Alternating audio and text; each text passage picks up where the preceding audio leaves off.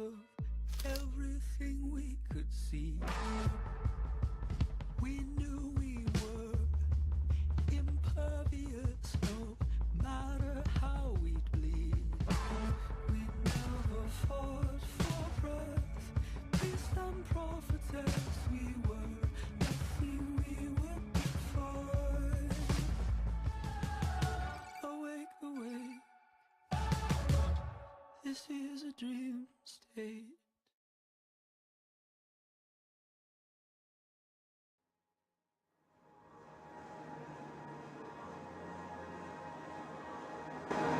Good morning and welcome back to the second day of the judo competition at the 2022 European Youth Olympic Festival, Banská Bystrica in Slovakia.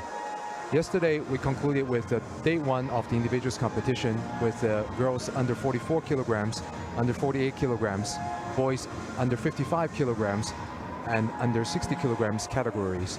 And we had some very exciting finals. So before we start with introduction of today's competition, let's go back and take a look at the highlight videos from yesterday's competition.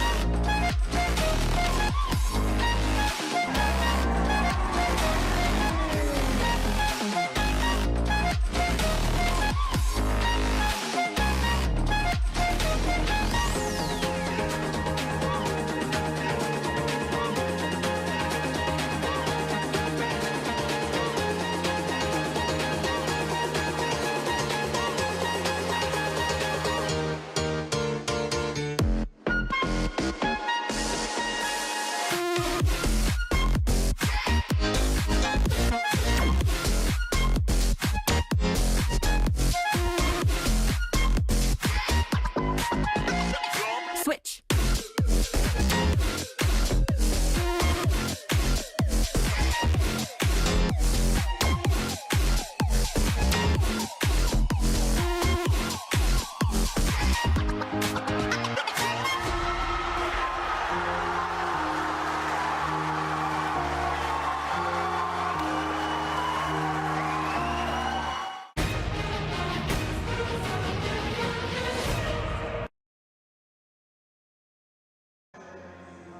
Just a few minutes before we begin the day two competition of the judo event here at the European Youth Olympic Festival.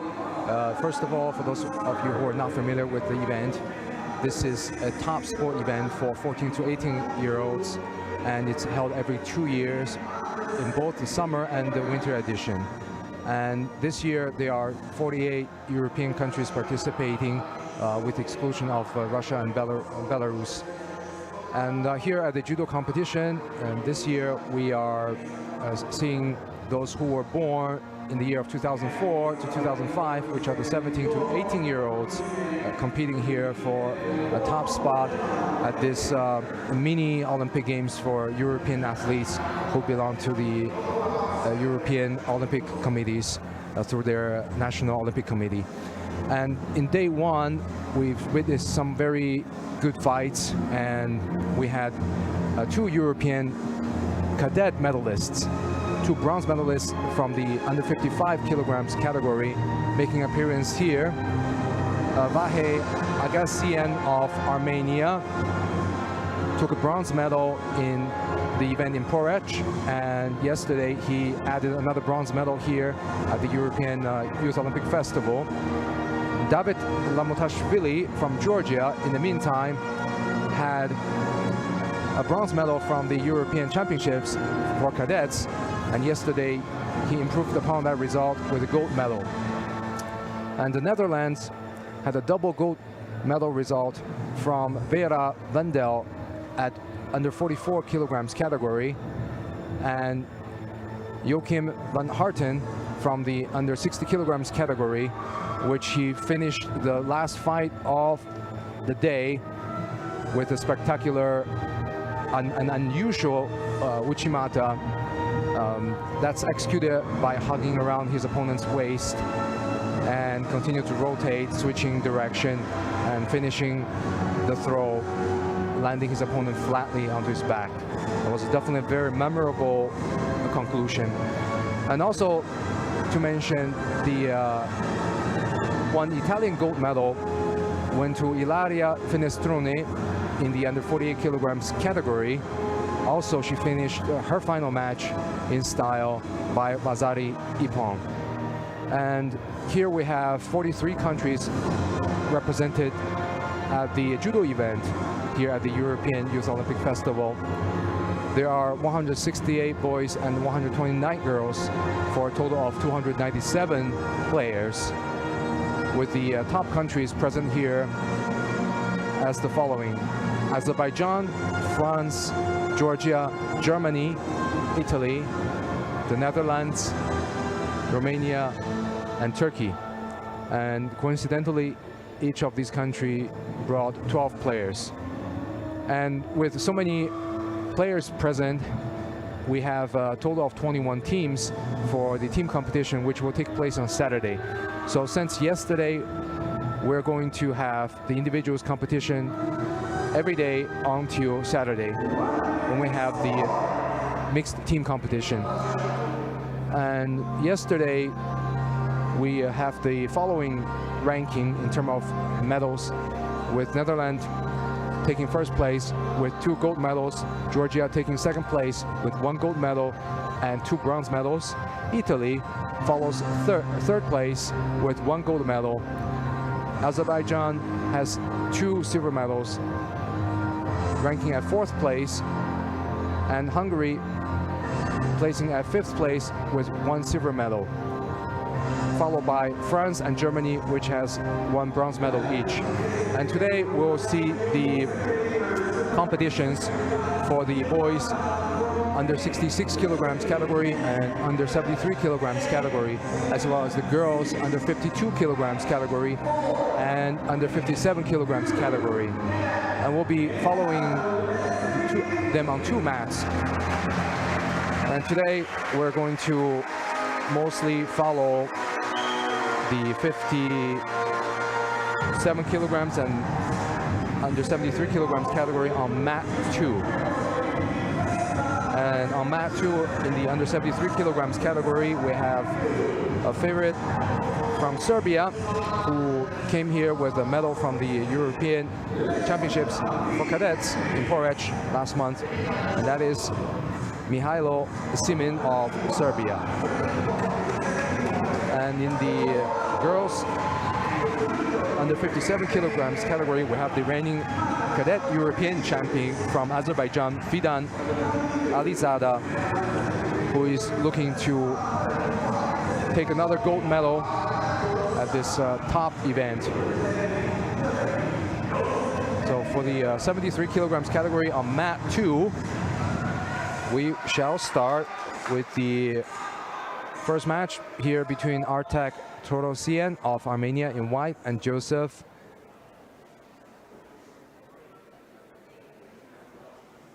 Leniger of Germany in blue.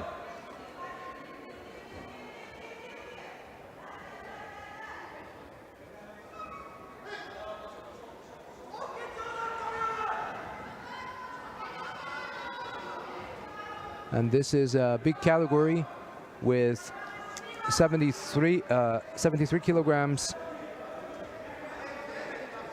consisted of 29 players. So definitely it's the biggest category of the day.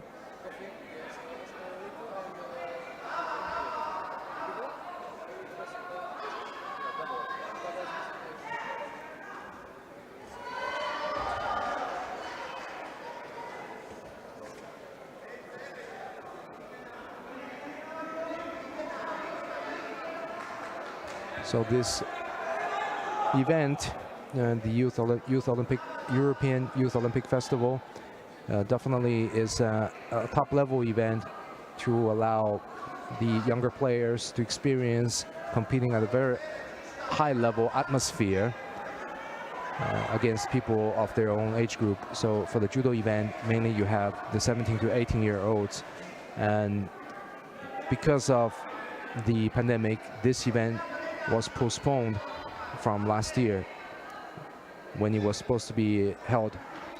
So finally, the organizer was able to make this happen this year. And as a result, some of the players might be slightly over the age limit, because when they were registered for the event last year, it was postponed. So to give these players an opportunity to continue and not miss out on such a last chance event for their age group, they are allowed to compete here as well.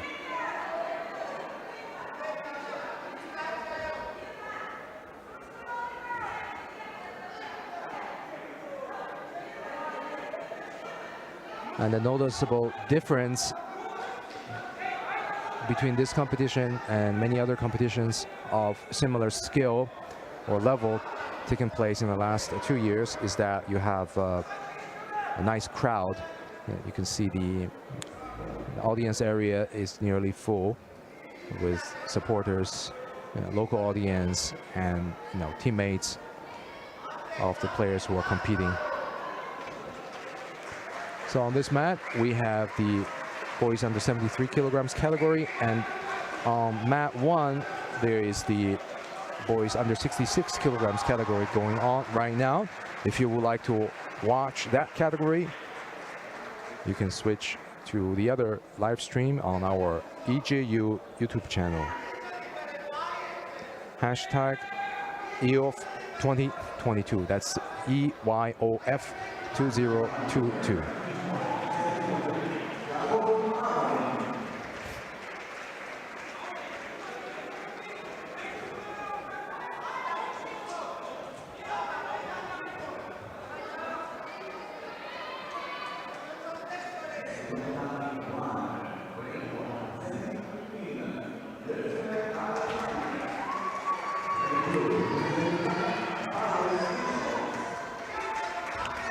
Well, Wazari, Ouchigari to Uchimata, straight into Kisagatami, pulling that sleeve very tightly across his belly. Torosian just lost the immobilization.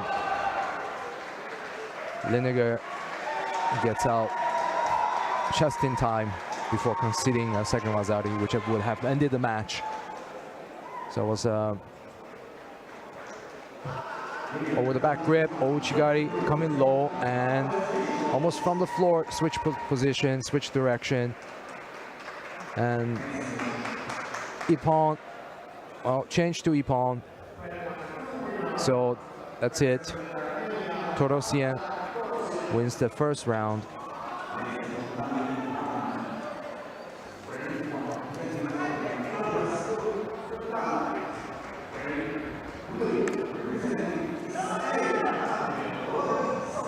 You can see it was a very low Ouchi, switch direction to kind of Uchimata, almost like a low Koshiguruma holding around the neck.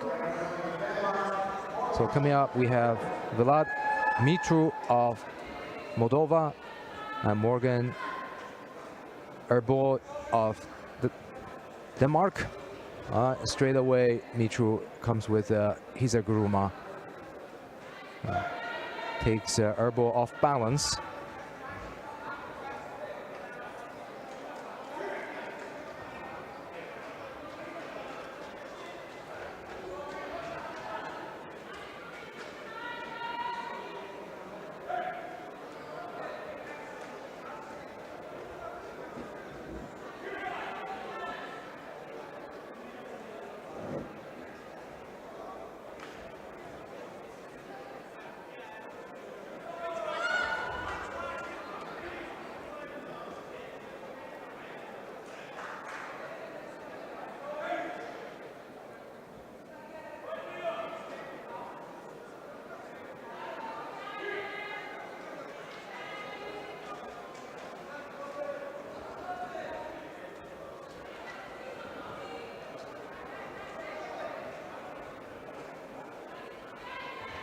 Interesting attempt inserting the head under the armpit from airball in blue, trying to go for a very low kataguruma. Well, the hard part is actually getting the head in, and generally if you get the head in, you wrap that opponent's arm really tightly around the neck. If you get the right timing, right leverage, you can just kind of sit back for kataguruma.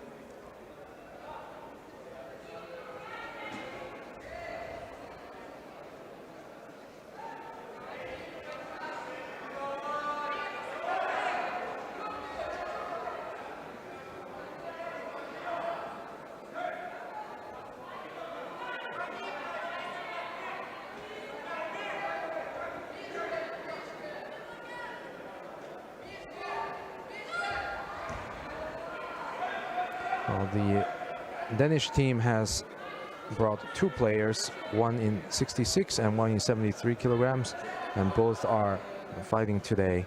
It's one of the smaller teams, but nevertheless, it's always good to see diversity in presence and participation.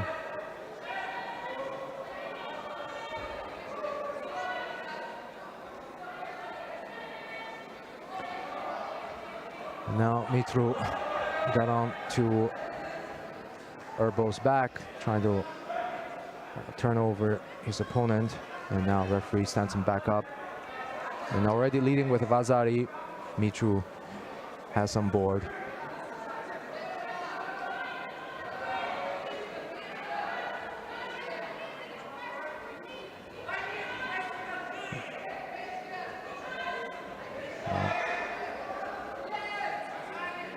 Erbo tries to take Mitru back for Uranagi, a very low Uranagi. And now Mitru setting up for Sodiguruma Jimmy. And submission, but the referee already called mate because the hand was over the jaw. So in such case, the match has to be stopped and the players reset to their feet.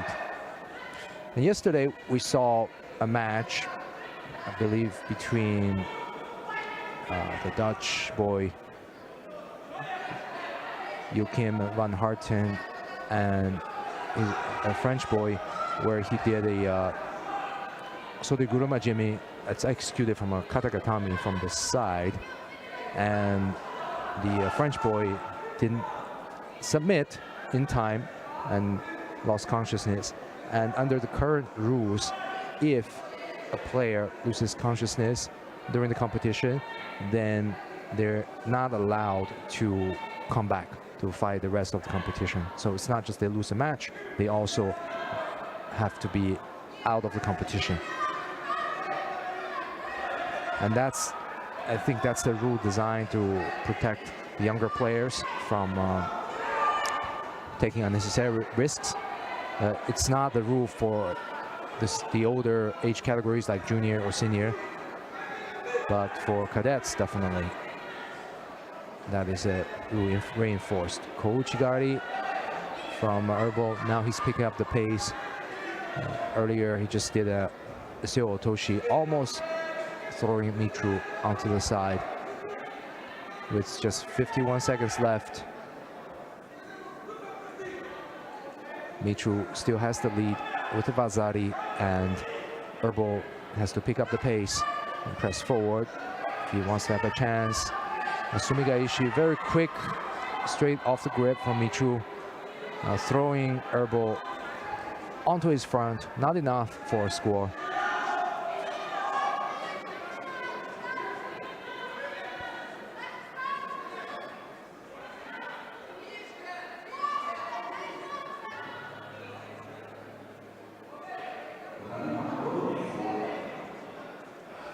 And again, Herbal gets his head in, tries to go backward, big lift, almost.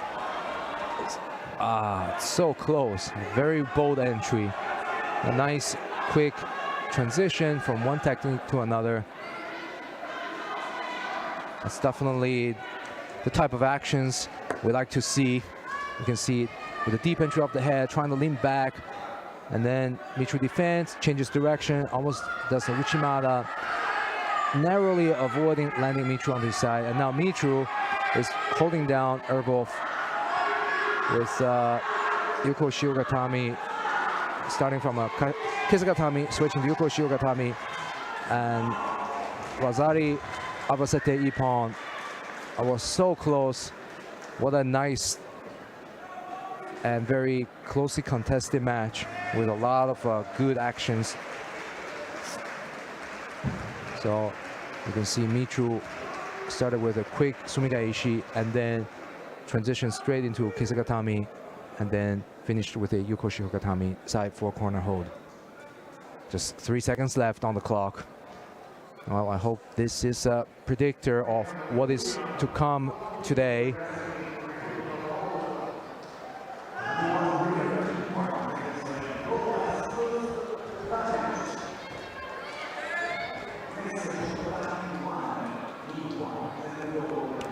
Coming up next, we have Jure Stular of Slovenia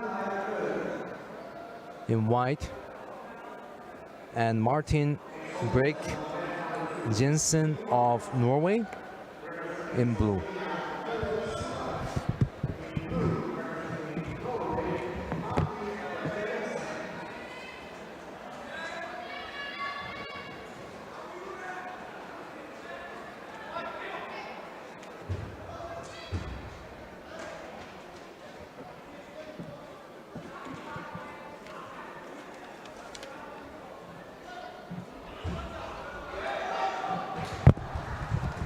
Well, that was a very quick Ippon. Stular wasted no time, came in for an attack, and Break Jensen slaps the mat in frustration. And you can see in the replay, it was just some big hip throw. Almost like an ogoshi with the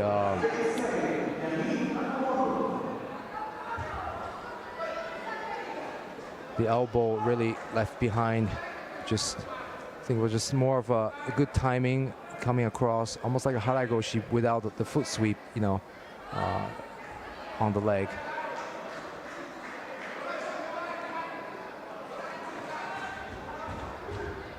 So here we have the next round one contest between Luke Davis of Great Britain in white and Yaniv Agronov of Israel in blue.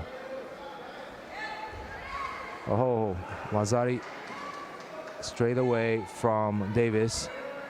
Well, these matches are definitely progressing quickly, and now Davis is working on the Jujigatami turnover. And now referee stands him back up.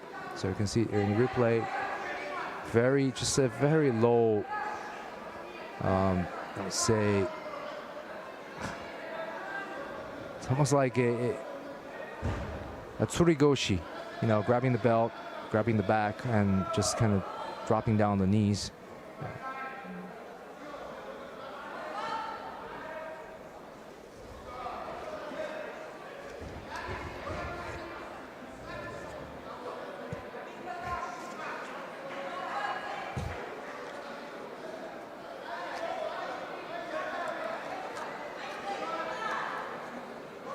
I have to say the pace of today is definitely a lot faster than yesterday in the preliminary rounds. I mean, already we have how many matches? 3 matches finished in less than 10 minutes. And you can see these boys are really fighting boldly, taking the initiatives and taking the risks to put in big attacks with few reservation. And I'm confident on mat 1 in the under 66 kilograms category is similar too.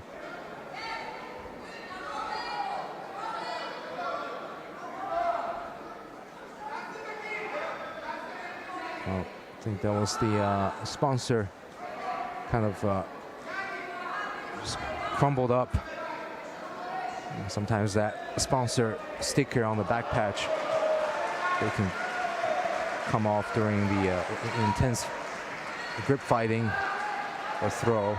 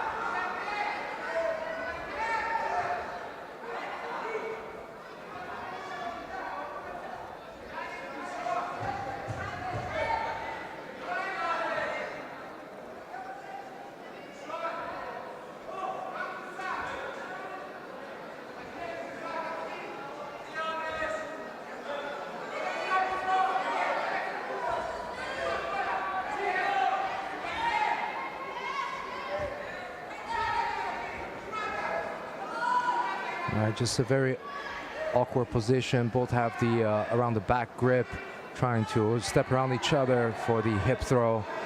And Davis is leading with Vazari, but he does have 2 penalties against him with a minute left. So there's no room for a mistake, even though he's leading. If Aguronov plays smart, he can actually force another penalty. Uchimata set up with the one side far back grip, switching to Sumigaishi. Aguronov now finds himself on the bottom.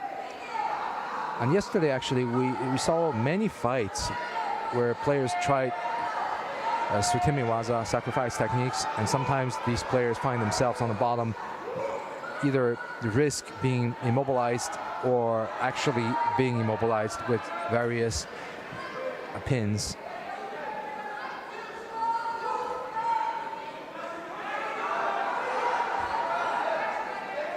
And that's always the risk of Sutemi Waza, is that if the timing is off, then one can make himself vulnerable for a bad position on the ground.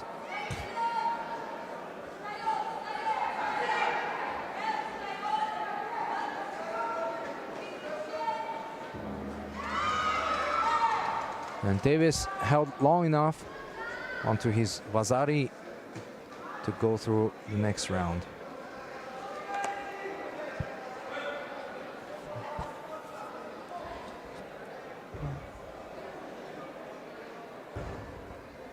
So at this event, the format is double elimination for people who lose to the semi-finalist. So unlike many other top events where there's only double elimination for quarterfinalists.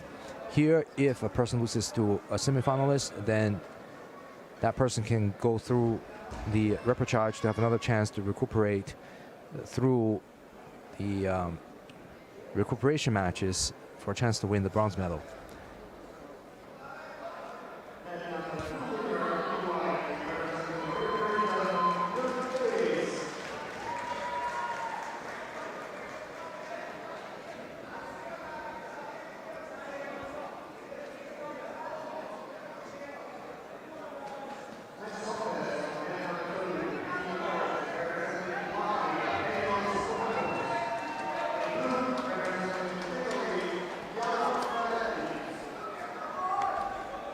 So coming up, we have this match between Emils Potapovs of Latvia in white and Jan Felletti of Italy in blue.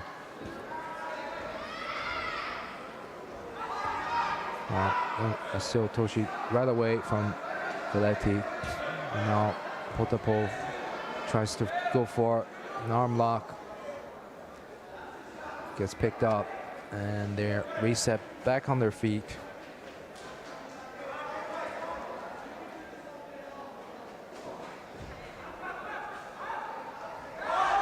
Oh, so this Rukumigoshi and low entries, sleep fishing hip throw from Potapovs.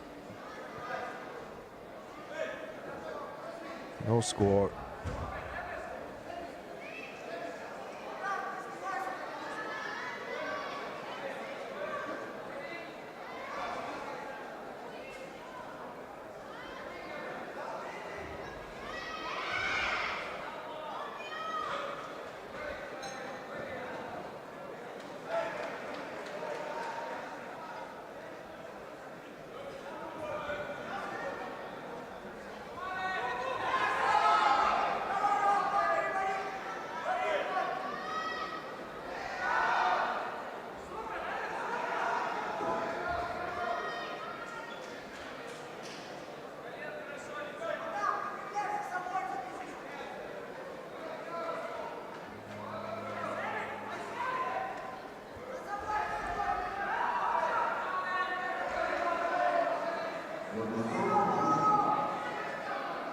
Now Potapovs is leading with Vazari. Just a minute into the contest. And another Sumigaishi attempt from Potapov. Felletti just writes it out.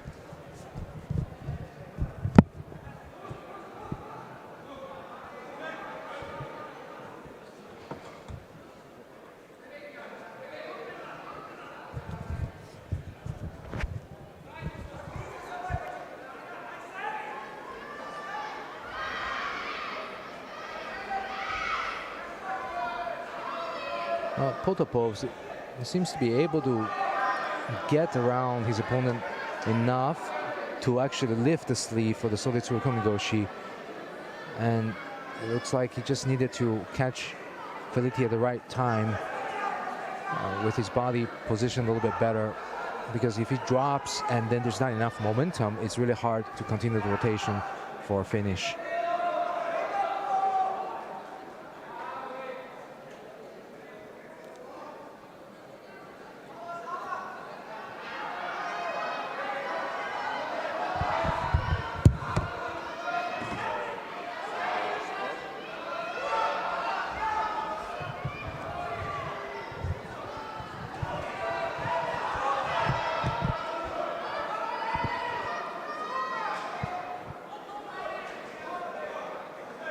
And Felletti picks up a second penalty for passivity just halfway into the match. And now he really has all to do to press forward. And now he comes across with a drop Solitsuru Komigoshi. So you can see the replay of the earlier action from Potapovs with this Solitsuru Komigoshi.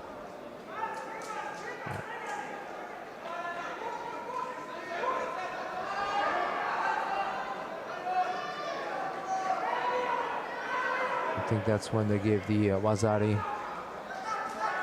even though Felitti just very briefly landed with his side perpendicular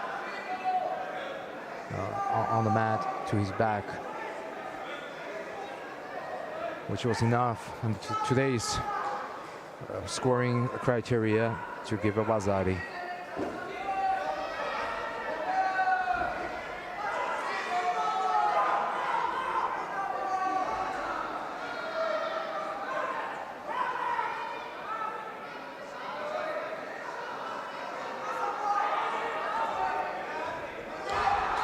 Oh, that's a risky move. Felitti came far with that leg over his opponent's thigh, almost up to the waist. As for an oguruma, a big wheel, I'm not sure if he intended for that to be an oguruma, or maybe he wanted to do osotogari and just came really high with that leg. And he's lucky that he was taken back. It wasn't a score. And that's a Wazari. Felitti made a mistake.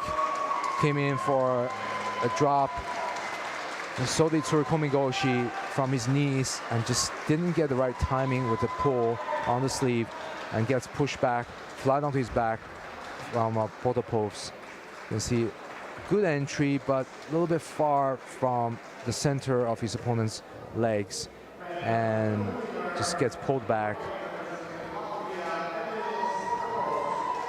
So almost like a Tani Otoshi from Protopov's.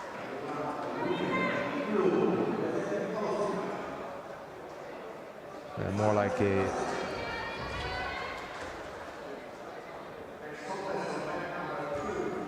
you can see with the foot, it's almost like a Sasai Tsurukomashi done to the back. So Protopov's of Latvia goes through to the next round. And we continue to the next fight between Simon Krizik of the Czech Republic in white and Ville Kivle of Finland in blue.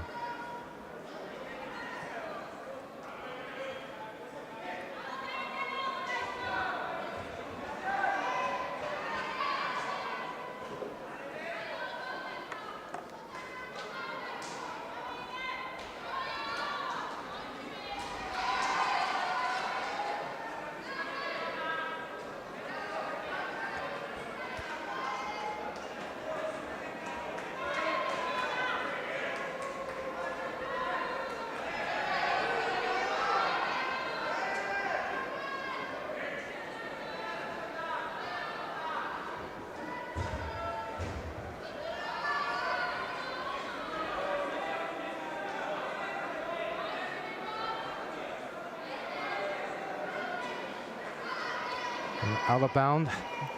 They gotta go back to the center of the mat, back on their feet.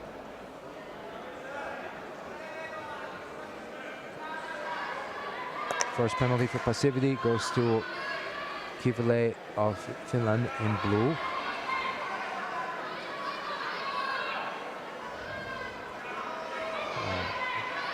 Osotogari, and is there going to be a score? No score, but Osekomi and Toketa. So Osotogari from Krizek, and it looks like Kivle just kind of like trying to put his leg over his opponent's back and then gets taken down with Seonagi. I think maybe he was trying to go for the strangle or the arm lock from a failed attempt of the Osotogari.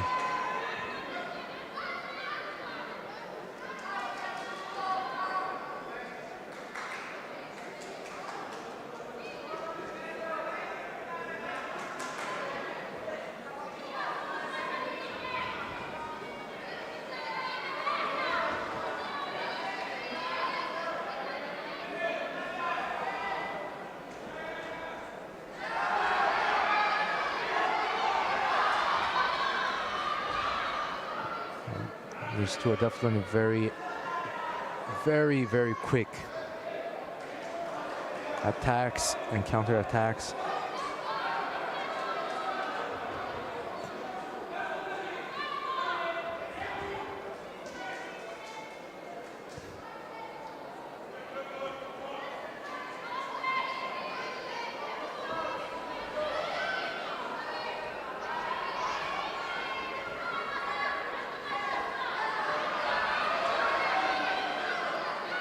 So halfway into the contest, Kivele of Finland is down with 2 penalties. And this is always a risky position to be in, especially when you still have nearly half of a contest left.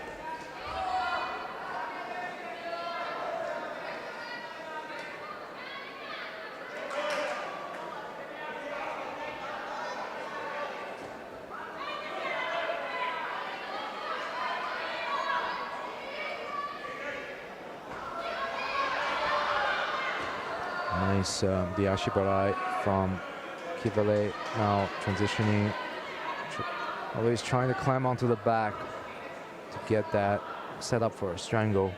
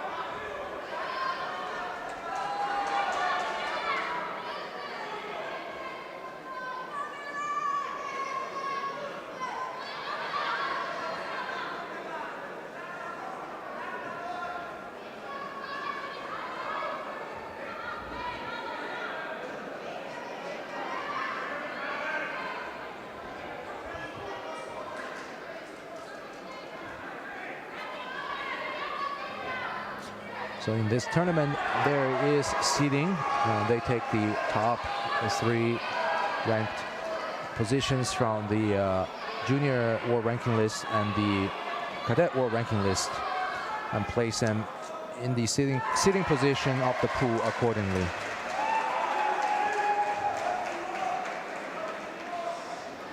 So for example, the current European cadet medalist Mihailo Simin has a bye for the first round, so we won't be seeing him fighting until round 2 after all the round 1 fights are finished.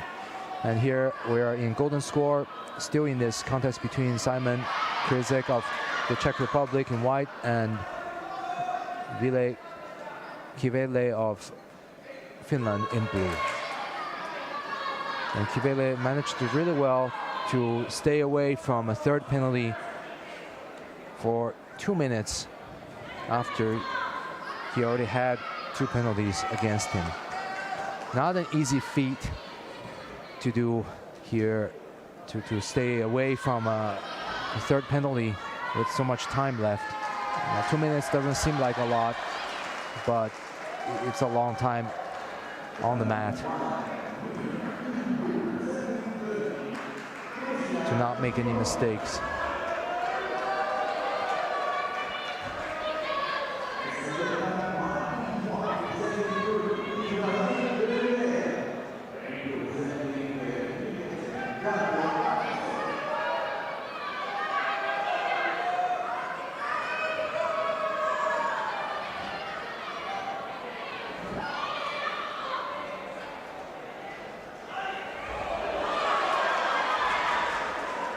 Uchimada from Kivele going really deep, pointing the head downward, just didn't really get the pull and the rotation he needed. to finish the throw.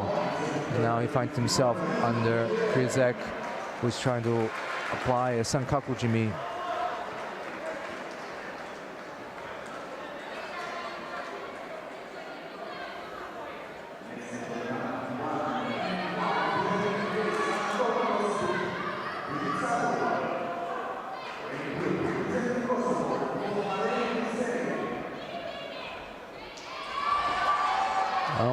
Seo Toshi from Kryzek lifted his opponent really high in the air, but Kivele manages to land back onto his knees.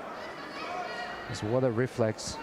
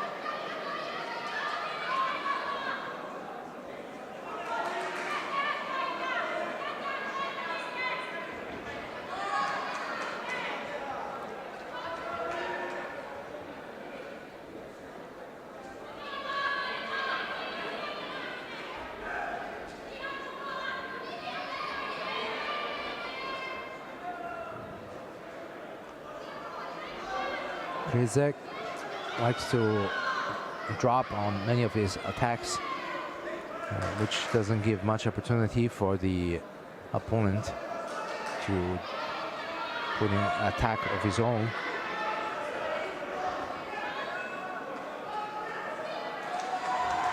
And the third penalty goes to the finish. Kivele and Kryzek takes the win. So it's almost 2 minutes into golden score, so that's a long time to not incur a penalty when you come in to half of the match with 2 penalties and then another 2 minutes of regular time plus 2 minutes of golden score, and the other person doesn't have a penalty. It's just a matter of time if one keeps attacking before they impose a penalty on the other. Coming up next here we have Ivan Kazmirov of Ukraine in white, who comes strong in the opening seconds with Uchimata for Ippon against Andrej Mesa of Slovakia in blue. So yesterday we had a strong performance from another Ukrainian compatriot of Kazmirov, who specializes in Jujigatami and won many of his fights on the ground. So Kazmirov here started off strong. Just coming across with that Uchimata, getting a good lift on his opponent Mesa. He continues to pull the sleeve for the rotation and finish. Next we have Nikola Skalec of Croatia in white and Sandro Akalauri of Georgia in blue.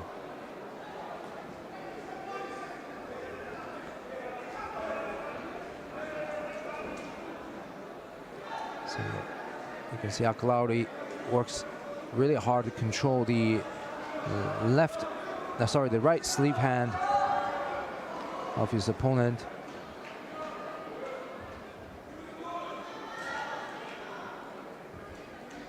So first thing first, always takes control of that right sleeve and then put his opponent in difficulty.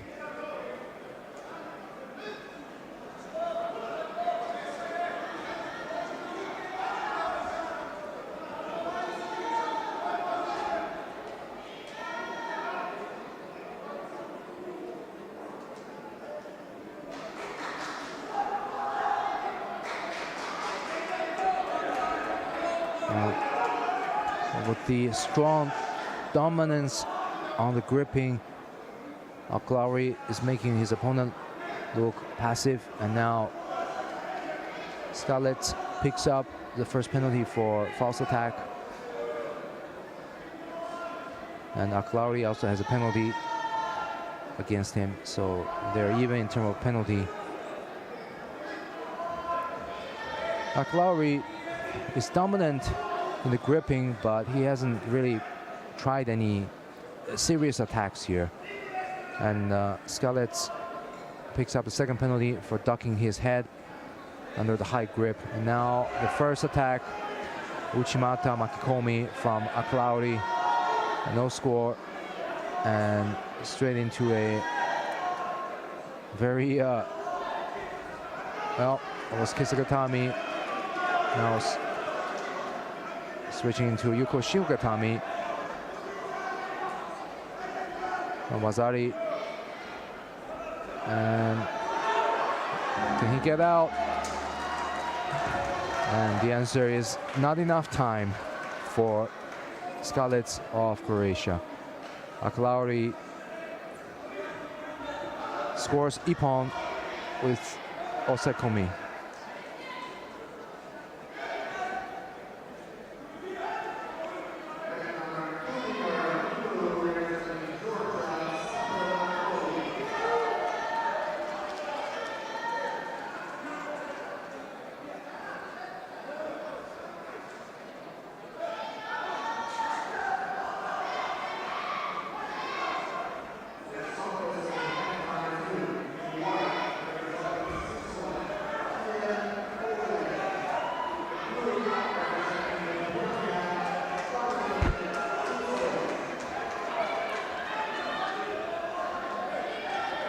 And so now we have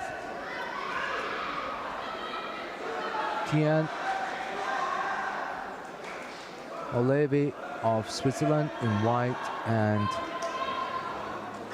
Daniel Viselovic of Lithuania in blue.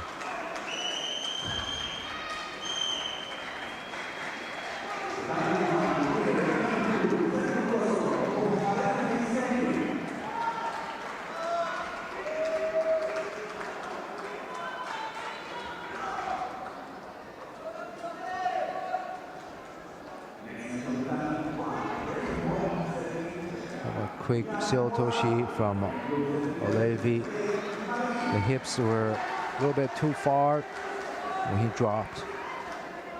The entry was really quick and explosive.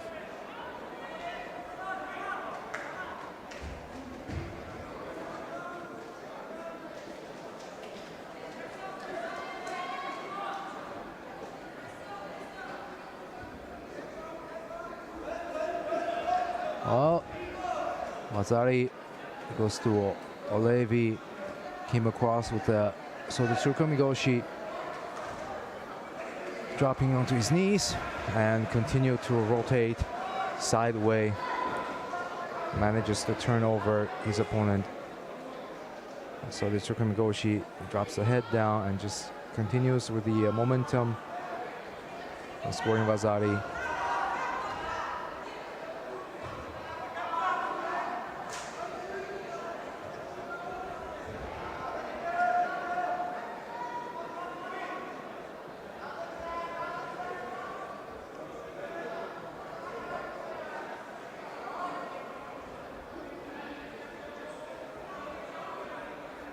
Now in this situation, could be going either way.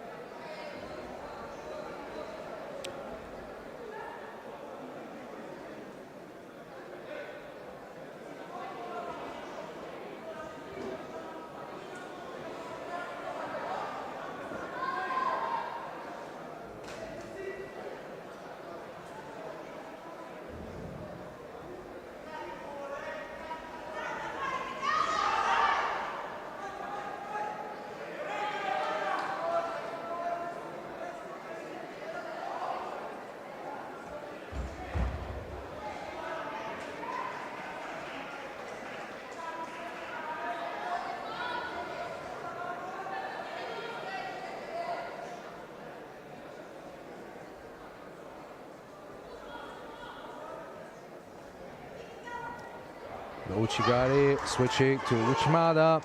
Nice change of direction. And Vazari goes to Vucilovic of Lithuania. Classic combination. Going backward with Uchigari. Major inner reap. Switches direction forward with Uchimata inner thigh. And Olevi narrowly avoids an ippon. So now these two are even with one Vazari each.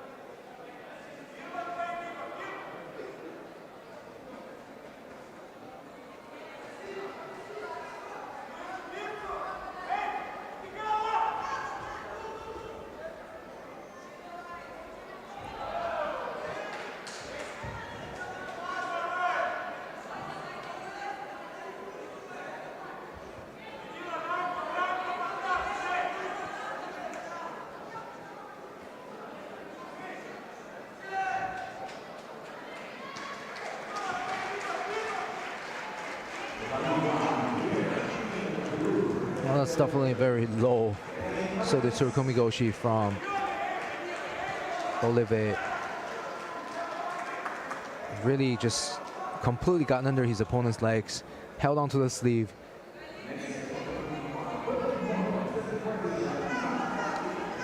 Another Seo Toshi attempt from Olive with just less than half a minute left. I think both of them want to finish this match in the regular time. No one really wants to go the golden score if it can be avoided.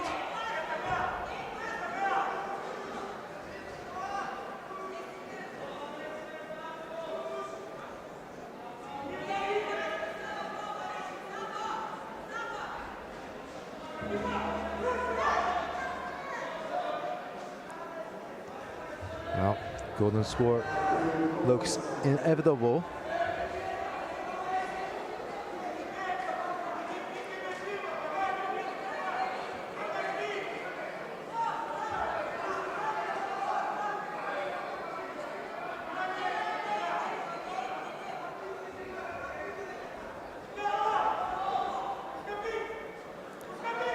Oh, Kosotogake from Olive, and Veselovic confidently responded with a change of direction with his Uchimata.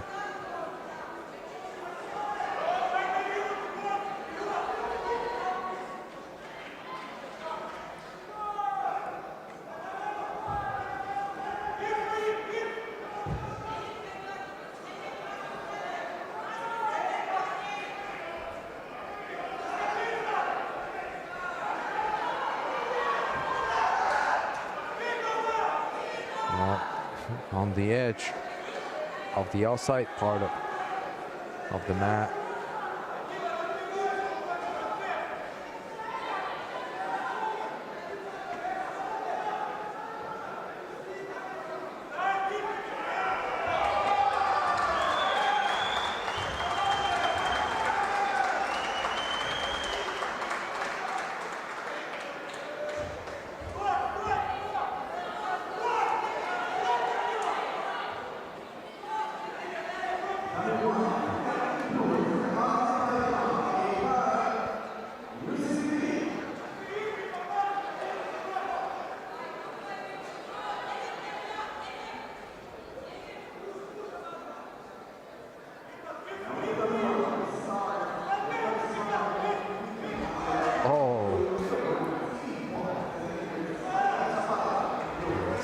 Ippon goes to Olive from the second Vazari of a Sete Ippon. Veselovic attempted to throw with the Uchimata and got countered with Olive sweeping the supporting leg with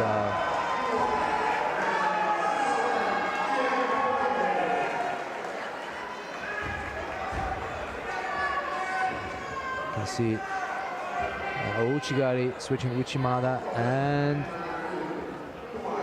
it's Uchimata Gaishi, Kosotogari, depends on how you look at it. So here Uchimata, well, it's really Uchimata Gaishi.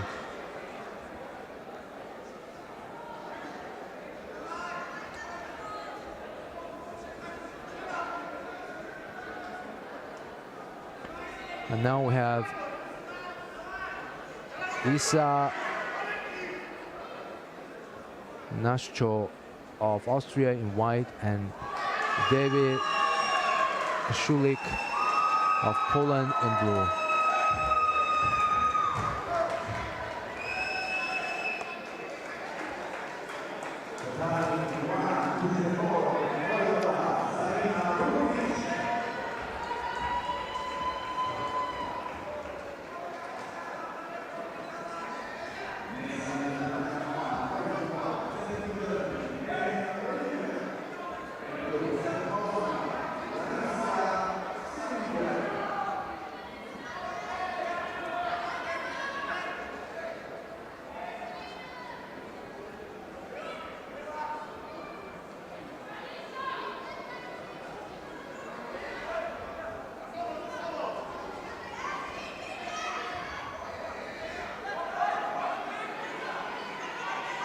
Here goes another Sutemi Waza attempt. It goes a little bit of wrong, and you can find Schulik finds himself on top of Sankaku Jimmy from Nascho, who is underneath. And Nascho is really trying hard to either finish the strangle or turn his opponent. And Schulik just kept his posture and position long enough for mate to be called, and then they get to stand back on their feet again.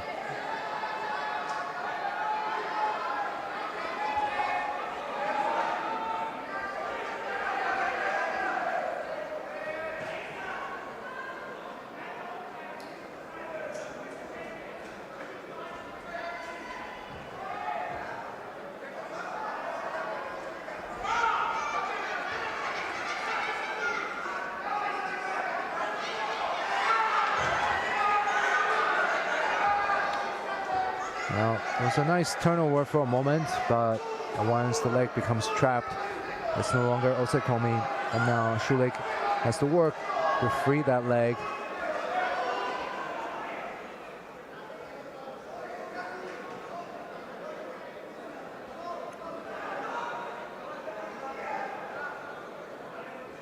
Well, Nascho is holding on his neck as to point out that maybe there was a little bit of pressure applied on the neck from the back of the neck, which is more going to be on the spine, and the referee jury will have to review the video from the other angle to see if there was indeed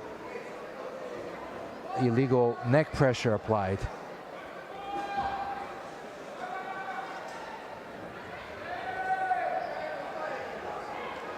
Now, from our side, we cannot really see it, so we really just have to wait for the referees, jury, commission to decide. Because whether if you're applying a strangle or just a turnover or whatever it is, you cannot intentionally apply pressure on the spinal part of the neck.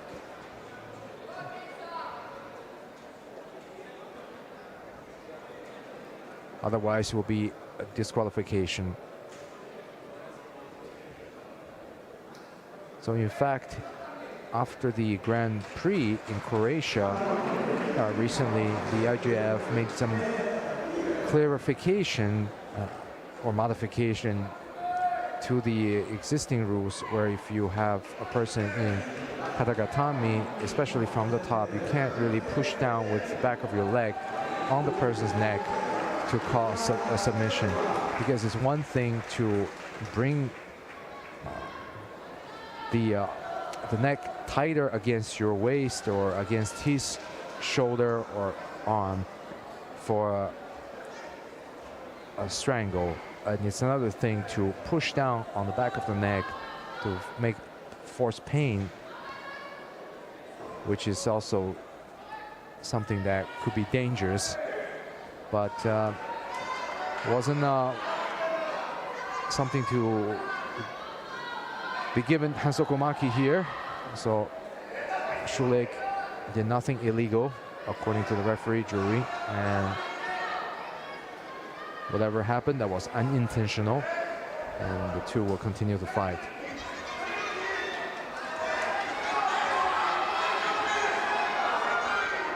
And Osakomi again. You can see Schulich is trying to push down the neck with the back of his head for a turnover, and Nasho is resisting, but it's not like he's intentionally trying to apply pain or submission by pressing down on the neck. It's just part of the turnover to get the head to lower so that it will be easier to flip his opponent on the ground.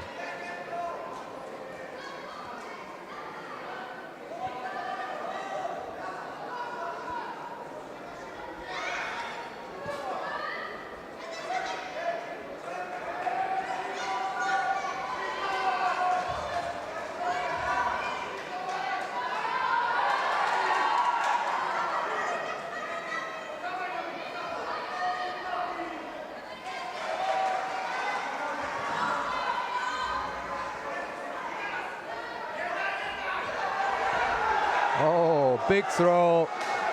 Ippon starting with Ouchigari, changed direction to Uchimada. And Nasho scores Ippon in the last minute of this contest. Downgraded to Wazari. So Schulich has another chance. Oh, the referee changed their mind again. So Ippon's given. I think there was a glimmer of hope for Schulich just for about 2 seconds before the referee jury decided that that's indeed an Ippon. Deep entry, Uchimada, and coming across with the hip.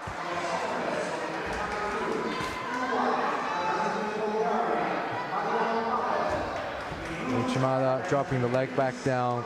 It becomes more like a ogoshi, tsurigoshi. So yeah, definitely starting with the Ouchigari, change Uchimada, finish with a tsurigoshi, grabbing onto the belt with a strong rotation.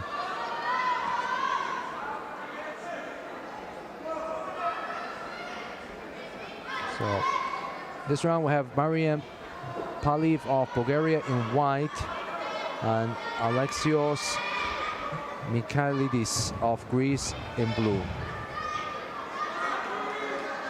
So straight away, Paliv wastes no time to secure the Tate Shiogatami.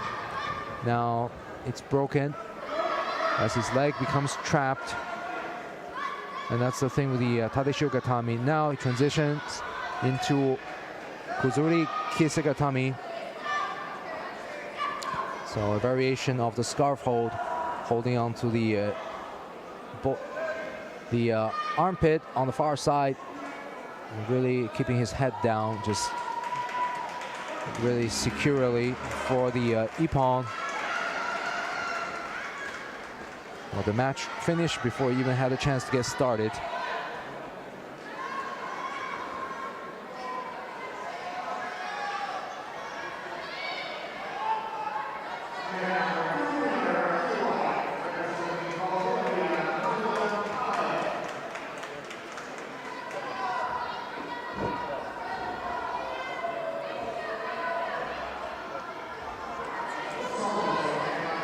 Coming up, we have H. Mueller, Gergo of Hungary in white, and Maxim Tugolea of Romania in blue. And this is the second last match of the round one contest for this category. So The two starts the match with intense gripping and attacking right away, wasting no time.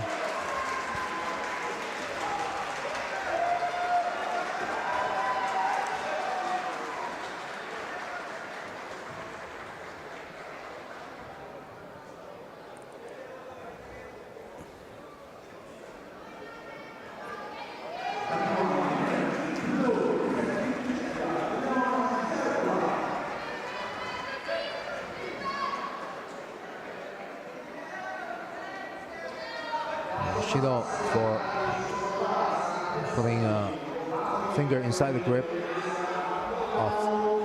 inside the sleeve.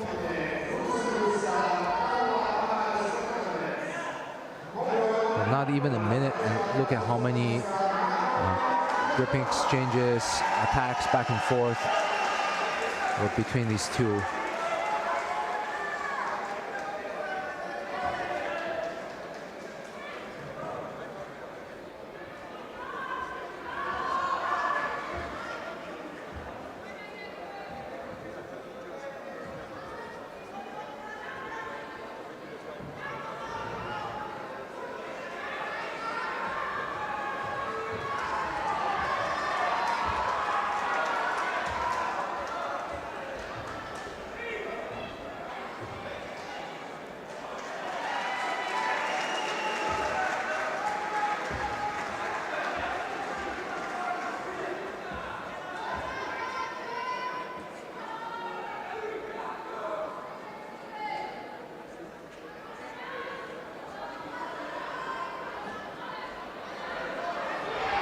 Oh, nice Yuko Otoshi from Tugulea, getting his head under his opponent's armpit and drops to the side and scoring a Bazari.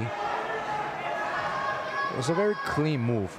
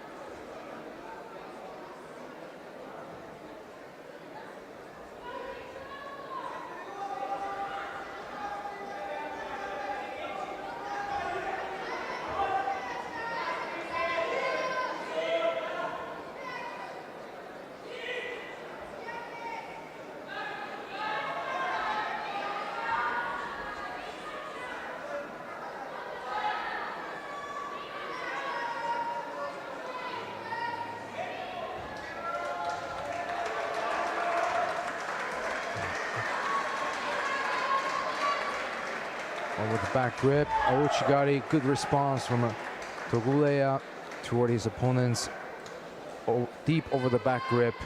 No score, but nevertheless, I'm sure that startled his opponent,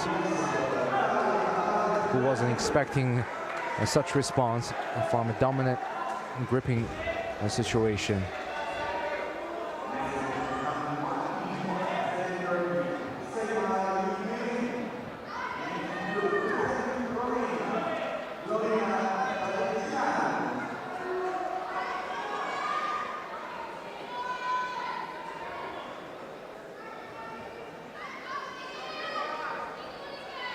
You can see that picture-in-picture replay of the earlier Bazari action from the Yuko Otoshi.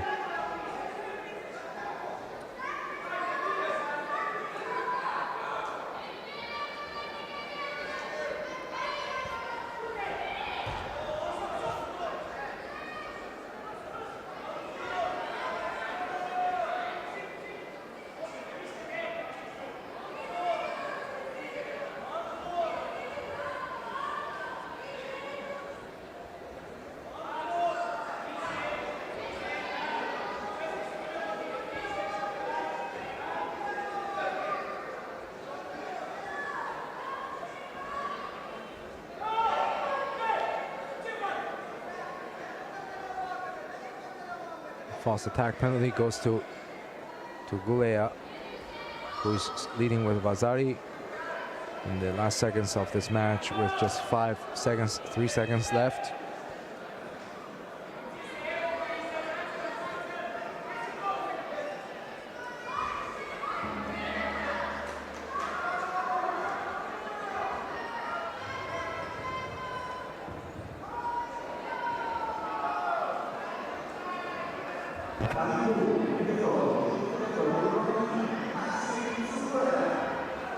And Maxime Tugulea goes to the next round. And here we have the last of the round 1 matches between Gadier Husinov of Azerbaijan in white and Randy Nagel of Estonia in blue.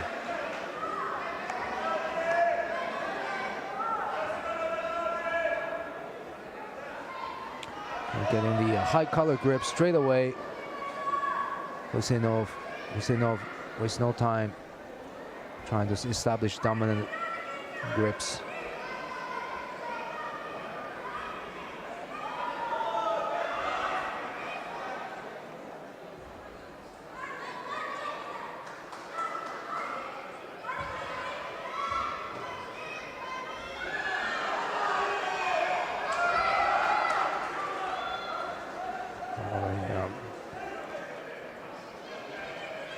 Big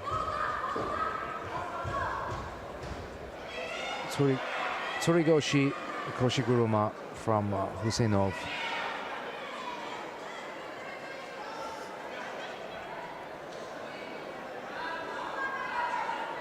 No score, but given that it's only the first half a minute of this contest, you can see he's setting the pace for the rest of the match.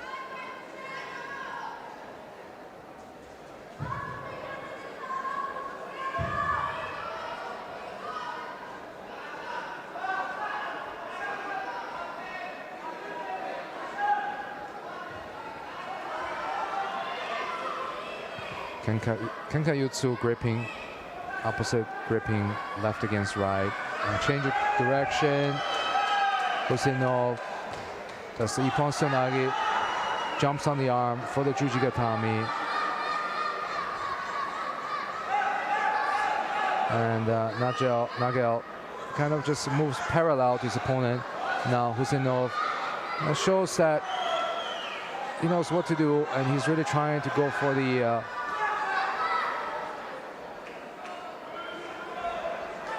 again, working on that arm.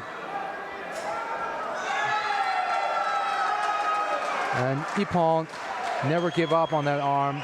First started with the Jujigatami.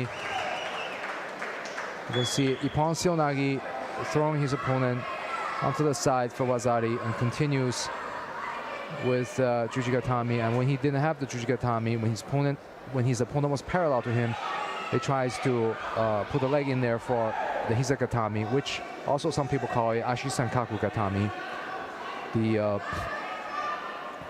The leg triangle entanglement, but officially the Kodokan classify it as Hisagatami because when you intertwine the arm with your leg and controlling with your knee, it's really like a knee hold on the arm. So, like I said earlier, Husinov set the pace early on for this match, and he did not disappoint. So now we're going to move to the under 57 kilograms girls category. And this is the first round 1 match between Luciana Katana of Romania in white and Elif Agar of Turkey in blue. So these two are from neighboring countries. Romania and Turkey are practically next to each other.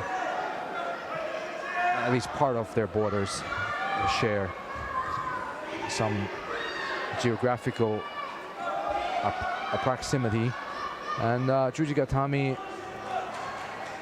from Katana Agar just stands back up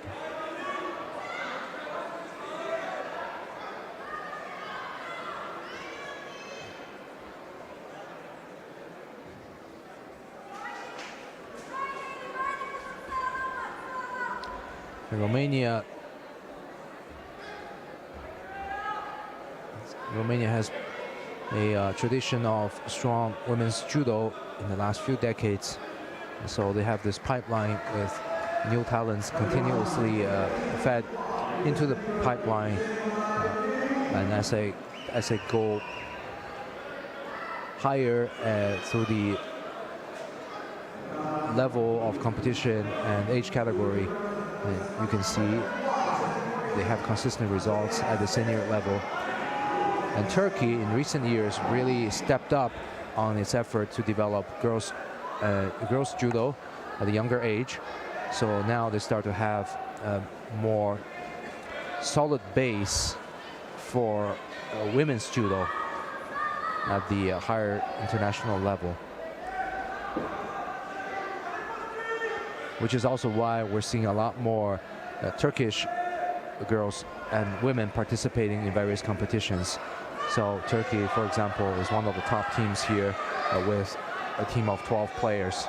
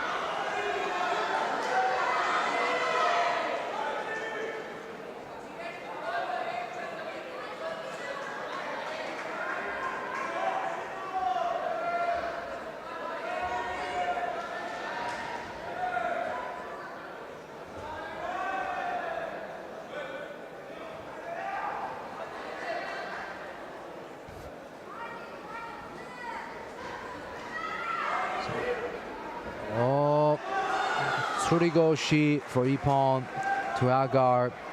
She came across with that right arm, gripping on the belt, stepped in with one leg, and then drops down to one knee, continues the hip throw.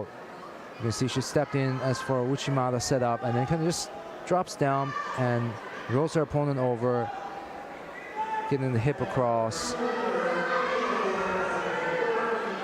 And you can see Katena landed not on her back but in a bridge position, so automatically she loses by Ippon, since landing in a head bridge situation automatically means Hansokomaki disqualification. Next we have the match between Barbara Injikut of Lithuania in white and Niam Southgate of Great Britain in blue.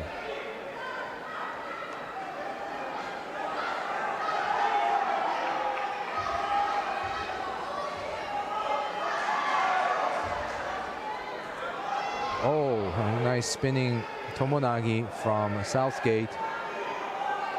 Got a nice lift and nice spin.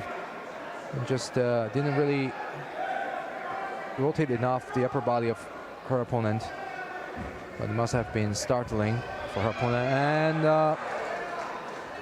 Seonagi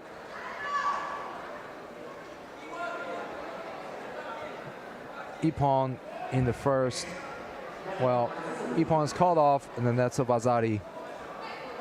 It was definitely very fast and explosive. You can see here in the replay picture.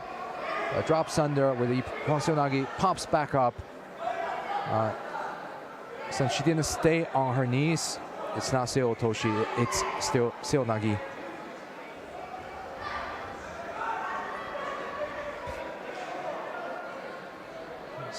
Pulling down, getting the reaction, dropping down, popping back up, which is like the most crucial part of finishing a Seonagi that starts with a drop.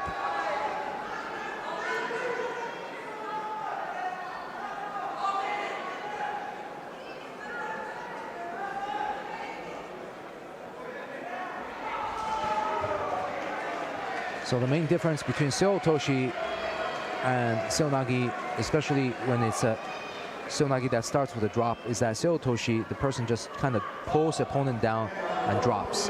Whereas seonagi, if you pop back up, even if you initially drop down on your knees and you continue to pop back up, that's still considered seonagi. And a lot of times the players, they miss that element of popping back up to finish the technique. And another tomonagi. Now Southgate is really attacking relentlessly.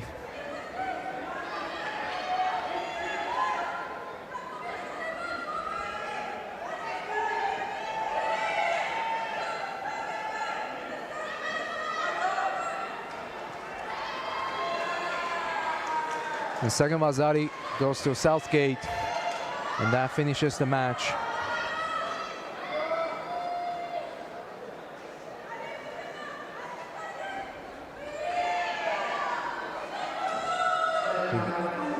Southgate relentlessly attacks her opponent, and now you can see Kouchi Makikomi with a deep leg entry. Wazari Awasete Ippon. From the grip, pulling forward, getting reaction, switches backward with a strong push to secure the win. It's a nice opening round.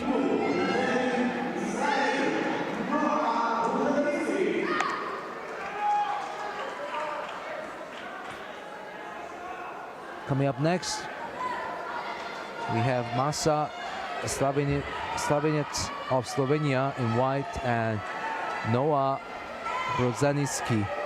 And straight away, Brozaniski finds herself down in the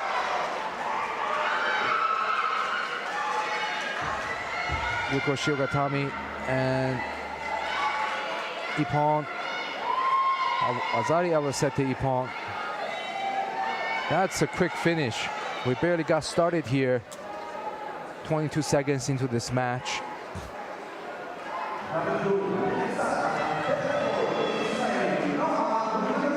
Just a quick tap on the inner knee for the Ouchigari, squaring Wazari, and Brozaniski passes the leg of her opponent, continues with Yuko Shihogatami, side four corner hold.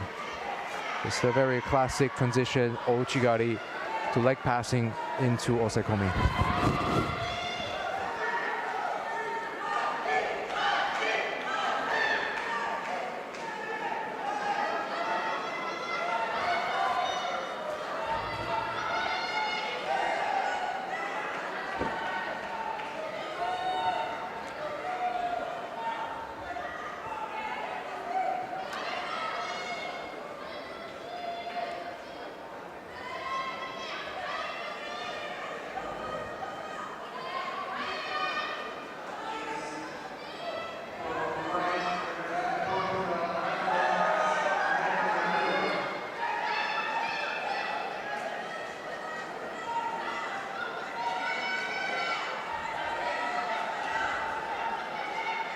Well, coming up next, we have Rico Brass of Portugal in white and Teresia Vanikova of Slovakia in blue. And we're just waiting for the girl from Brazil to come. Oh, and here she is. I think she was probably in the warm-up area. I didn't really hear her name being called. I'm glad they went there and found her. It would be a pity to miss a match because someone didn't call the name of the person who is fighting.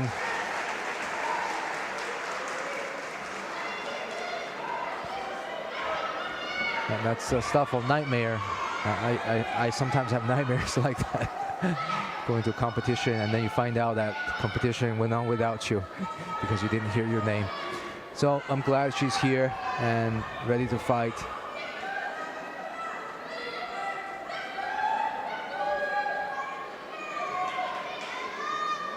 double sleeve grip.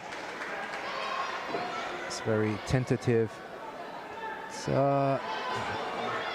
really missed the foot placement on that tomonagi. Brass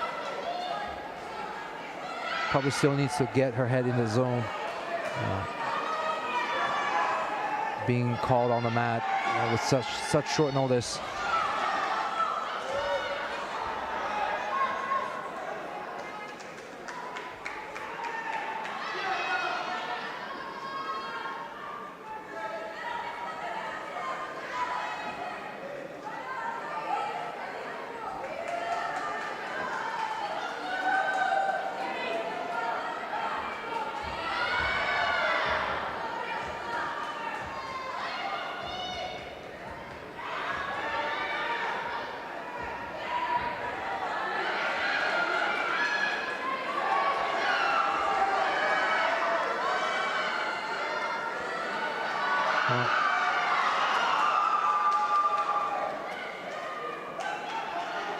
Brass is holding on for defense, but she might find herself under the Sankaku Jimmy. Well, they went out of bounds, and there was no effective technique being applied, even though Venikova almost got the Sankaku Jimmy. So false attack penalty goes to Brass in white.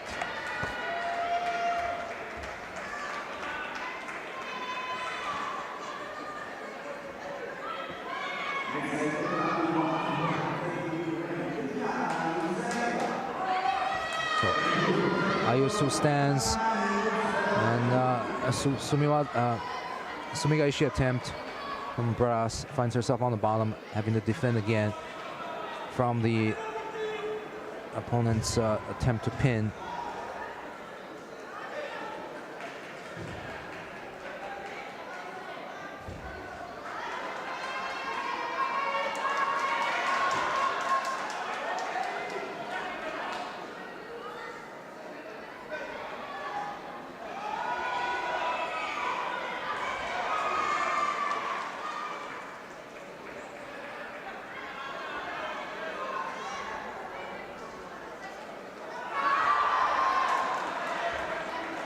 Venikova uses her long legs to her advantage, trying to get a lift at Uchimata, and Brass writes it out without conceding a score.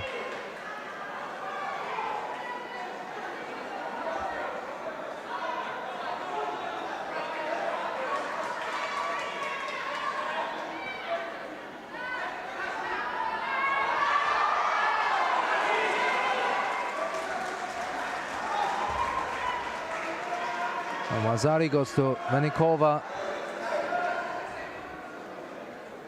and 2 penalties are against the Brass with 1.5 minutes left. So there's a little bit of height difference. You can see that the the lift Venikova was able to get with that Uchimata. Brass kind of came in with a half-hearted Kosotogari attempt, and then Venikova just took advantage of that forward motion, changed direction, circled around her, and really lifted her opponent up for the Uchimata. And you can see she really stretched out her legs very high for the Uchimata. I mean, it was a high, difficult to defend for the person on the receiving end.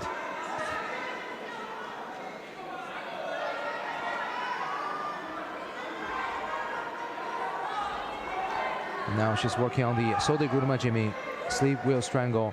Even though she has 1 leg trap, it's actually a good solution if she can get arm across the neck and put her weight forward. And you can see Brass is really pushing hard. And it's a matter of, at least she opened up, and Venikova stands back up. It's a tough match.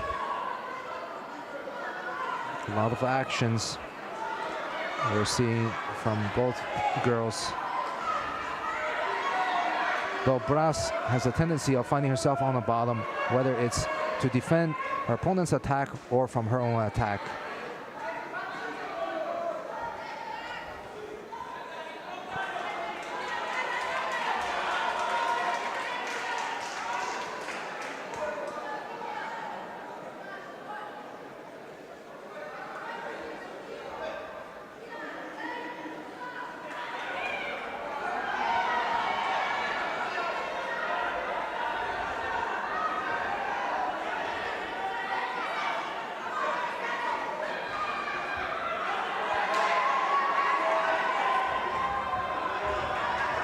Last-ditch attempt from Brass. And time's up. Yanikova receives a strong applause from the crowd.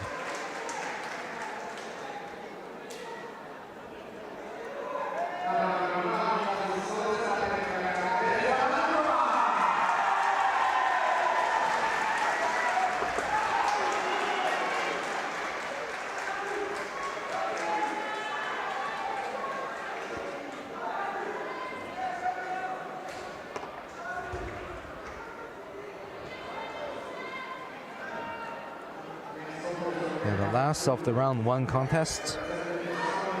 This is between Annalisa Nurm of Estonia in white and Elisa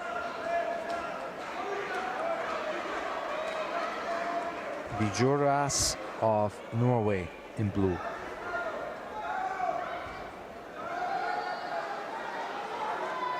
And this is the second competitor from Norway we saw today.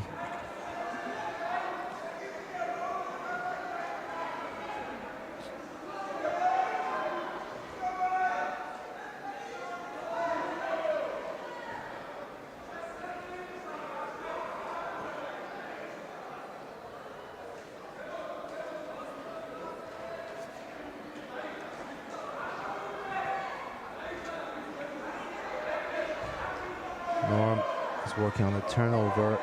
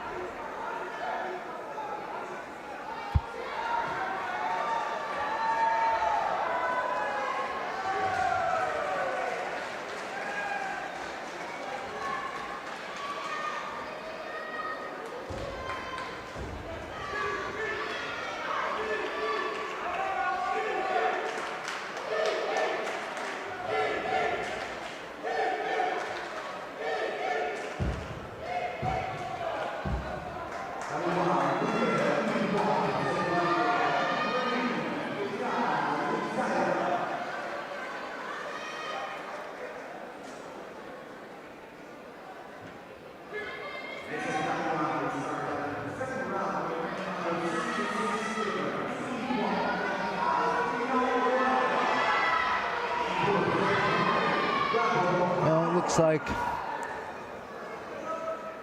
Bijuras kind of just fell by herself from the momentum of Norm's attack, and Norm scores Vazari. It was really interesting.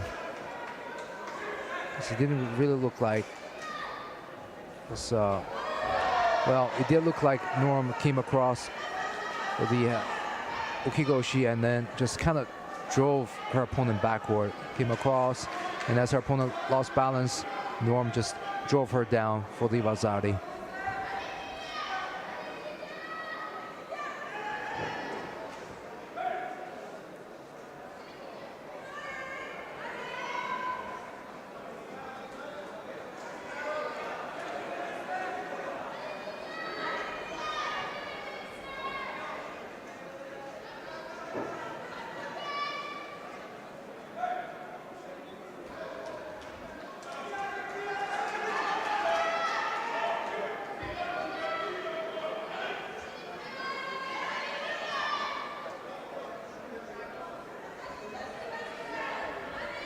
And Kouchigari starting from ukigoshi, tsurigoshi, and then as her opponent stepped around, Norm hooked onto the foot for Ouchigari, almost scoring.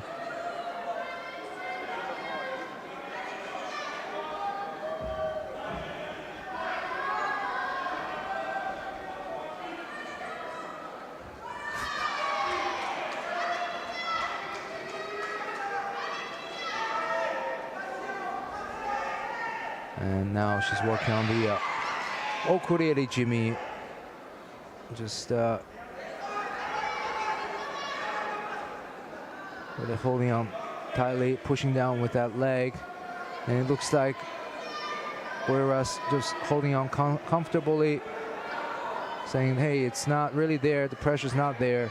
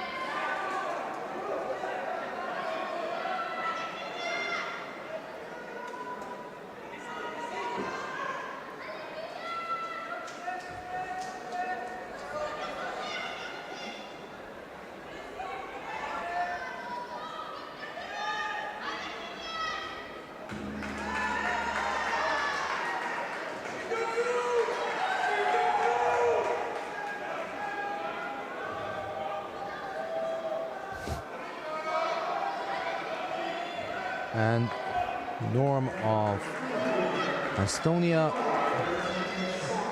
wins this round, and that concludes round 1 of the under 57 kilograms category.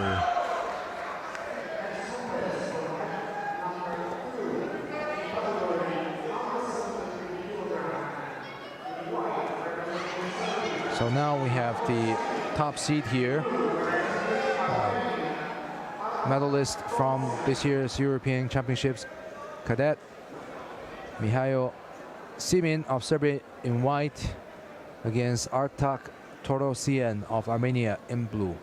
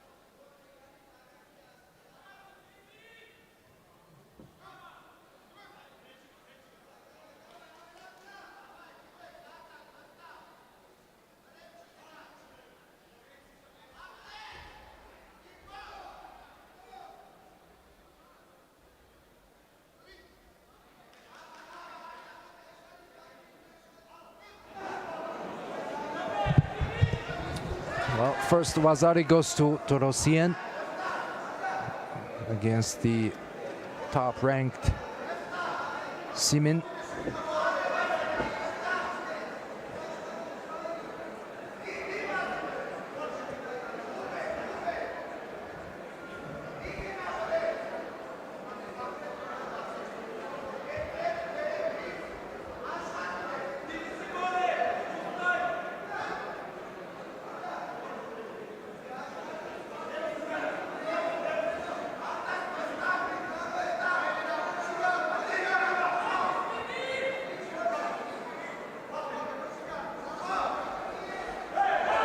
Oh, what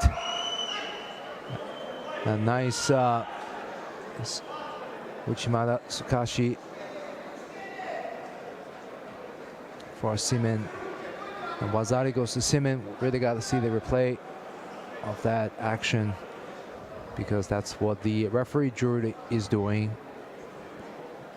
to get a better decision. So Ouchi got Uchimata and just gets completely turned on his back, and Vasari stands. So now you have one Vasari to each player.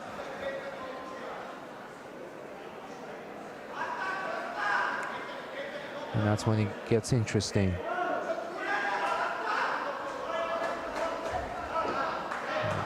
Seaman tries to come across for a low Tayotoshi, but she really didn't have control on the right hand on the lapel.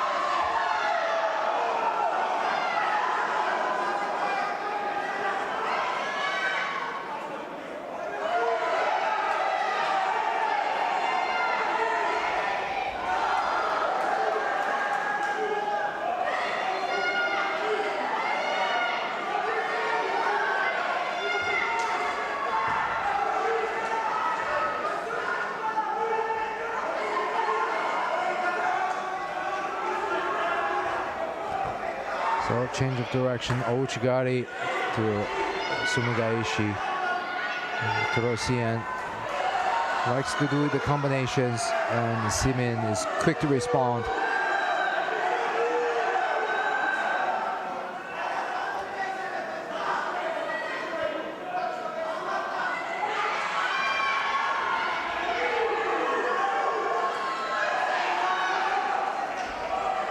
Another Tomonagi, this time getting Torosian completely off the ground. Except he landed him on the front, so no score.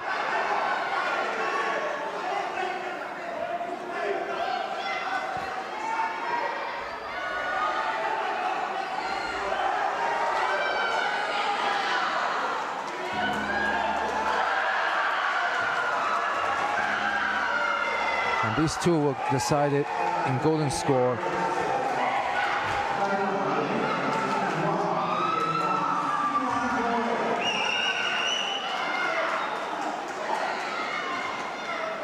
It's definitely a performance worthy of a semi-final here. Except they're only in the 1/8 elimination. Not even in the quarterfinal. The winner of this will go to the quarterfinal.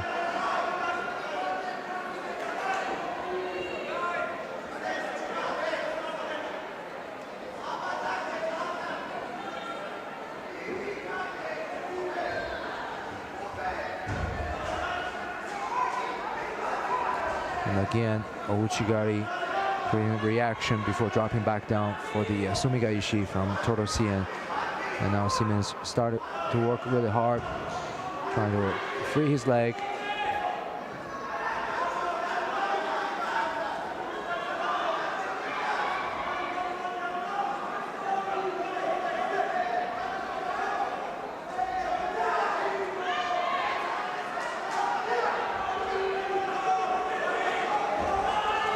Well, the referee really gave a lot of time for them to work on the ground, and now Seaman is in the Kozuri Kamishiogatami, reverse top four corner hold, scoring a second Vasari, Abasete Ippon.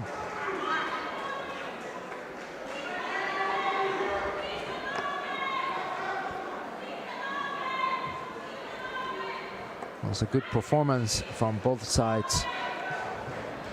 They made it an exciting match to watch.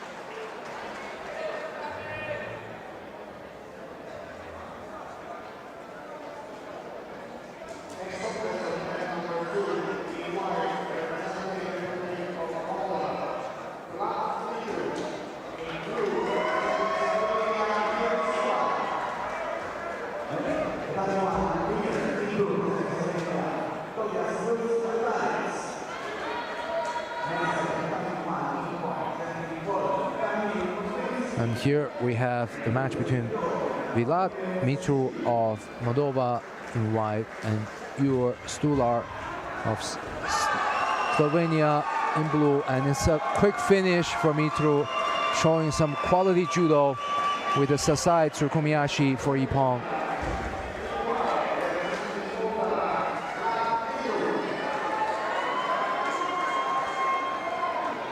It's always good to see such clean finish.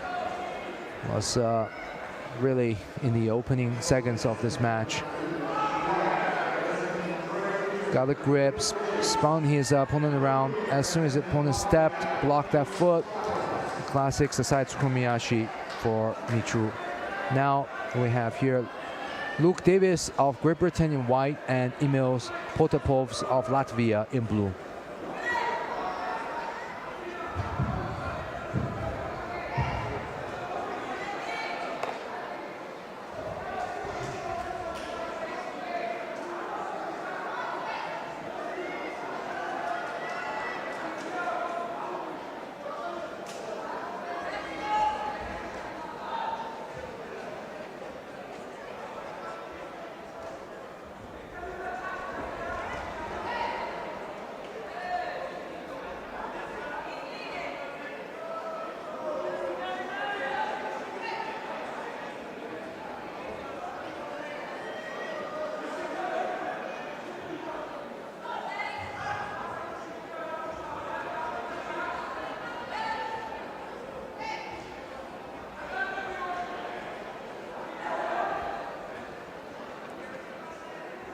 Now it looks like Davis needs to seek some medical attention for the bleeding the nose.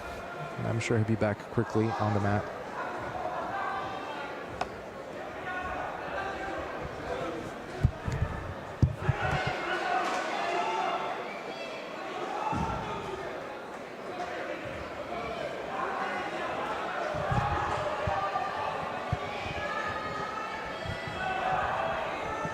Well, the 73 kilograms division is the most numerous with players, 29 players, and then you have the second biggest, which is the boys under 66 kilograms category with 26 players.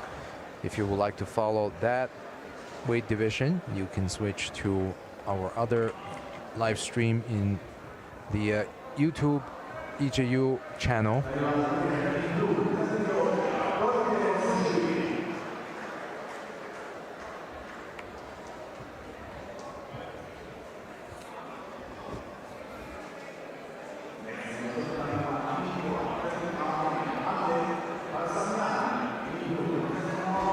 Fortunately, it's not too hot inside the sport hall.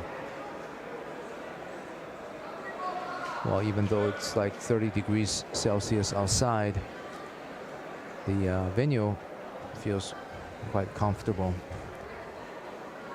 which is a big contrast to some other events which are held in much warmer climate or in places without ventilation.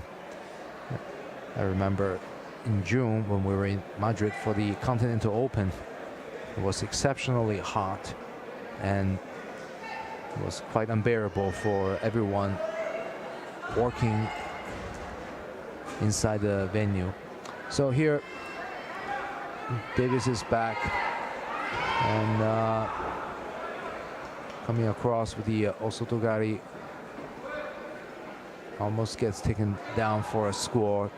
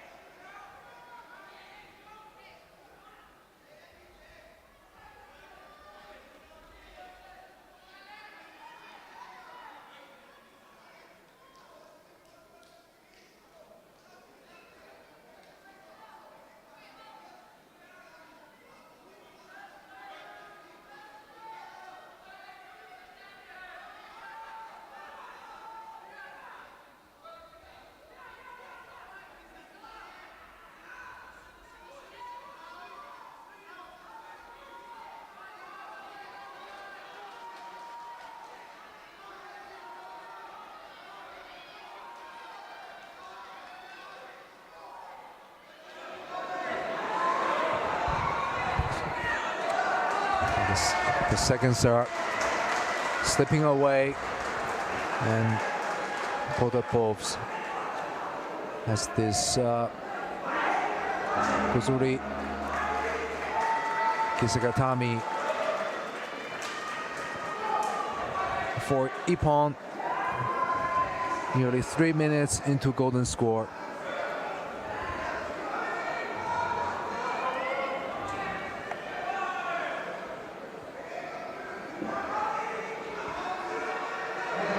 So it was a long and very tactical match.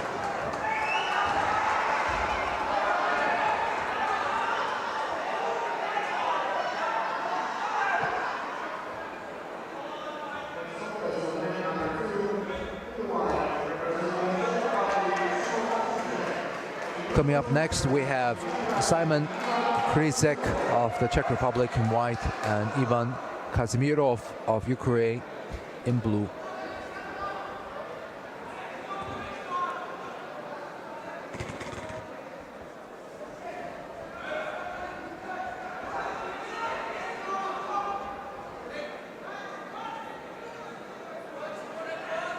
It's nice to see, despite of the current war in Ukraine, that their young athletes, at least some of them, are still able to enjoy sports and continue pursuing their dreams.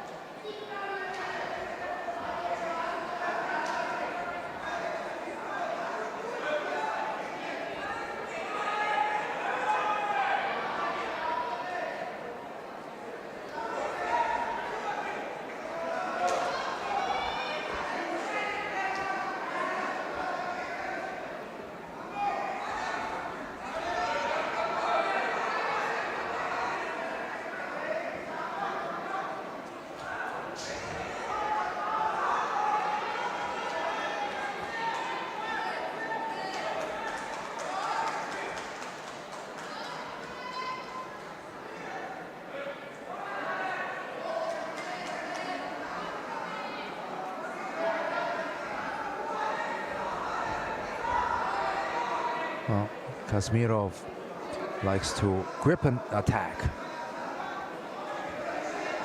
Doesn't really give his opponent any opportunity to get settled with the grips. As soon as he gets his own grip, it goes. Even if the opportunity may not be the right time or the right direction for the type of attack he wants to do. And now Krzyzek gives him a taste of the same tactic.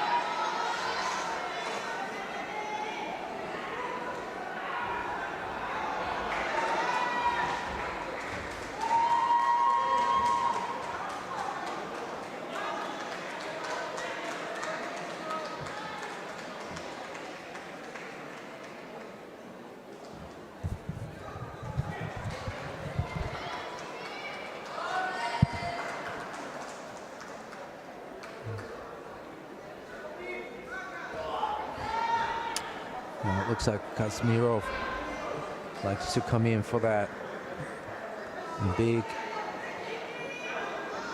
Koshiguruma every time he gets that grip.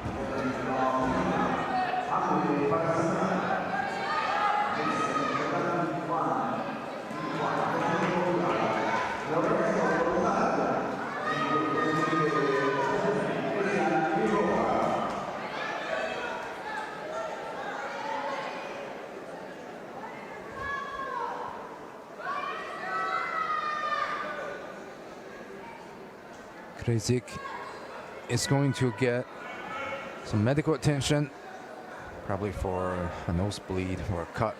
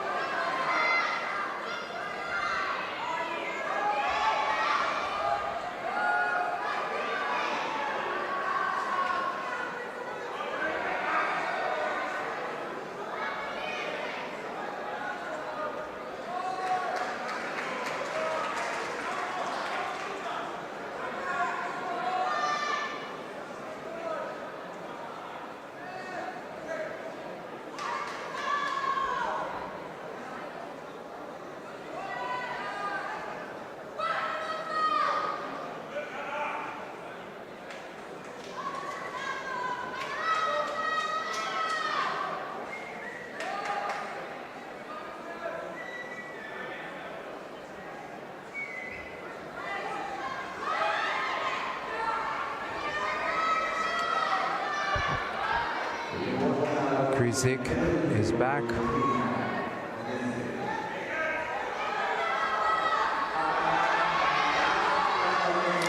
It's a deep entry. It looks like Kazmirov went for his attack and then kind of found himself in a little bit vulnerable position. You can see that Kazmirov cross grips on the lapel with right hand so that he can bring his opponent closer, that he can reach with the left hand over the back to do his Koshiguruma.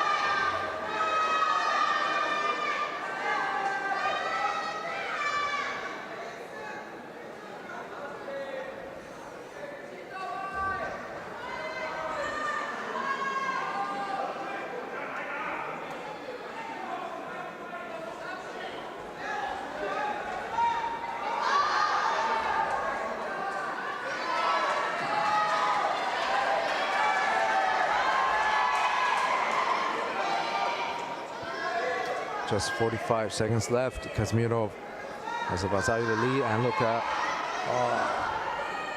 defense Krizik's Uranagi attempt. You can see Krizik try to lift Kazmirov off the floor, but Kazmirov manages to put his weight forward and completely avoids the counter attack.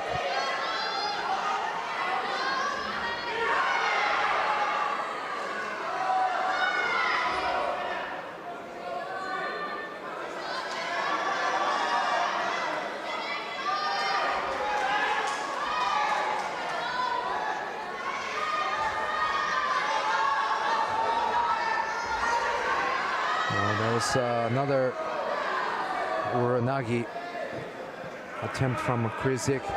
This time manages to land his opponent on the rear, so a little bit improvement over the previous time.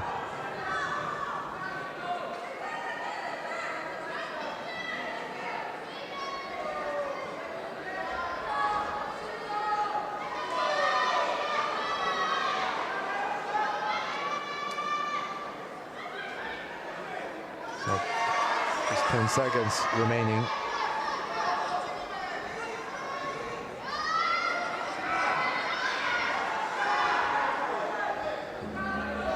And Kazmirov wins the match with the Vasari.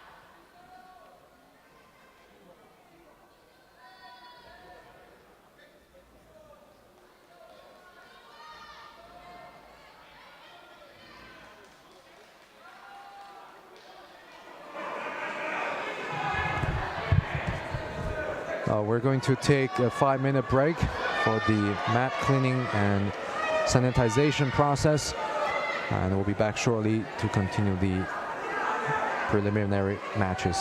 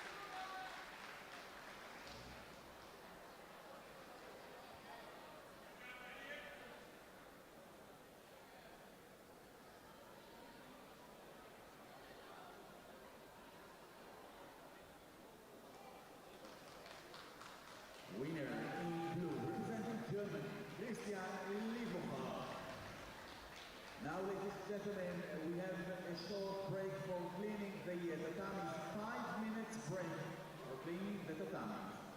Nasleduje krátka 5-minútová prestávka na očistenie žíženok. You may watch the highlights now on the video screen. 5 minutes break, no more. Stay with us.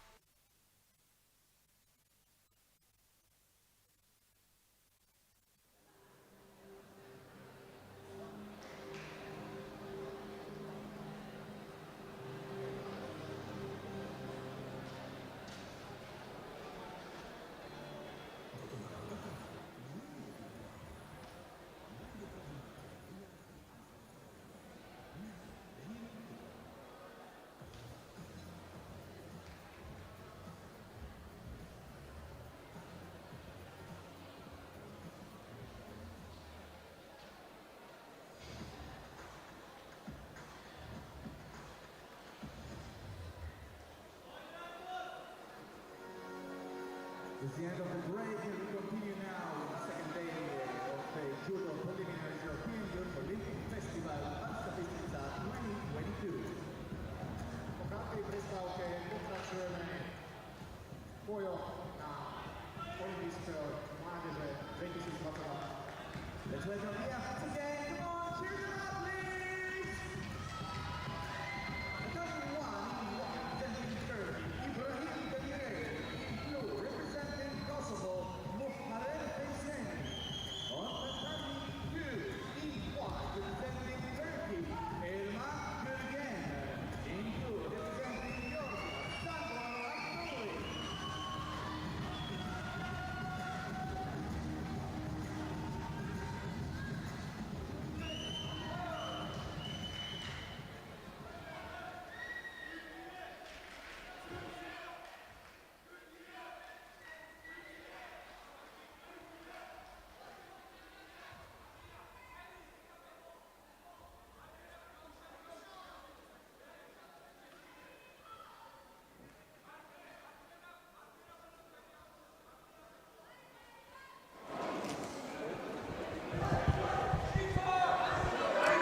All right, so we're back from the mat sanitization break, and here we have the round 2 match between Erman Gorgan of Turkey in white and Sandro Akulauri of Georgia in blue.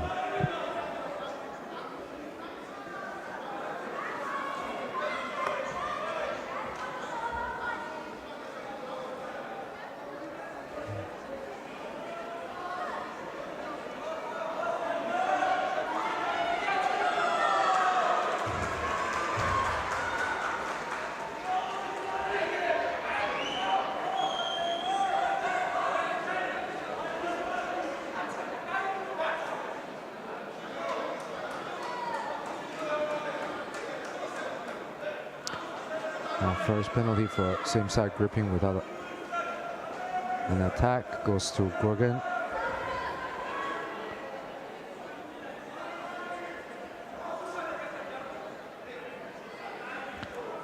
Now Gorgan of Turkey is a bronze medalist from this year's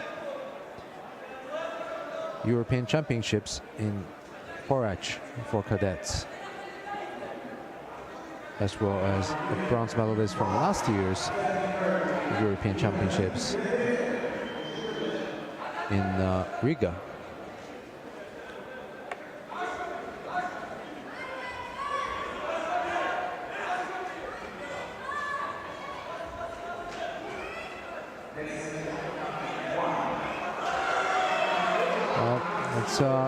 Wazari goes to Gorgan.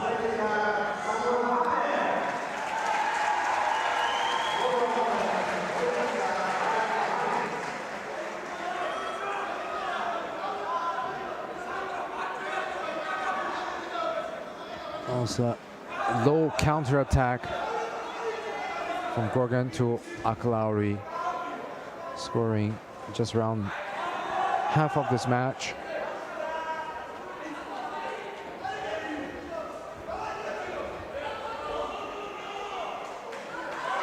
And low Tayotoshi scoring second Wazari.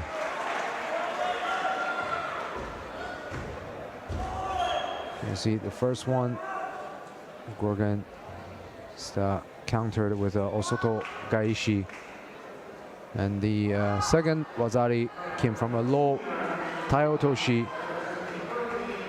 So Wazari Awasete Ippon.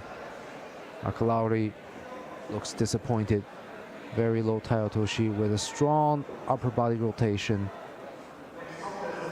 Just catching Akalauri on the foot, and the key was to finish it with a strong rotation with the sleeve pull and the lapel drive to land Akalauri on the side.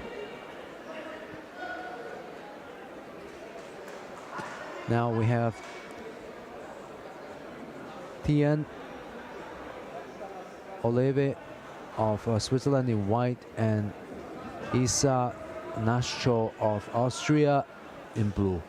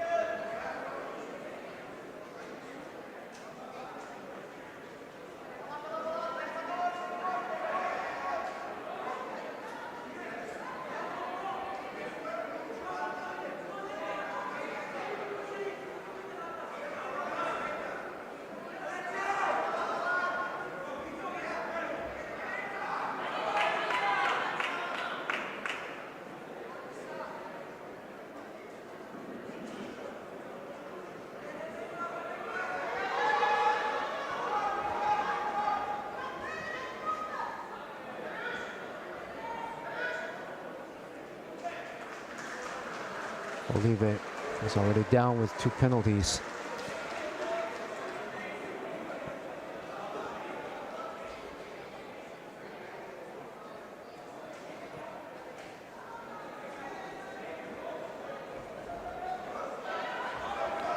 Nasho manages to do the turnover. Can he keep Olive on his back?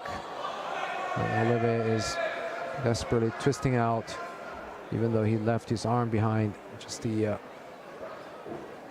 reflex and reaction.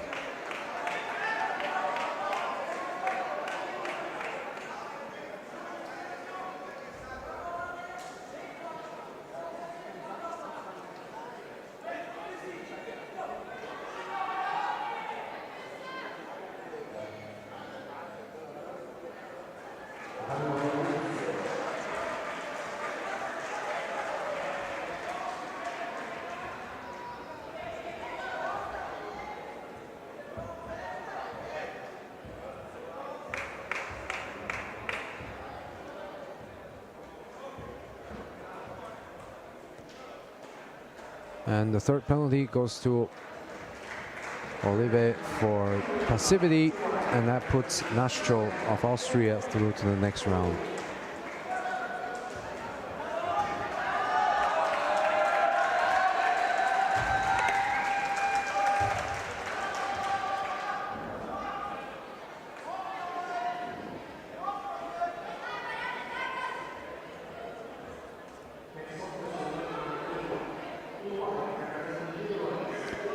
Here we have Joshua De Lange of the Netherlands in white and Marian Paliv of Bulgaria in blue.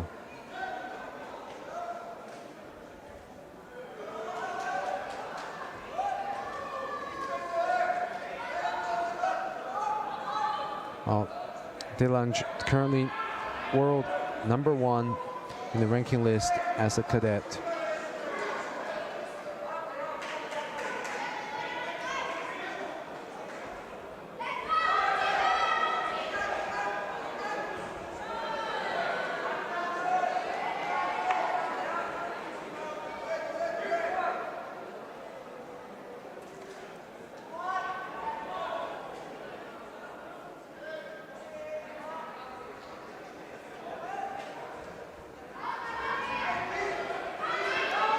It's a very risky situation, close contact. And of course, Sotogake from De Lange. And then Paliv resisting, and resists no more. Paliv gets thrown flatly onto his back.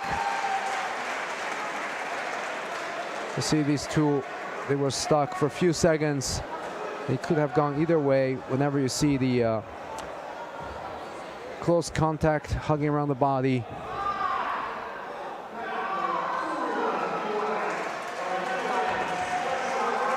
And it was Paliv who came in for the Ouchi and tries to resist. It was a very slow process. Each was feeling the other and to see how to react, how to defend and counter attack. And it looks like De Lange was the stronger one in that situation. So here we have Maxim Tugulea of Romania in white and Gadir Husenov. And straight away Vazari goes to Tugulea, who's working on that Jujigatami. And escapes from Husenov's Jujigatami. Vazari has been called off.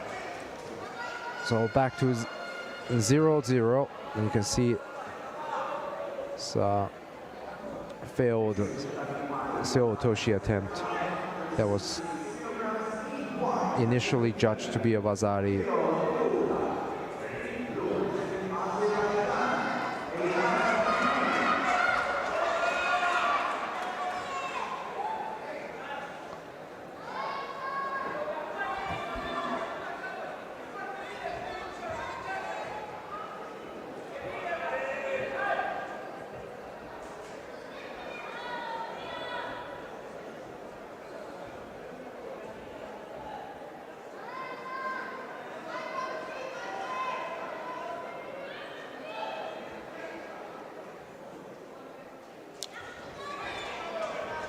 So the Vazari goes to Husseinov, I guess, to review the earlier action, and they decided.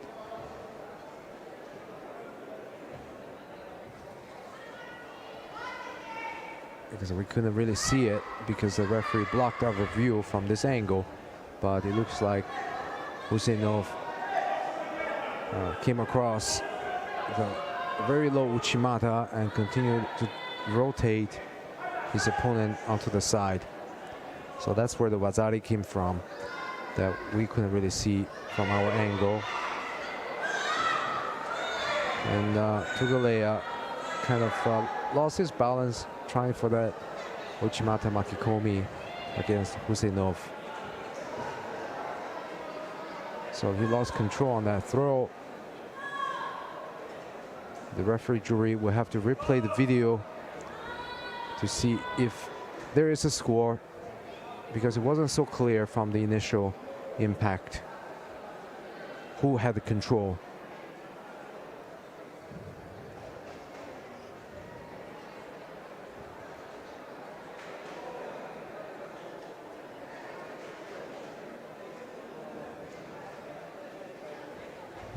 Husseinov probably needs to get rid of something,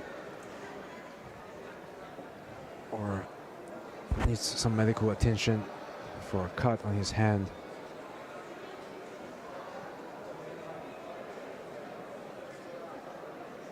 So you can see the picture-in-picture replay that the initial action came from Tuguliea coming across Uchimata, become Uchimata Makikomi, kind of lost control of his own motion, and as he started rolling forward, did he have control of Husseinov? Came around the back, threw the arm around, and then continued to roll. So really the question is, who had control of that throw?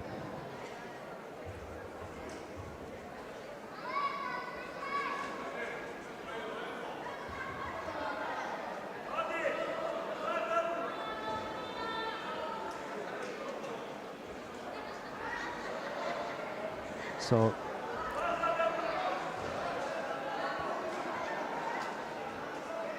the initial attack is from Tugalea, continued rotation, but it also looks like Husseinov tries to counter, but in the process of countering, he falls himself on the back.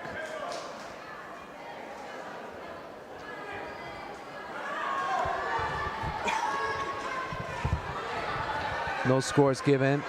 And now, wow, it was a quick turnout from Tugalea. Husseinov almost caught him with the Kosotogake.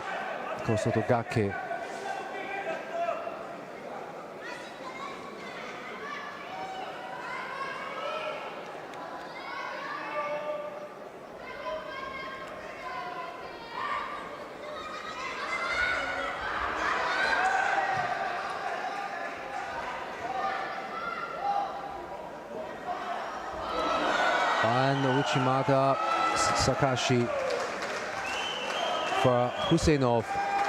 Tugalea really committed for that Uchimata, and you can see his leg was lifted really far up in the air, but Husseinov was able to manage and rotate him straight forward for the Uchimata Sakashi.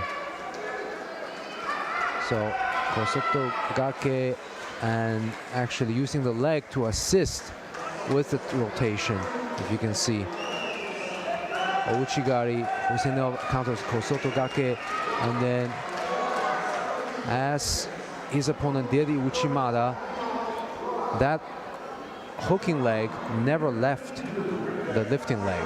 So nice finish for Husseinov. Now we're moving to the girls under 57 kilograms category, round 2, and this is between Julie Bruskens of the Netherlands in white and Nino Lolazzi of Georgia in blue.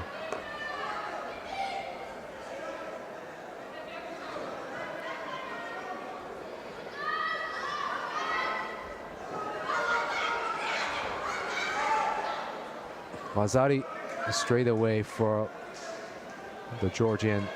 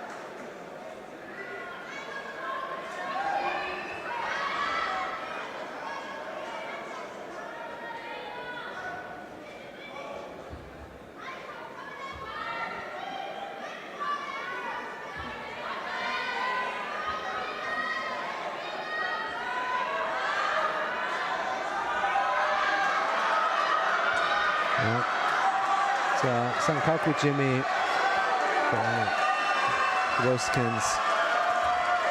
It's an effective 1-2. And Lolazzi barely manages to get out. And now they're even with one Vazari each.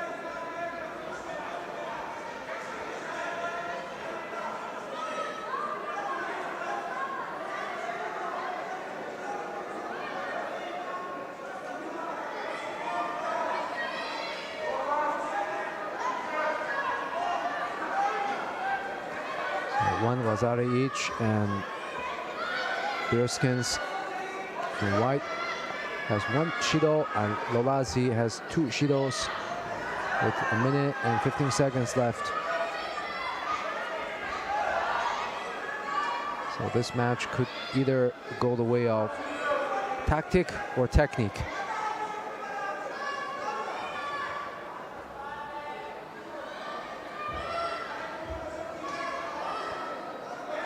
The referee orders Lolazzi to tie her belt.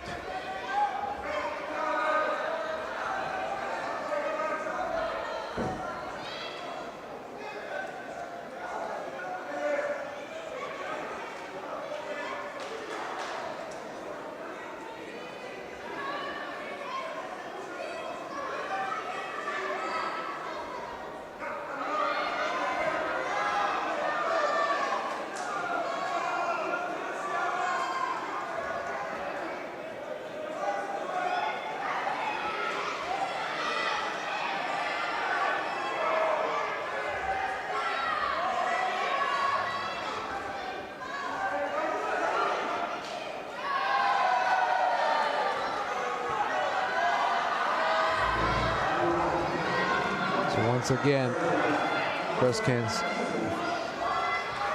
finds herself on top, trying to work on the pin. And both of them have 2 penalties each. So Yuko Shiogatami, it's going to be a little bit hard to get out. Looks like Berskins has a really good position there. And Lolasi really couldn't do anything. Second Wasari Awasete Ippon, the first quarterfinalist, is Berskins of the Netherlands.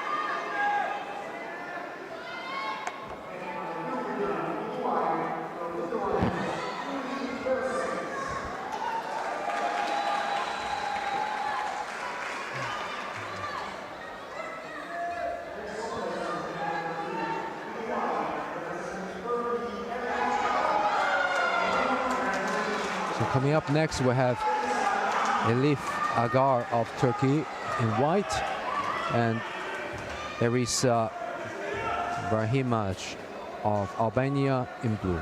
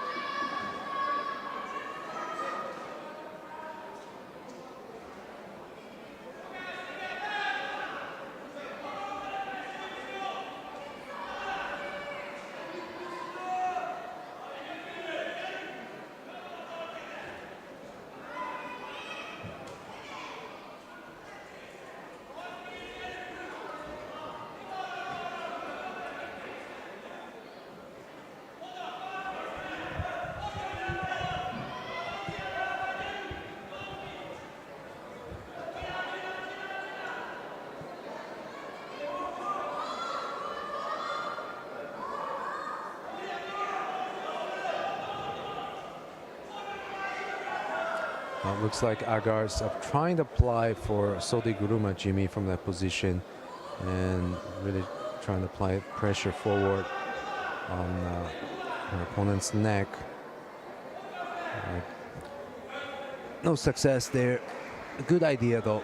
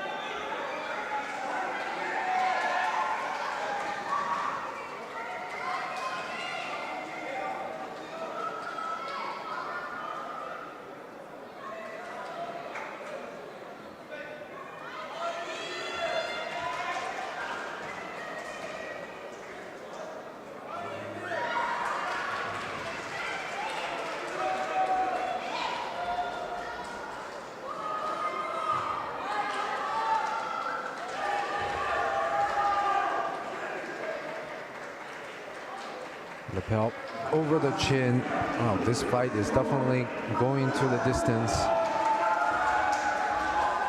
without any real advantage to either side. Brahimaj is coming into the golden score period with 2 penalties against her. So no mistake she can afford.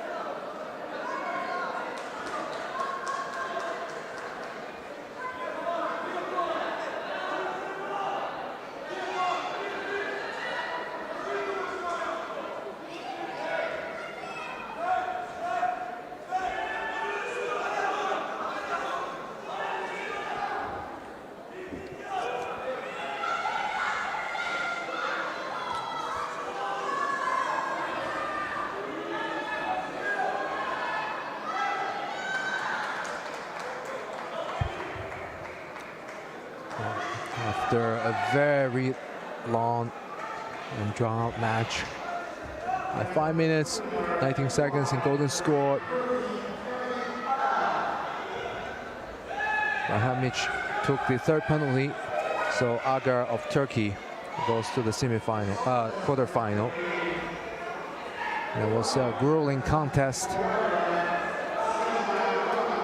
So hopefully this one that's coming up will be a little bit more decisive with some kind of techniques. And so here we have Snezana Gramatikova of Bulgaria in white and Niam Southgate of Great Britain in blue.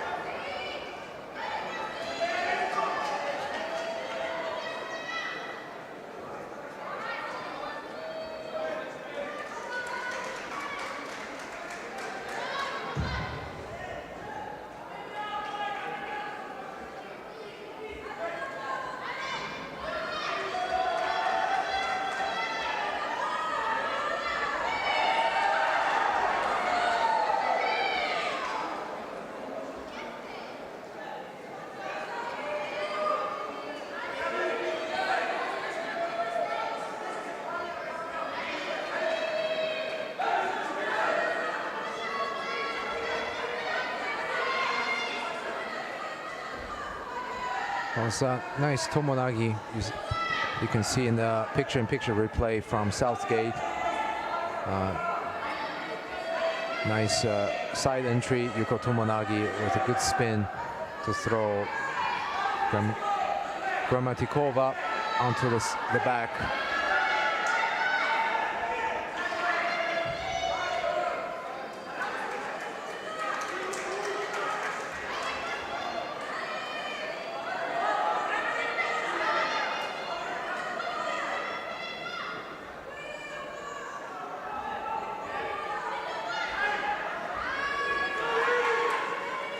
So very low Osoto Otoshi.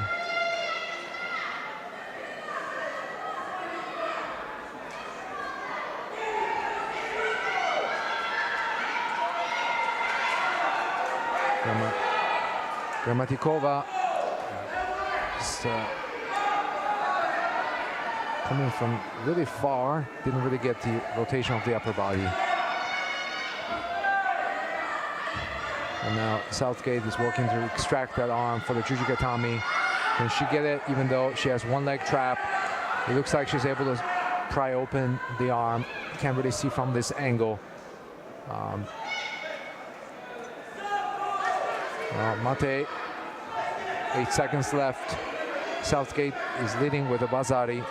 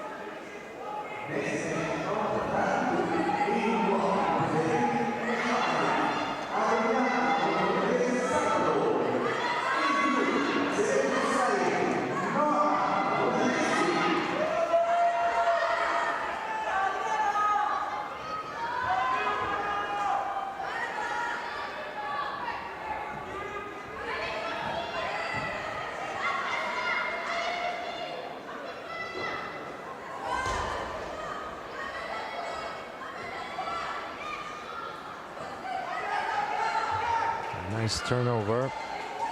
We have Adriana Rodriguez Salvador of Spain in white versus Noah Brozanitsky of Israel in blue.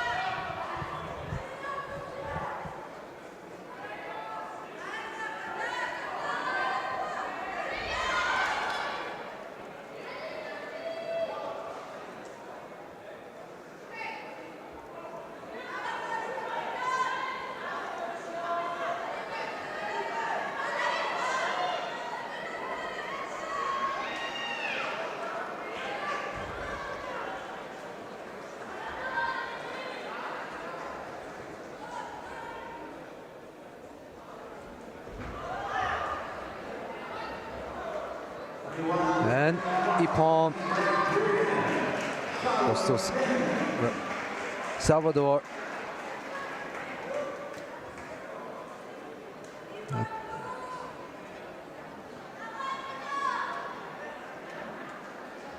Oh, looks like the center referee is waiting for the jury's review.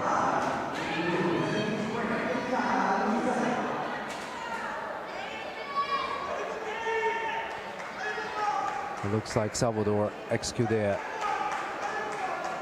Uranagi, and it was a Uranagi flatly landing Brozanitsky onto the back. Brozanitsky came across for the Osoto Makikomi, and lost control and gets taken onto her back.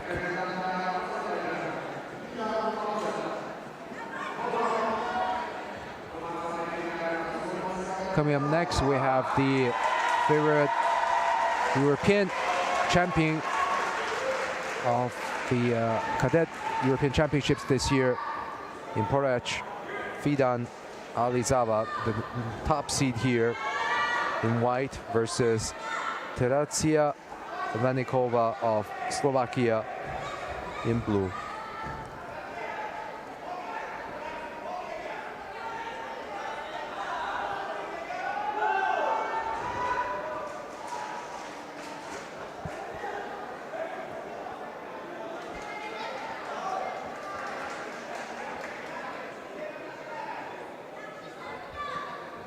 First penalty right away goes to Vanikova.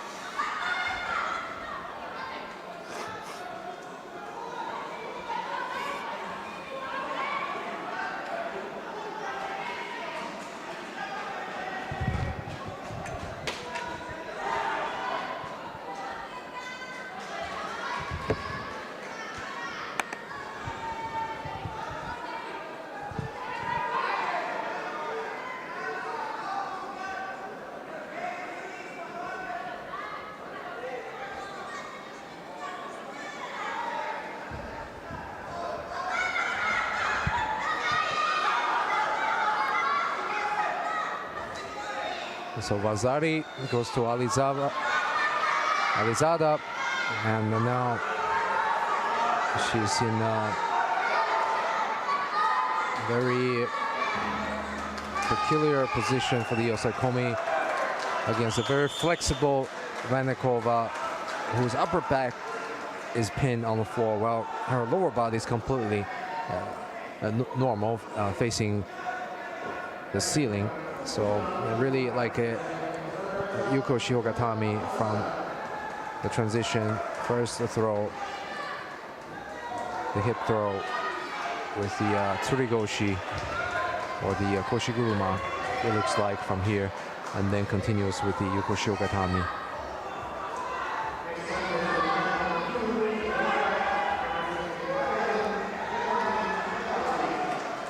Well, coming up we have Bethany Macaulay of Ireland in white versus Emma Melis of France in blue.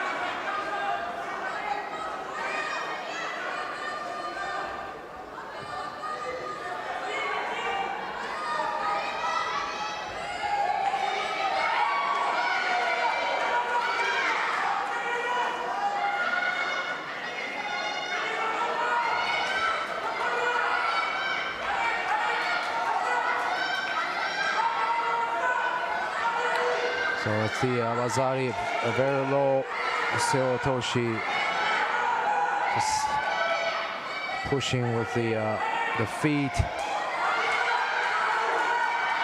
trying to get that rolling finish, and then Tate Shiogatami for Melis on top. Vazari avasete ippon.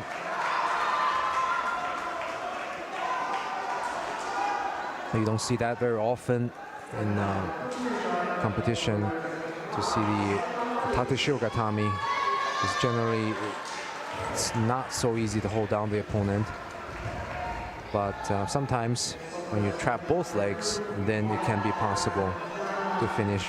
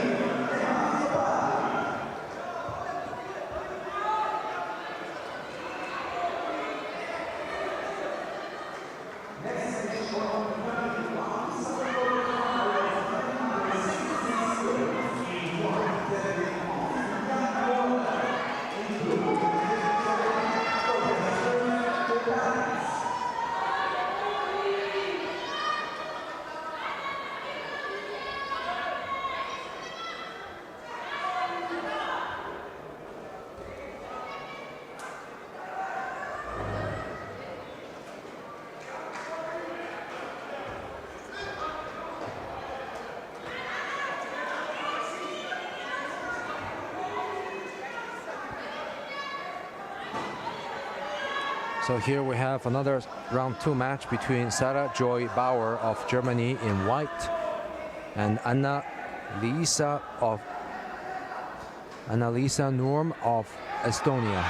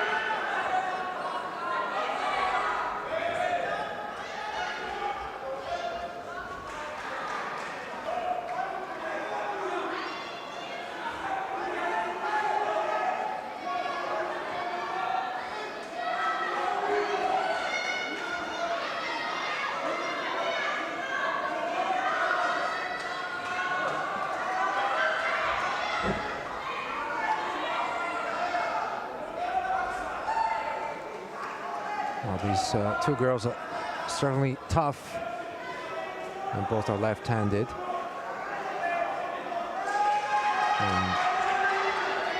Oh, with 1 second left, Noor secures a finish, countering Bauer's sloppy entry for the Osotogari. Leaves no room for doubt. Well, that's definitely worth a look again at that technique with just 1 second left on the clock. Now, for a moment, I thought those two were going to golden score, but you can see here, Noor came in. All right. Osotogari Gaeshi against the Germans Osotogari. Now we have Julia Bolanda of Poland in white and Aurelia Bendito of Italy in blue.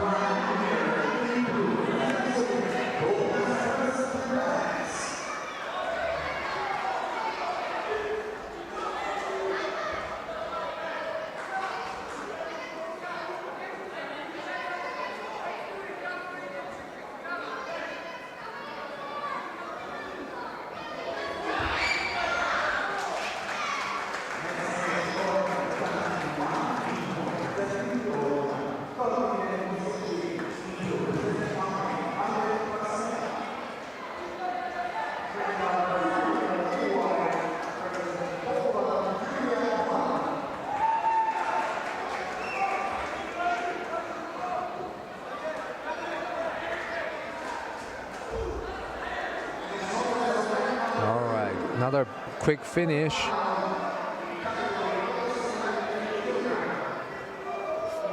From Bolanda, landing the Italian flatly on her back.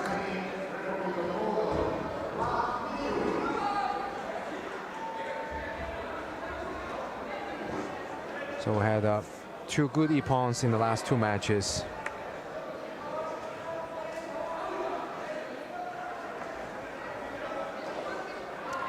We're moving back to the boys under 73 kilograms category. We're starting with the quarterfinal contest. And the first match is between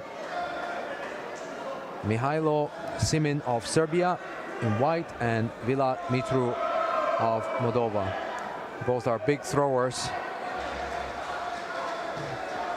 Simin came into the competition as the top seed.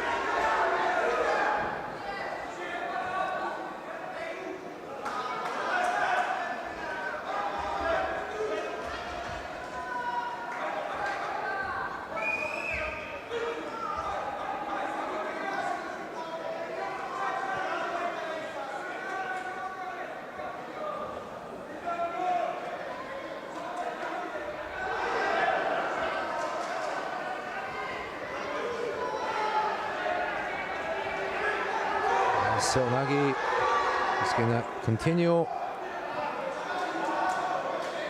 Oh, Simin had a good entry with his back in contact with Mitru's chest. It was a good posture. Now, for a moment, I thought it could go either way, but Mitru did a good defense to push Simin down.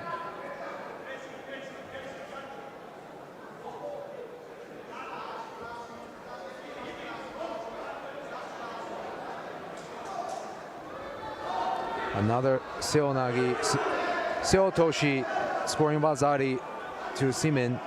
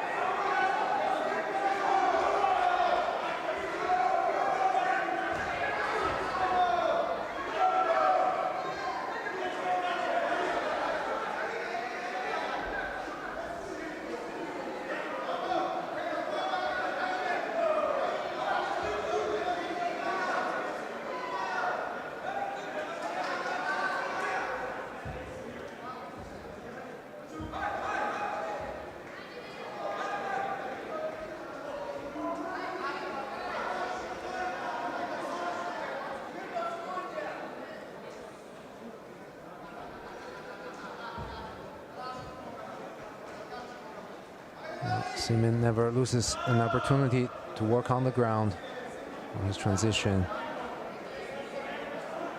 from the double lapel turnover. And now he's trying to get on top, but not enough time.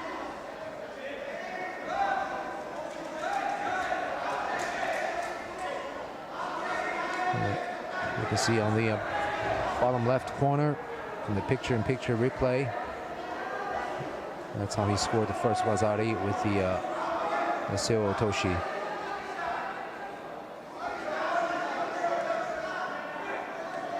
Michu picks up his first penalty for passivity.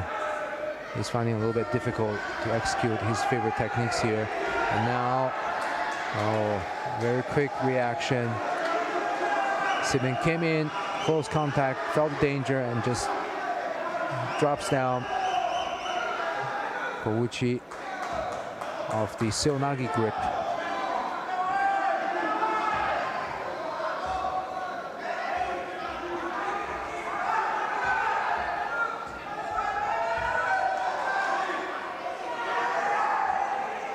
And now, Yuko Shiogatami, Simin shows his judo, and he's strong both in the throws and on the ground. Wazari of a Sete Ippon, and Simin, the top-ranked player here, goes to the semifinal.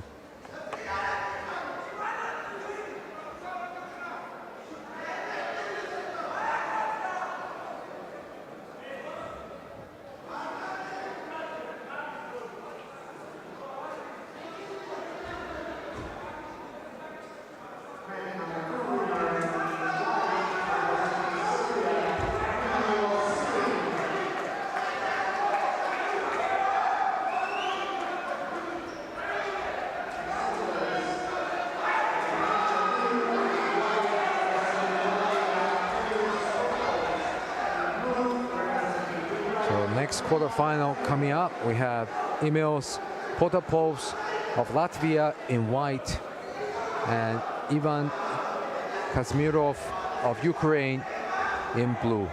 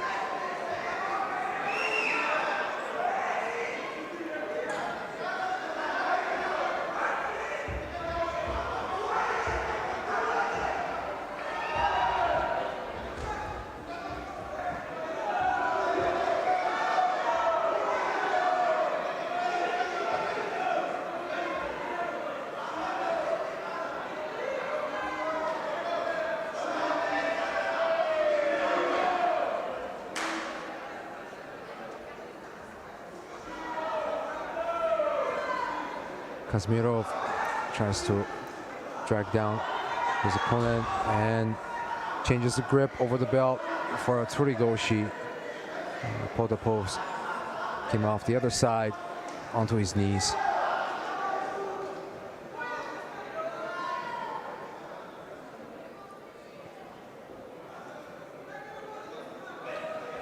Potapovs picks up his first penalty for passivity.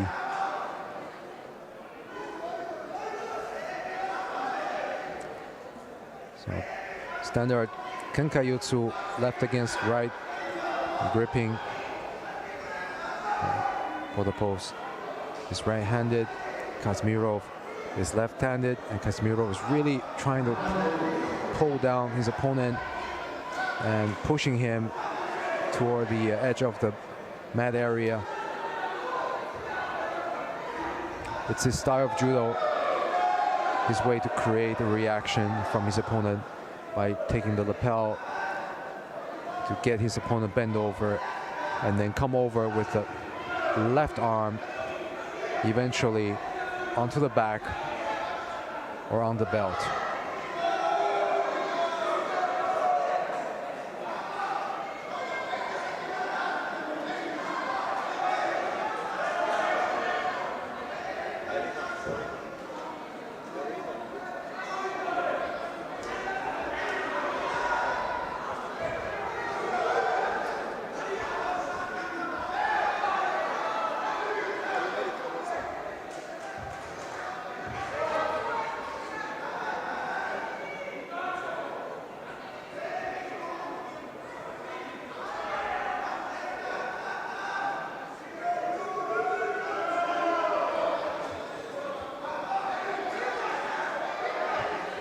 So again, cross grip on the lapel, and then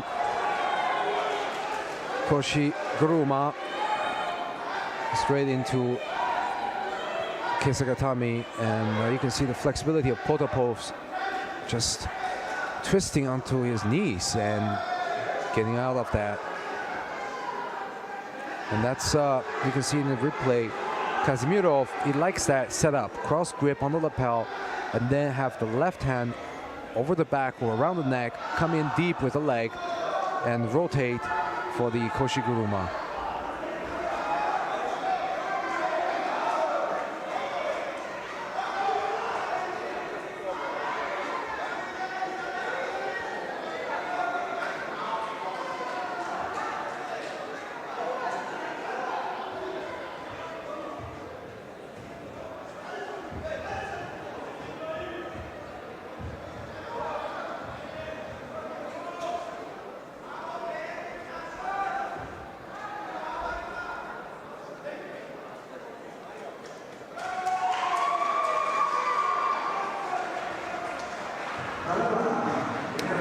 Potapov has a minute left to level the score against Kazimierov, who's still leading with a Vazari.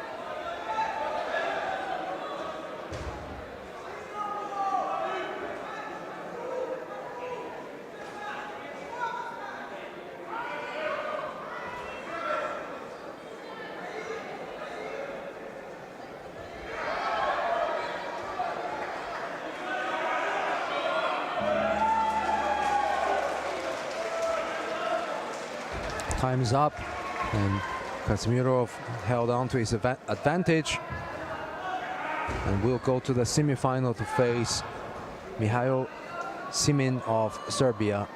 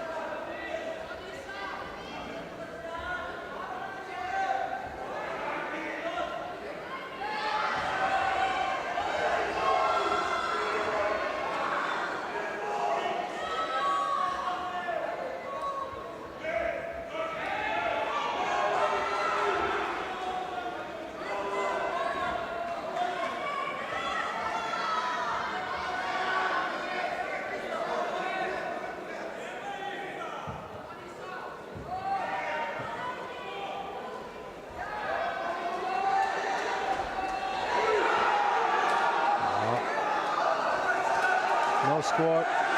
No scores given, but Osekomi for Nascho.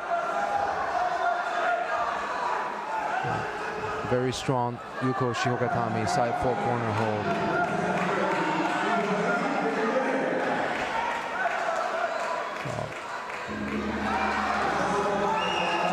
And Ippon. So the initial action was an Obitori Gaishi from Nascho, but because he landed on his back first and before turning his opponent over, they didn't give a score for that, because you're not supposed to land on your back to throw your opponent, especially in a counter technique. But he followed up really well with the Yuko Shihogatami. So Nascho of Austria goes through to the semifinal.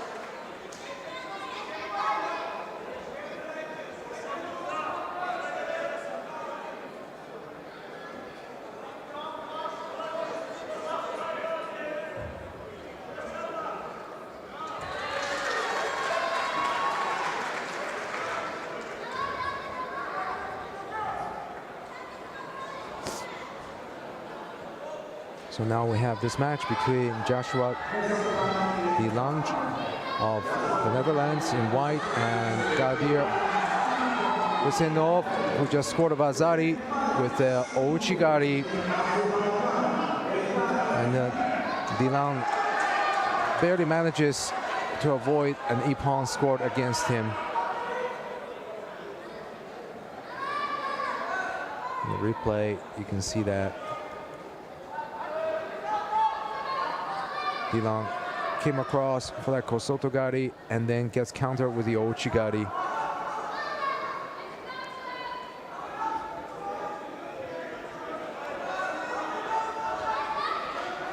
In the earlier fight between De Lange and Khalif, it's gotta be a score. The Ippon's given, Ouchigari countering Husseinov.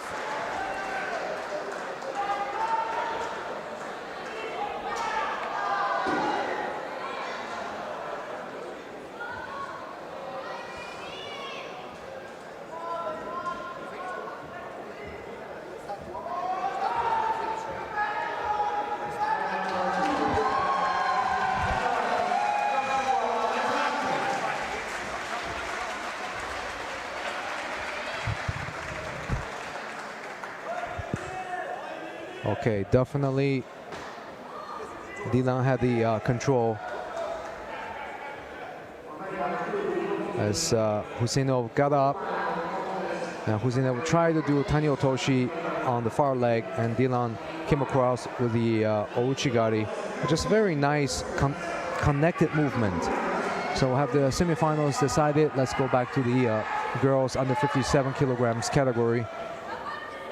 And this is the quarterfinal match between Julie Birskens of the Netherlands in white and Elif Agar of Turkey in blue. So Agar is between the legs trying to pass. And if they stay active, maybe the referee will let them continue. But there's really not much time to be stalling.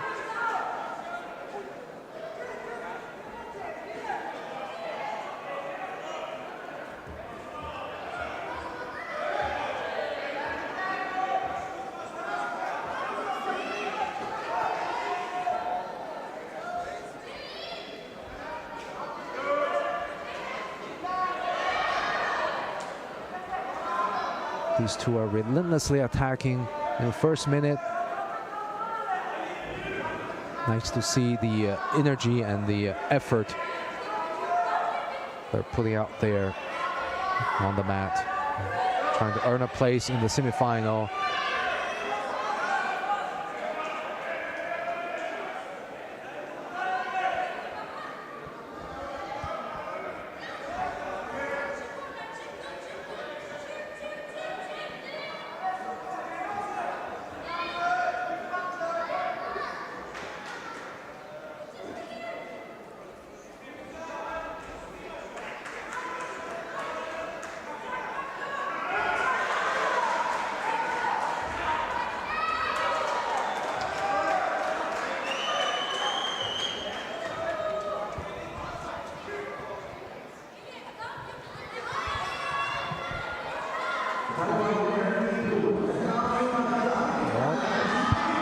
Okay, nice change of direction. First, putting the head under the armpit on one side, and then to the other side, and then going back, taking the opponent onto the back for the kataguruma.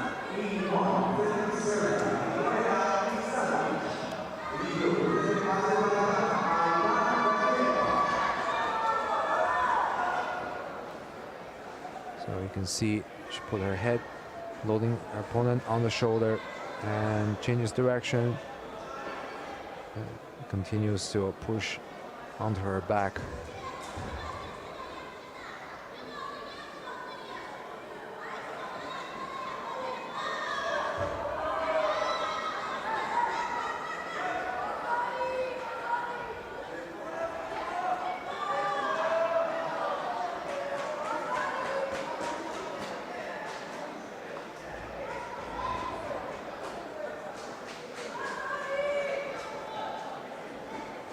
Well, the referee jury decided to call it off. There's no Vazari.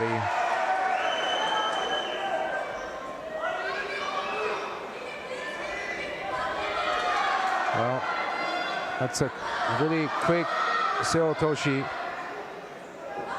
Berskins is really attacking relentlessly.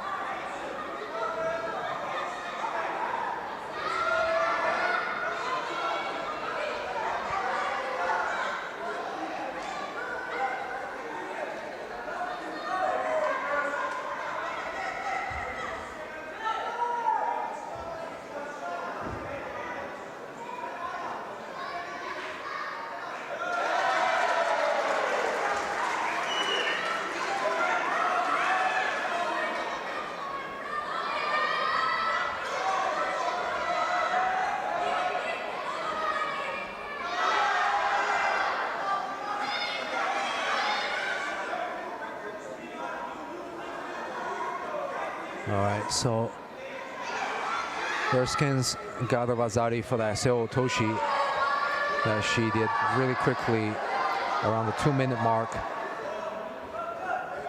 which I think, you know, is appropriate, especially if they review the video that shows the landing of the opponent on the side.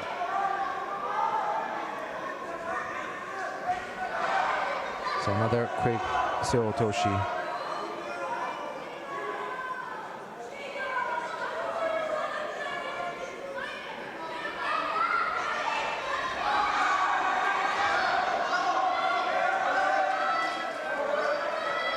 And now Berskins is trying to extract the leg.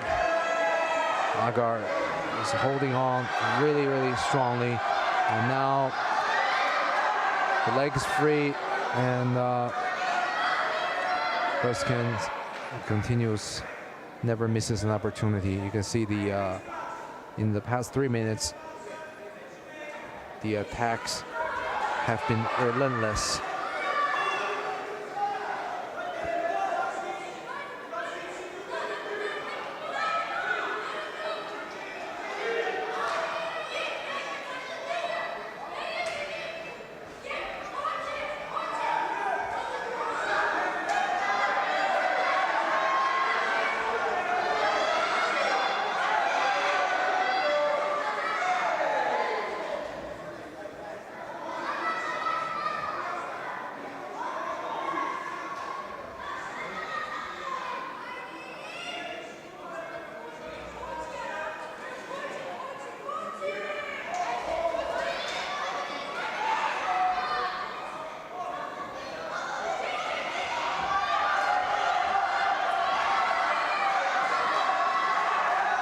very quick lock onto the Sankaku Jimmy from Berskens, and she's trying to spin under, get the leg over her head. Agar did well to stay on her feet.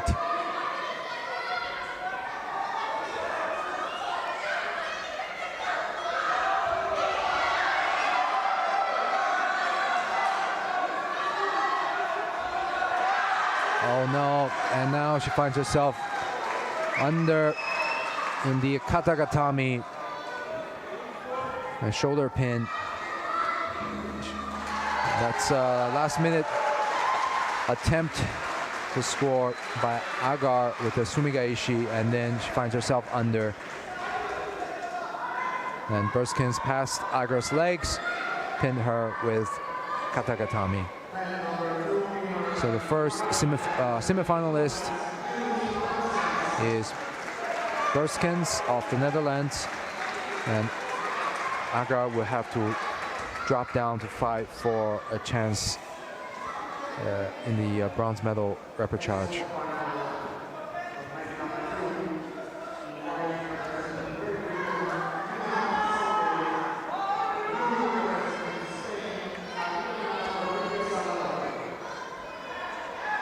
So coming up, we have the second quarterfinal match between Niam Southgate of Great Britain and Adriana Rodriguez Salvador.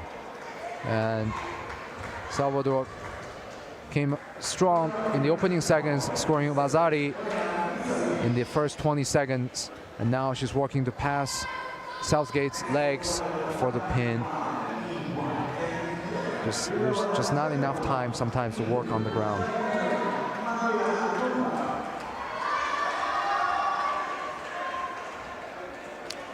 So it's the Uchimata in the picture-in-picture replay.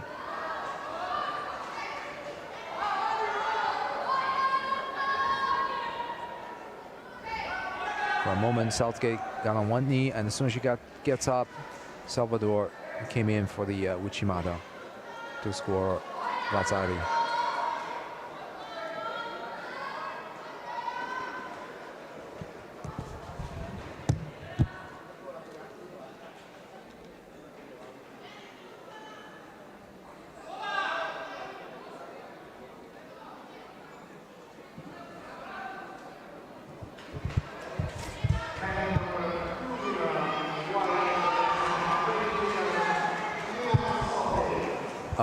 So disqualification, Hansakomaki goes to Rodriguez Salvador. We're going to have to replay that action to see.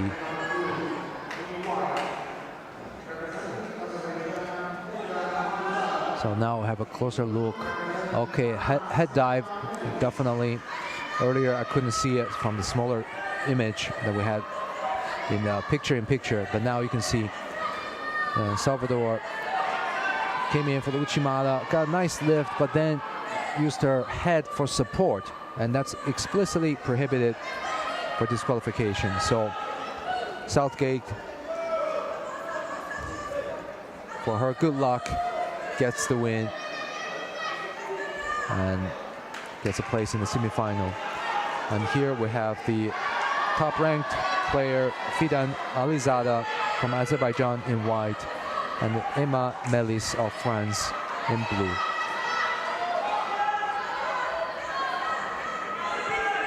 Alizada is the current European champion of cadet in this weight category.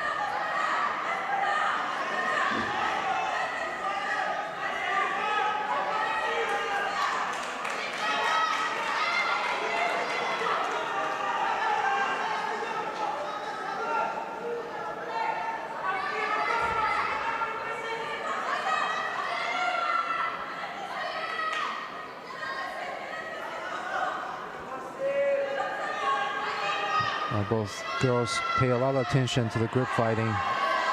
Neither wants to give advantage to the other. It's always trying to free. Oh, Ouchigari as Melis try to break free from the sleeve grip. And you can see that's like a pattern of the tactical play on the gripping.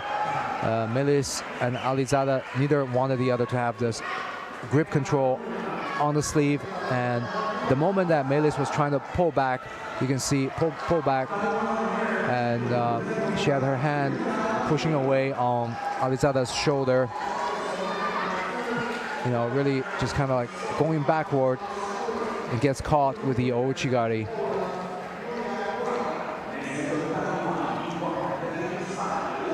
So Alizada once again finds herself in the semifinal at the top level cadet event. So we have the last semifinal here between Annalisa Nurm of Estonia and Julia Bulanda of Poland. So Nurm is in white and Bulanda is in blue, and straight away big Uchimata. We saw her doing something similar earlier. In the first 20 seconds of this match, she wastes no time as she did in the previous match against the Italian girl, Rendito, where she also won with Uchimata. Just look at the flexibility, the leg kicking up toward the ceiling, almost like a full standing split. That's undisputable ippon to the Polish girl, Bulanda. And now we have the semifinal set.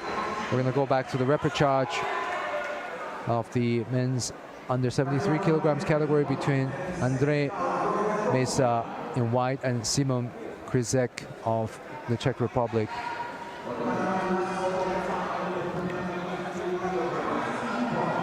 So for this competition, the format is double elimination for those who lose to the semi-finalists. So even if the person loses the semi-finalist in the first round, he will still have a chance to fight through the repechage.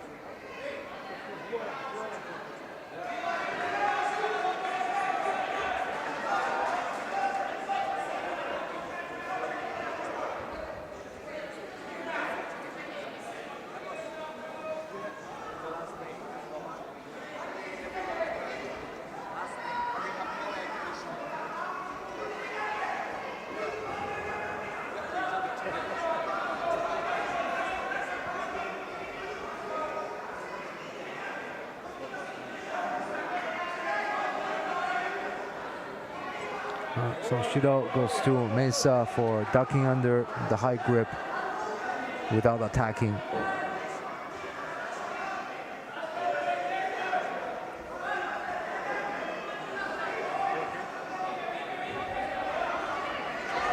Oh, ippon. Kryzek came across with the Osotogari. Could have been Osoto Makikomi, depending on the arm placement. Definitely, you can see here,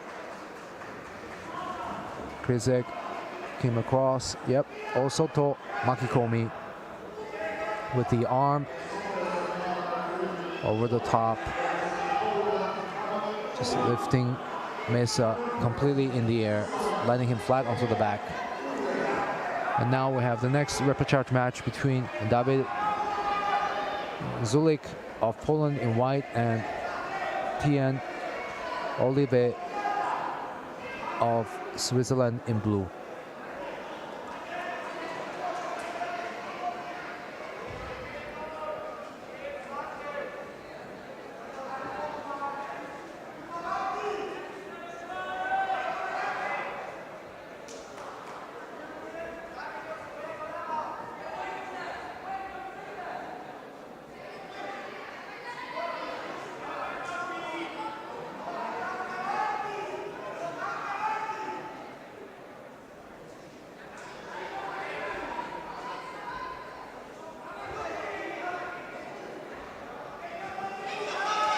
Jujigatami, tap, and ippon. Well, it's a quick transition from Shulik on the edge of the mat.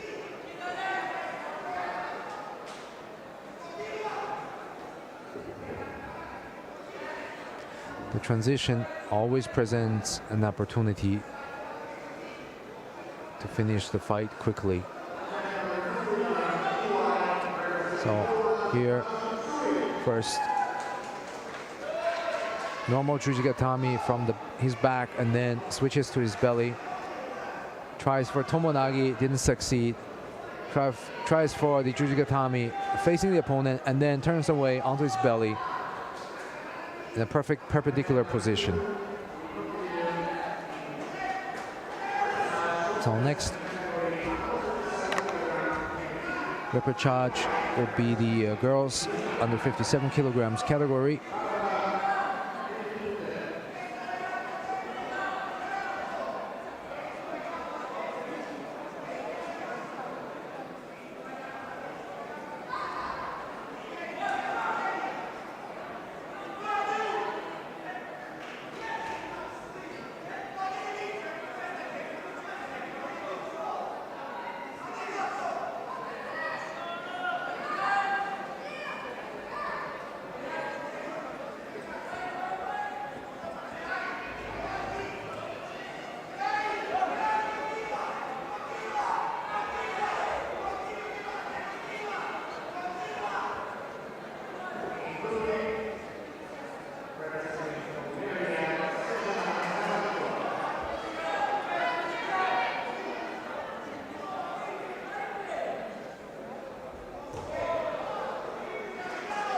And here we have the first repechage match between Barbora and Juekut of Lithuania and Snizana Gramtikova of Bulgaria in blue. And Kosotogake almost gets countered. Remakova already has a Vazari in the first 25 seconds of this contest. And I think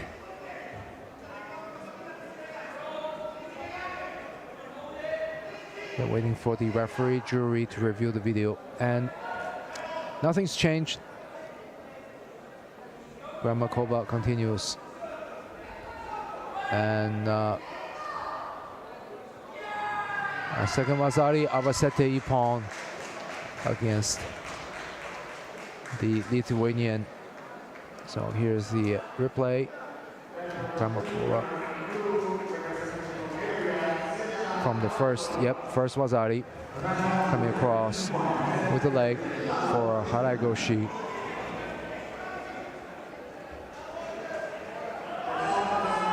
You see the picture-in-picture become like a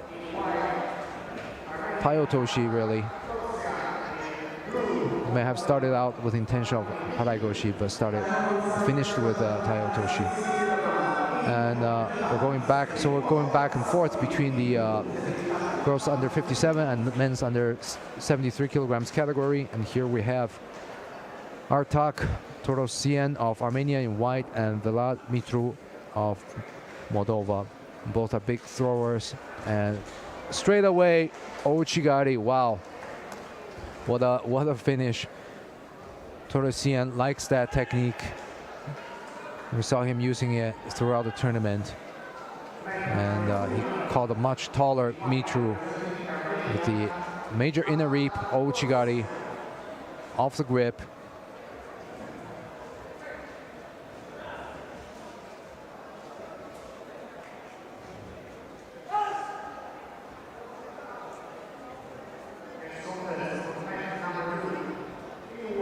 Now, we're seeing the next contest we have between Simon Krizek of the Czech Republic in white and Emils Potopovs of Latvia in blue.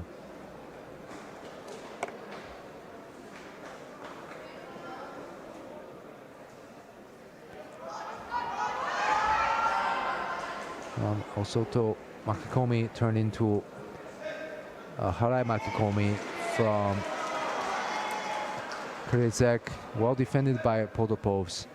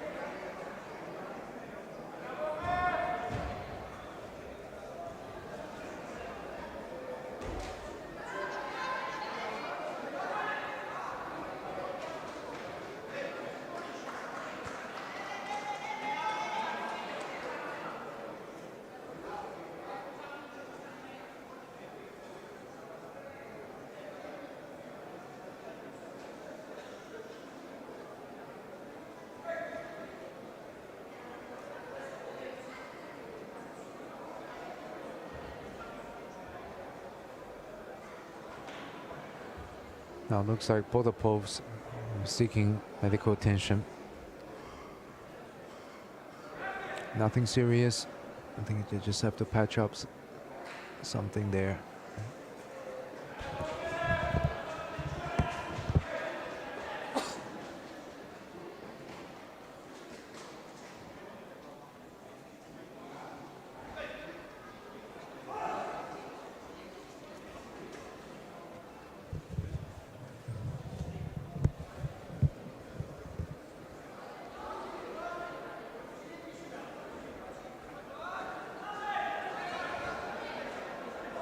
Again. Oh, look at the agility of Podopovs. Krezek tried to set up again for Harai Makikomi, and instead of resisting, Podopovs just did a cartwheel to go with it.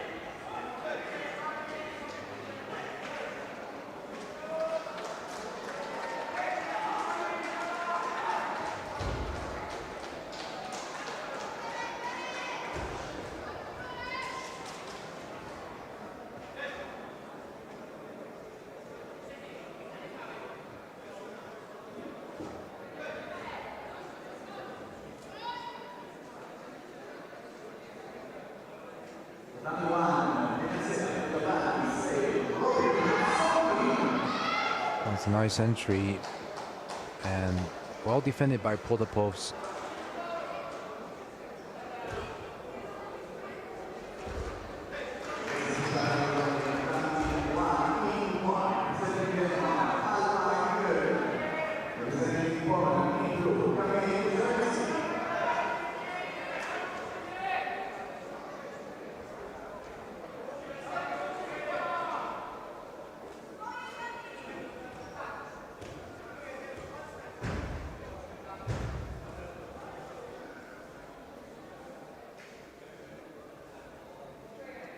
Just a minute left.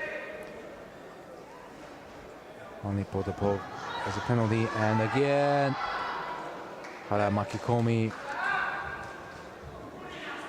And the smart thing Podopov does is to just to go with the technique and over rotate. And in fact, this way he can avoid getting thrown big time.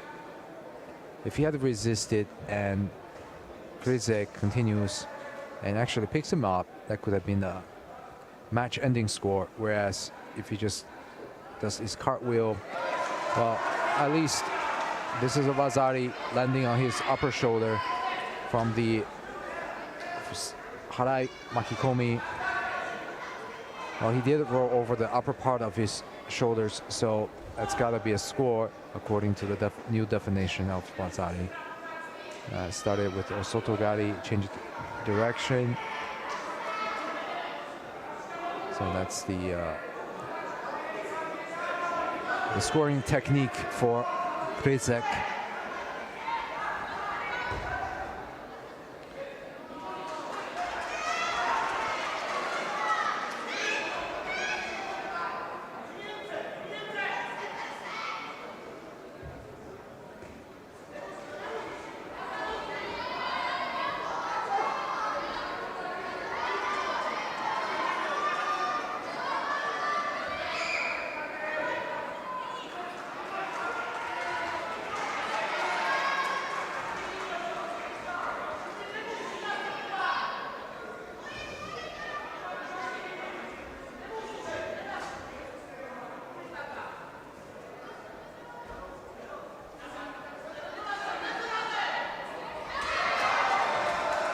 Second Vazari, Avasete, Ippon for the Poves.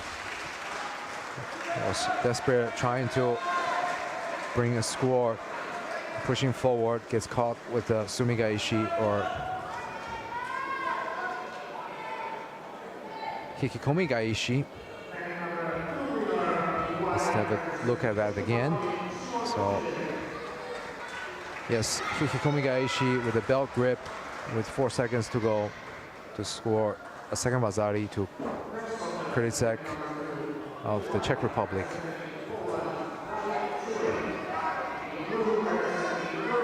Dropping deep under his opponent's legs, using the leg as a guide and grabbing the belt and guide his opponent over.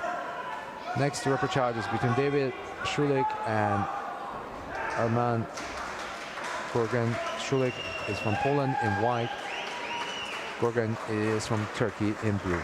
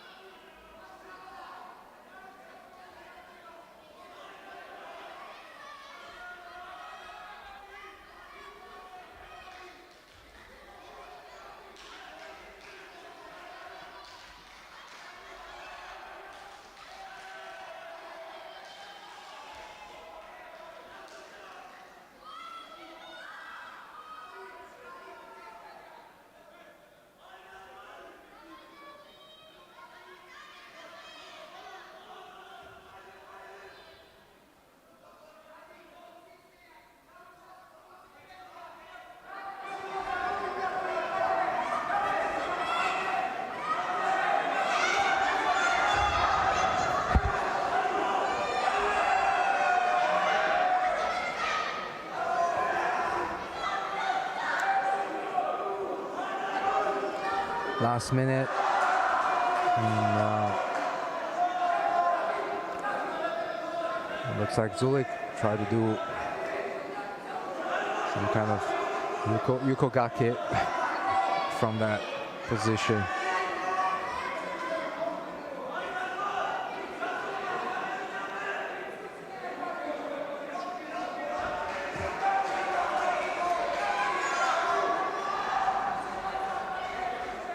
So Gorgan is very defensive with a right-hand grip, while Shulik has the left-hand grip, keeping a distance. Not really able to make any in-way against each other.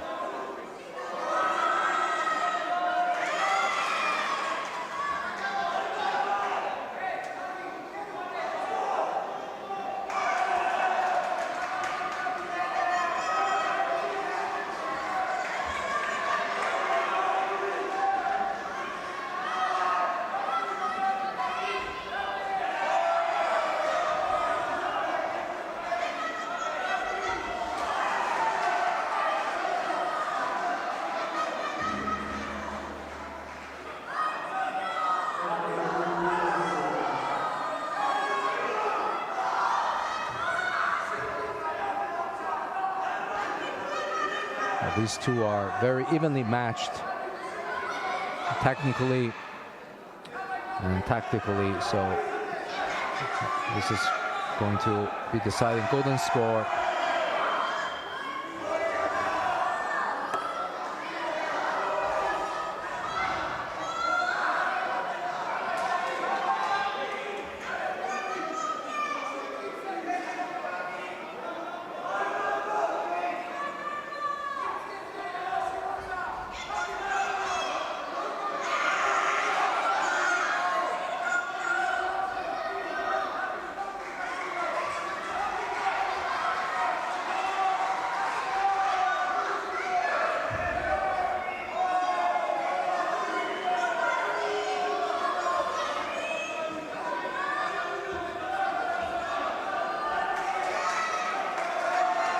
The second penalty goes to Gorgan for passivity. Another low Tayotoshi from Shulik. It's not enough preparation for the technique. Kind of just jumps in without waiting for the opponent to even push forward, which diminishes its effectiveness.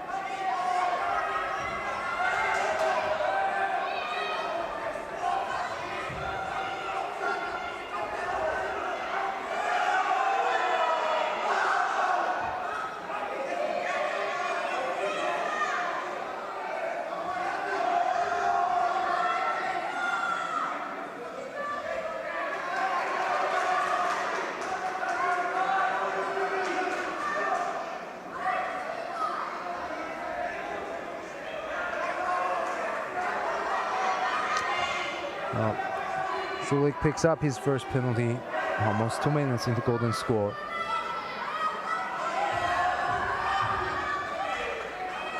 And Gorgan starts to increase the pace of attack.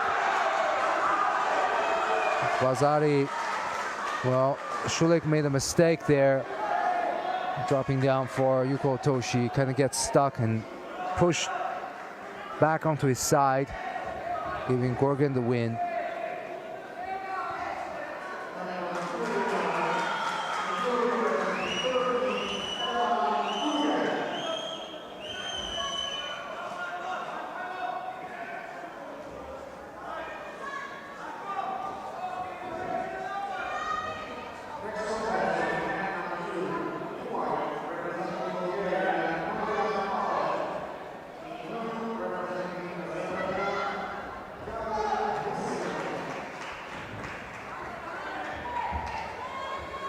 Coming up next, we have another 73 kilograms supercharge between Marian Paliv of Bulgaria in white and Gadir Husinov of Azerbaijan in blue. So Husinov is very good with his ouchigari. Likes to abide his time and wait for the right opportunity. Or he can also be explosive and attack as soon as he grips.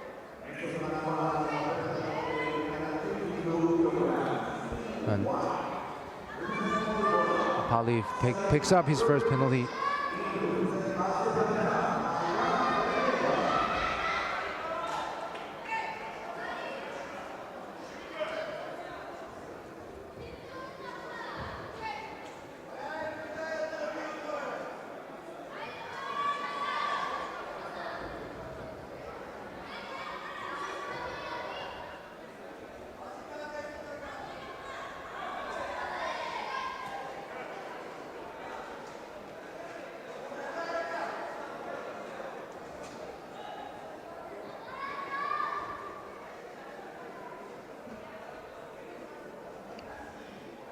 You can see both have this extreme right against right stance. And they're controlling each other's sleeve hand, pushing the sleeve downward. Husinov tries to come in for Uchimata. And again, another Uchimata. And then Paliv doesn't just stand there. He responds with the Osotogari every time Husinov attacks with the technique.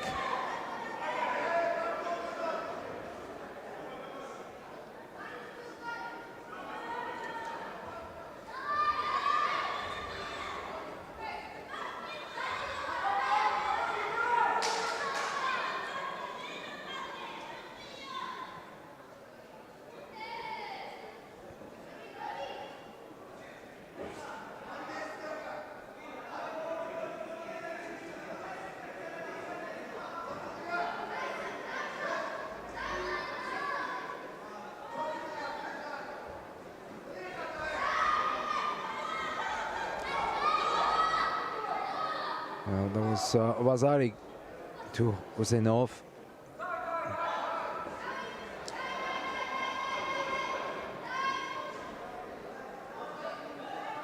And Pavel does a nice reversal, finds himself on top, even though he has his leg trapped. Now he just has to free the leg.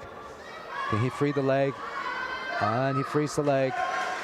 And Yuko Shiogatami, Husinov probably can't believe it. Taps in submission. Wow, what a reversal of fortune. Earlier, Husinov scored a Wazari with a Sumigaishi and only finds himself on the bottom after being turned over by Paliv on the ground.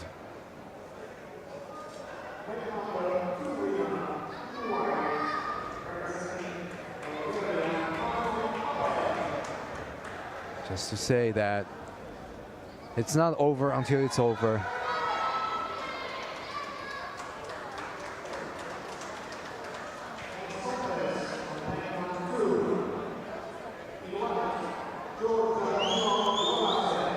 And now we have the match between Nino Lolatsi of Georgia in white and Elif Agar of Turkey in blue. And this is the girls under 57 kilograms repechage.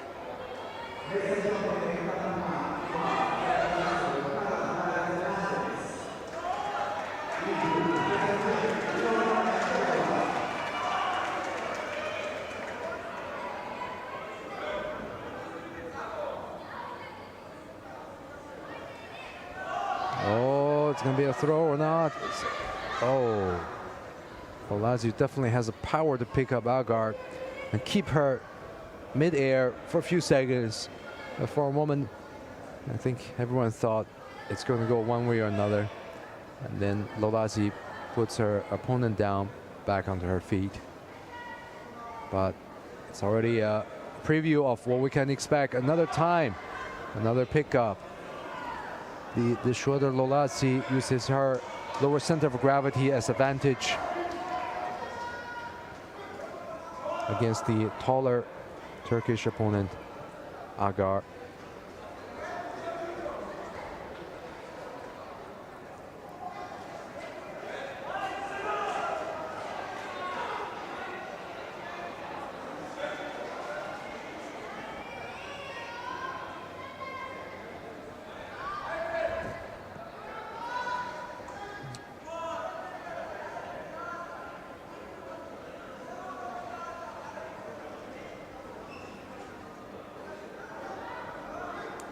First penalty for passivity goes to Lalozzi in white. Just waiting for the opportunity.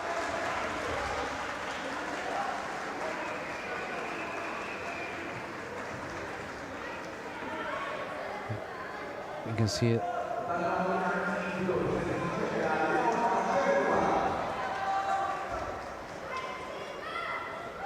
Lalozzi is comfortable with the arm under her opponent's arm, around the back, around the waist, waiting for either a forward throw with the hip or a pickup going backward.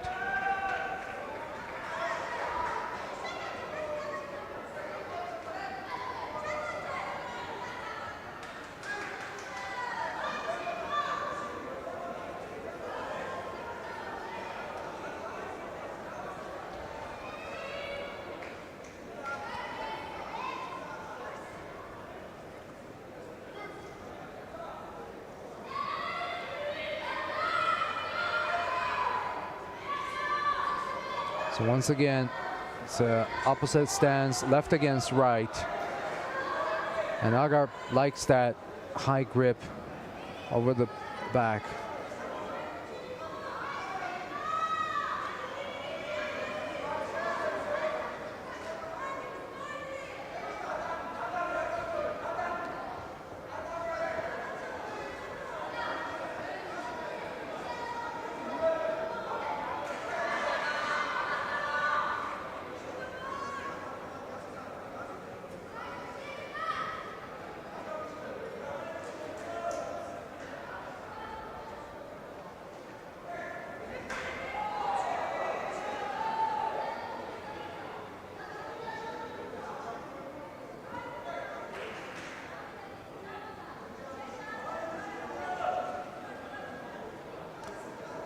It's taking a little bit of time to adjust the judogi.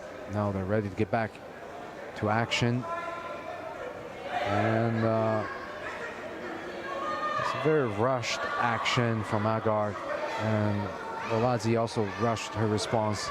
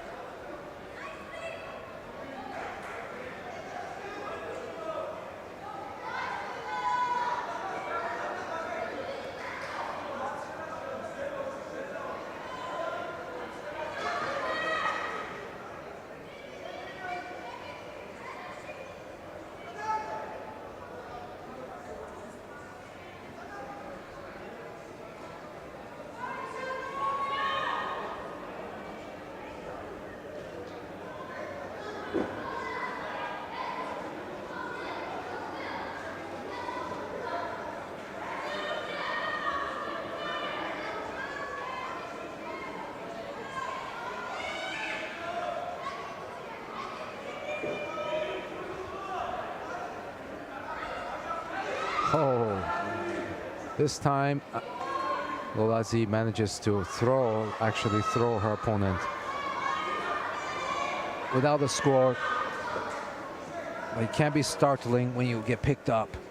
It makes Agar think a little bit harder next time when she comes in for a high grip, because there's always the risk of being picked up.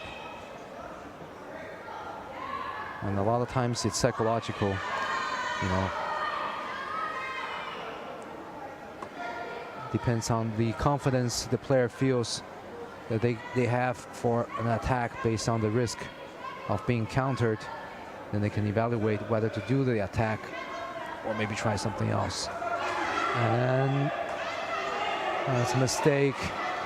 Agar tries to go in the front, go for a Yuko Guruma, side wheel or lateral wheel, but finds herself under Kisagatami.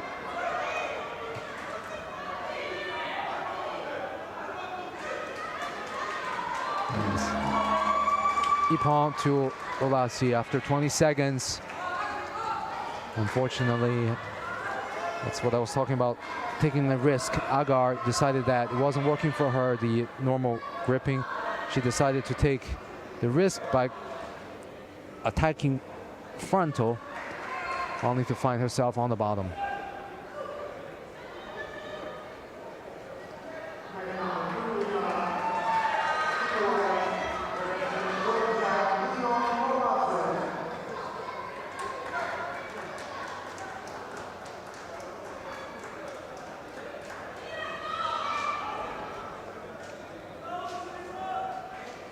Well, now we're going to take a 5-minute mat cleaning break to have them just sweep away the mats.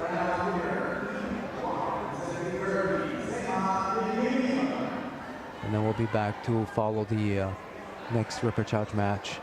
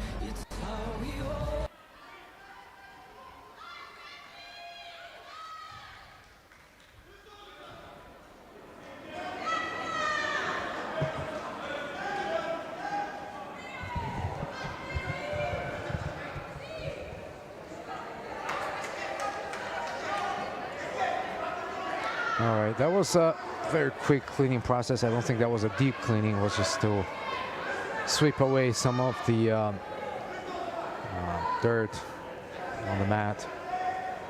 So now we're continuing with this under 57 kilograms girls division repechage between the Bulgarian Snezana Gramatikova and Adriana Rodriguez de Salvador of Spain in blue.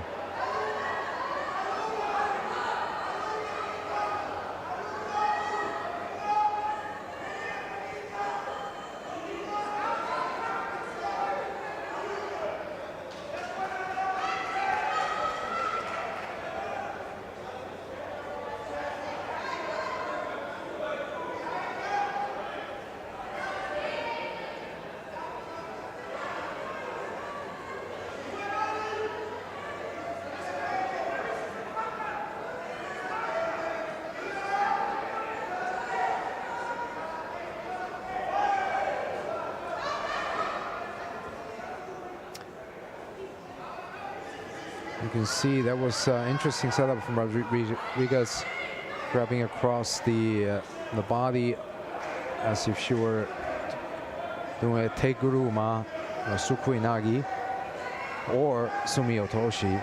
Depends on how she wants to set it up. And she gets driven back with the ouchigari. Gramatikova scores the first wazari. Wasn't a very strong ouchigari, but enough to get the the landing. Oh, big Uranagi. And Ippon goes to Rodriguez El Salvador. What a finish.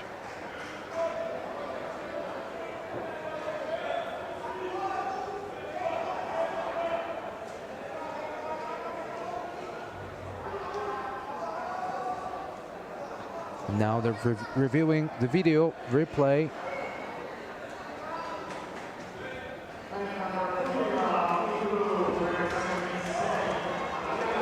That's the first Ouchigari getting a Vazari to Gramatikova, catching Salvador off balance. And now here's Salvador's big Uranagi with a leg assistance, scoring Ippon.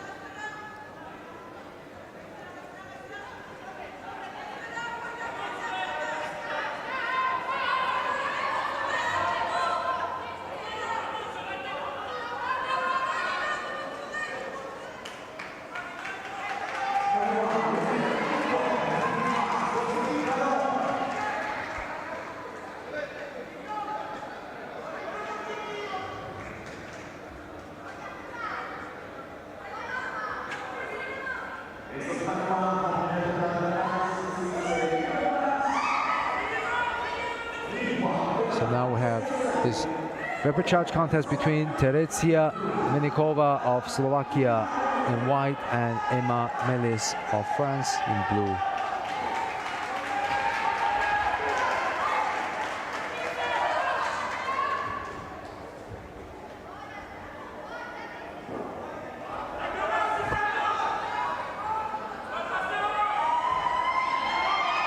Okay, another Seo Toshi with a complete roll laterally, scoring Vazari to Melis.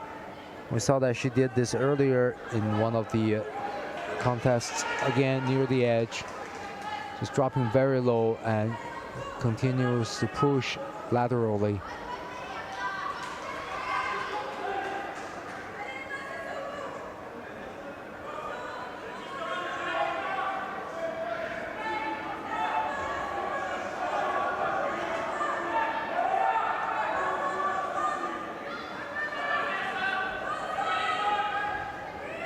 And again, here she's able to really drops below her opponent and almost just compresses herself as flat as possible. And before, just not even pop back, just rolls to the side. And here she does it again. A very slow rolling finish. Getting the second Vazari, I was at the Ippon. And Melis goes through to the next round after a recharge.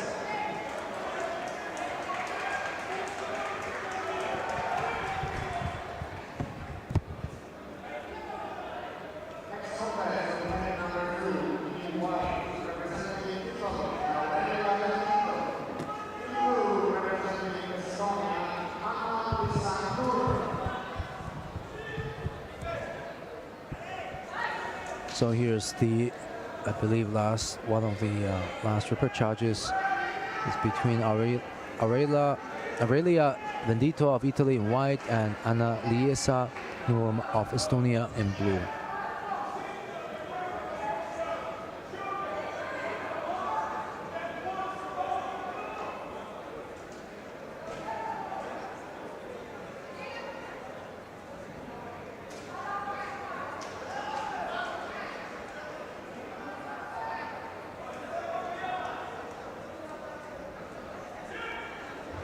The Shibarai Bandito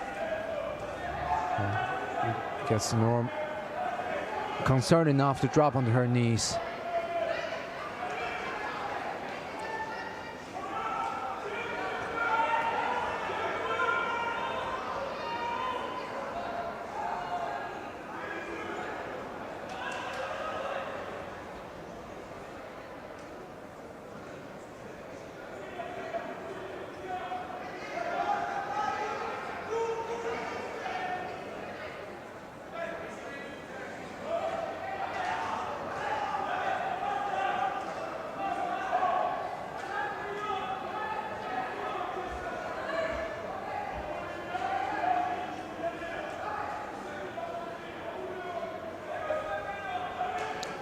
Now you can see Bandito is very skilled at the Ashibarai as a feint, making her opponent feel a little bit of off balance and startled each time she foot sweeps, which is like the goal of this type of light Ashiwaza, which is to create disturbance, off balance, and set up for technique that follows it. Oh, also to Makikomi, no score, over rotation on Norm's part.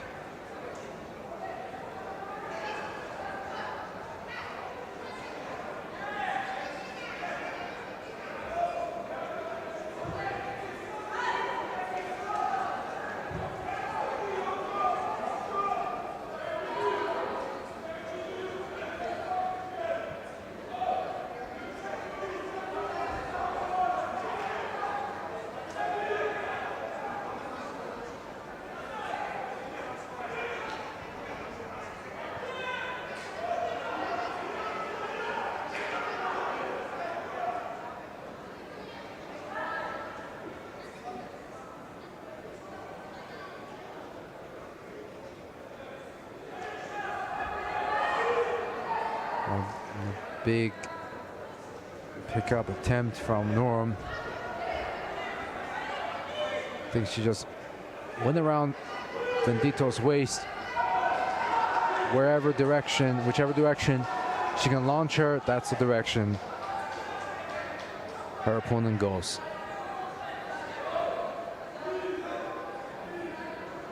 Sometimes it's more about the audacity to enter for a technique than the precision of execution.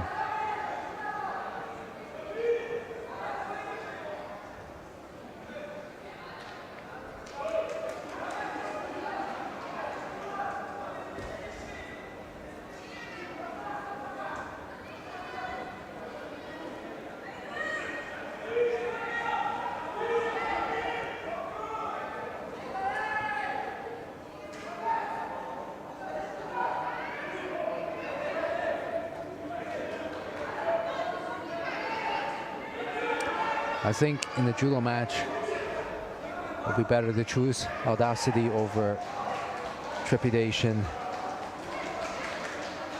It's always better trying to be a little bit bold and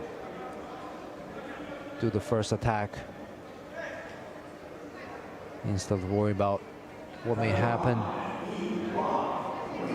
and then just play overly cautious.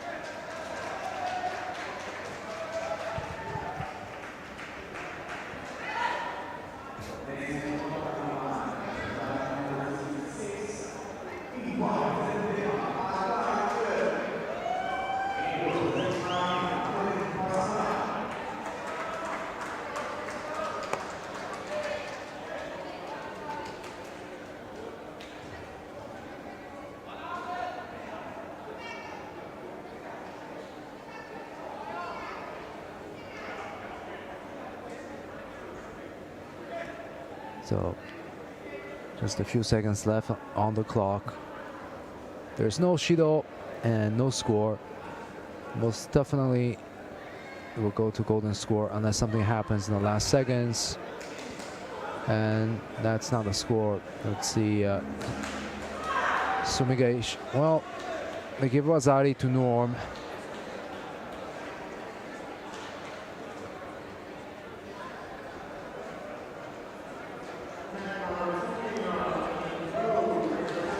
Well, let's see the replay again. I think Norm was going for Ouchigari. Yep, and landing the Italian on her side and then onto her back.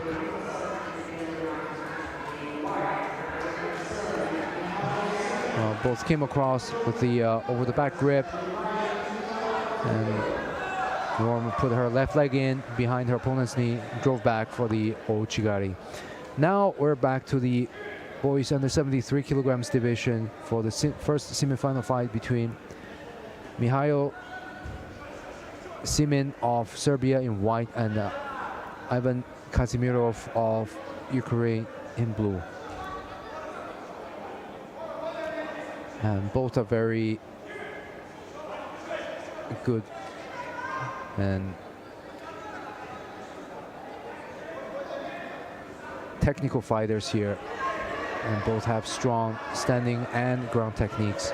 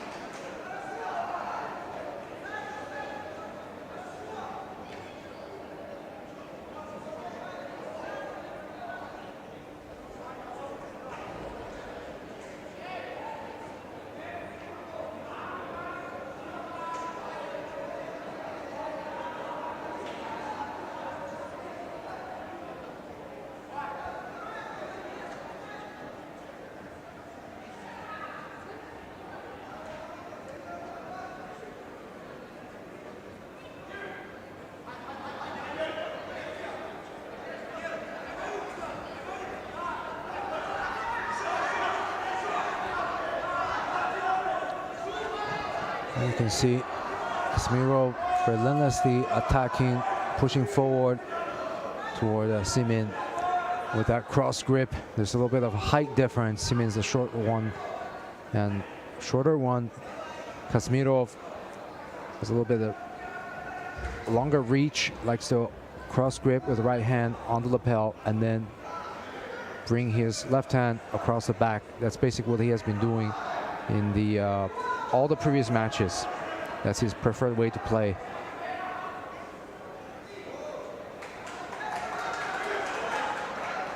And Simin here, the top ranked player in this division, coming in as the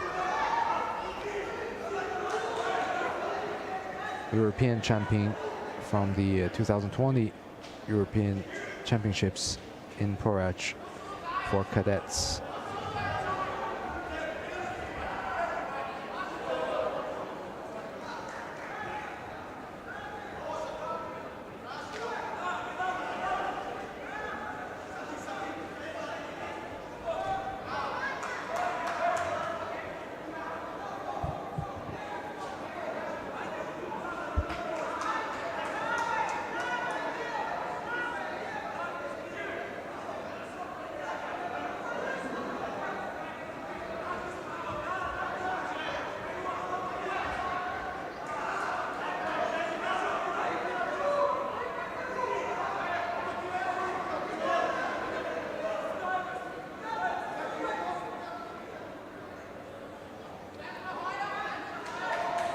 Simin takes the second penalty for breaking the his own lapel grip and comes in off the grip for Ippon Seonagi.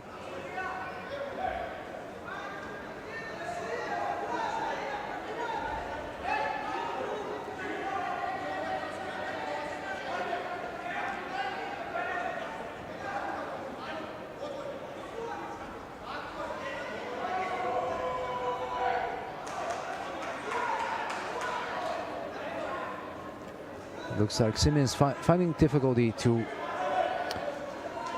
insert himself for a technique.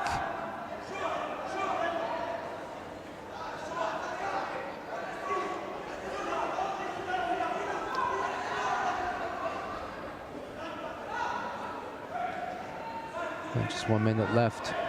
Simmons, if he wants to have a opportunity for a gold medal, he's got to get through the semifinal. So I need to make a correction. Simmons won a silver medal, not a gold medal, at the 2022 European Championships for cadets in Porec, Croatia. So still very good result for this young athlete.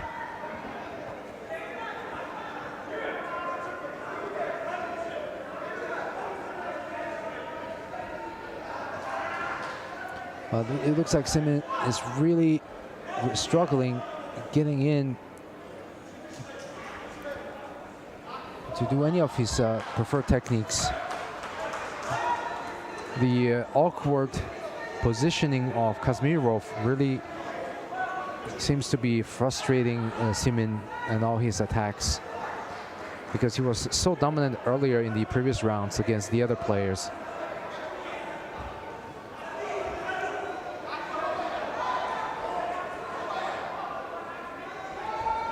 And Ippon Seonagi changed direction to Ouchigari with the Seonagi grip.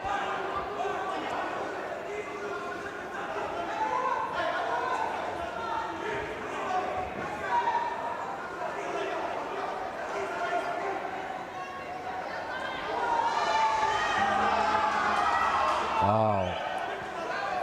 Last action right on the clock as it turns 0-0. No score. Simmons and Kazmirov are coming into this golden score period with 2 shidos against 1. Anything can happen.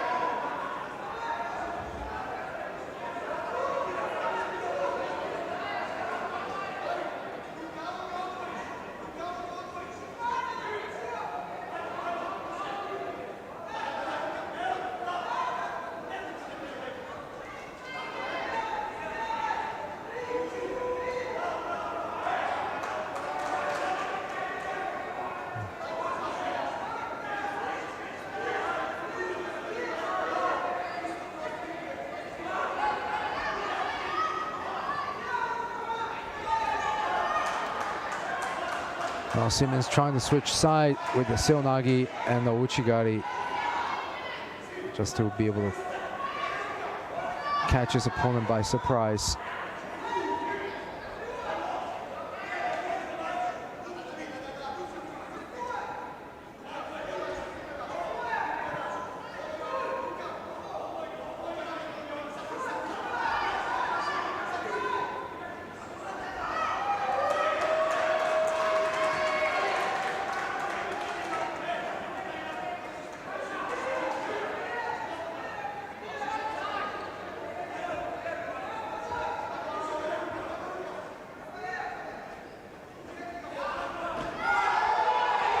Oh, that's got to be a score. Wazari. Seotoshi from Simmons with the Morote Seonagi grip. Waited for the right time with pressure on him from the 2 penalties in golden score. And he dropped under Kazmirov and finally scoring Wazari to finish the match decisively. It was definitely a clear landing on the side.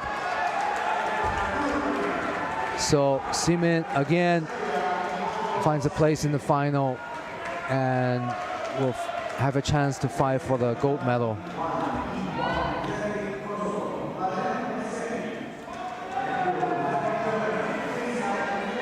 So coming up next, the semifinal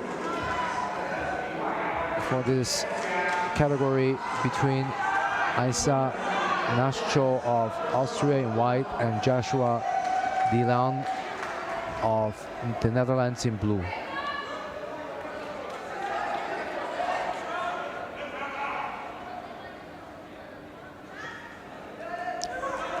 Dilan, #1 ranked cadet on the world ranking list, and he shows that he's definitely deserving of this ranking, winning all the previous matches by Ippon, and most of which are rather quickly, straight away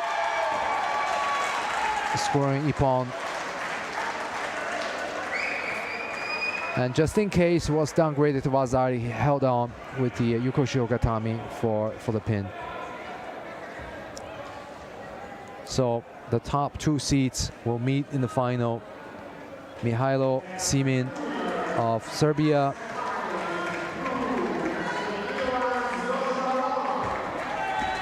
and Joshua Dilan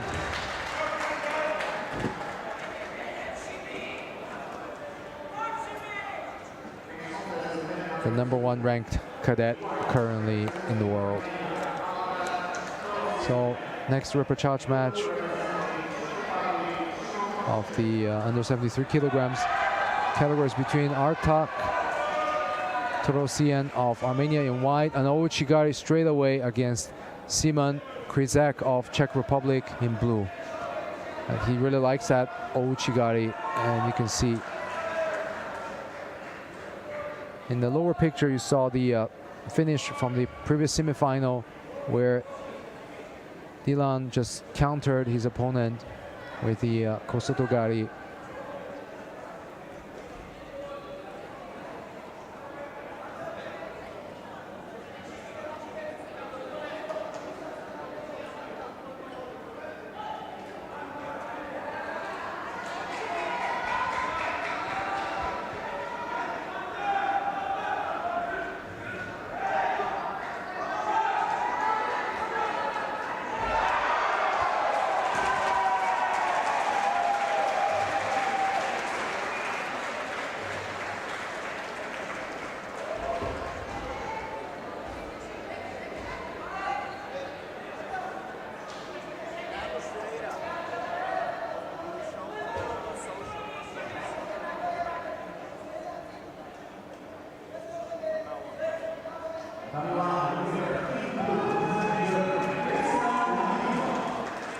And you can see that Krizak was trying for Tani Otoshi and misses, almost gets countered.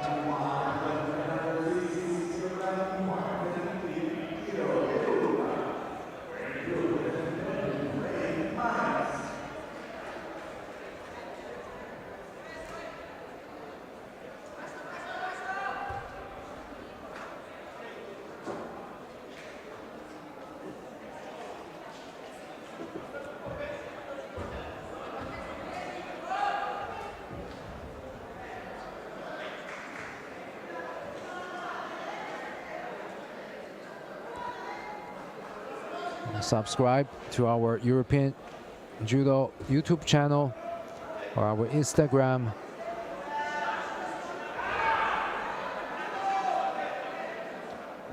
We're also on Facebook, so follow European Judo to stay up to date with all the latest postings.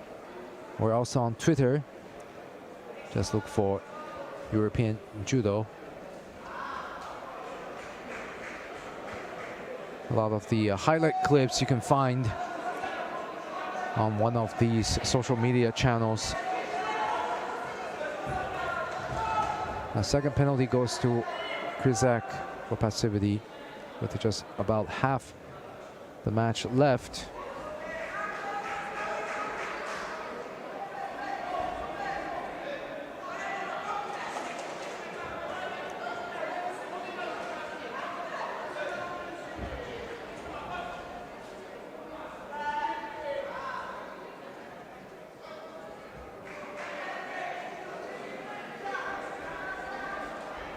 Oh, so Toshi, nice lift from Torosian.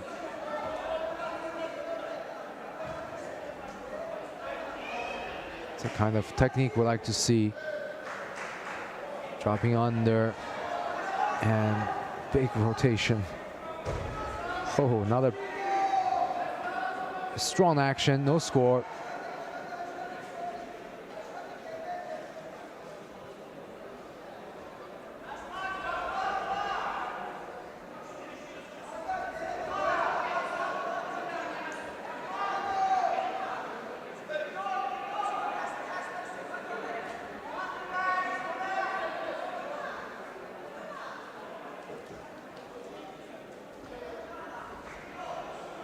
Ochigari, and no score for the reversal because Krizek was already down on the ground.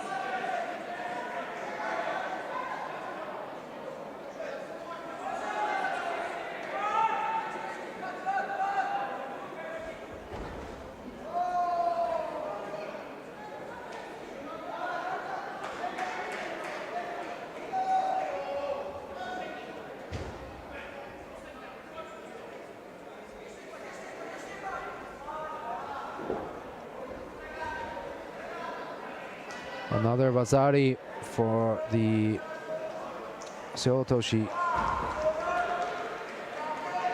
Abesete Ippon Torresien gets a place to fight for the bronze medal against Nashcho of Austria. So actually, Soditsuri Komigoshi from the knees. Moving laterally, catching his opponent, falling on the side.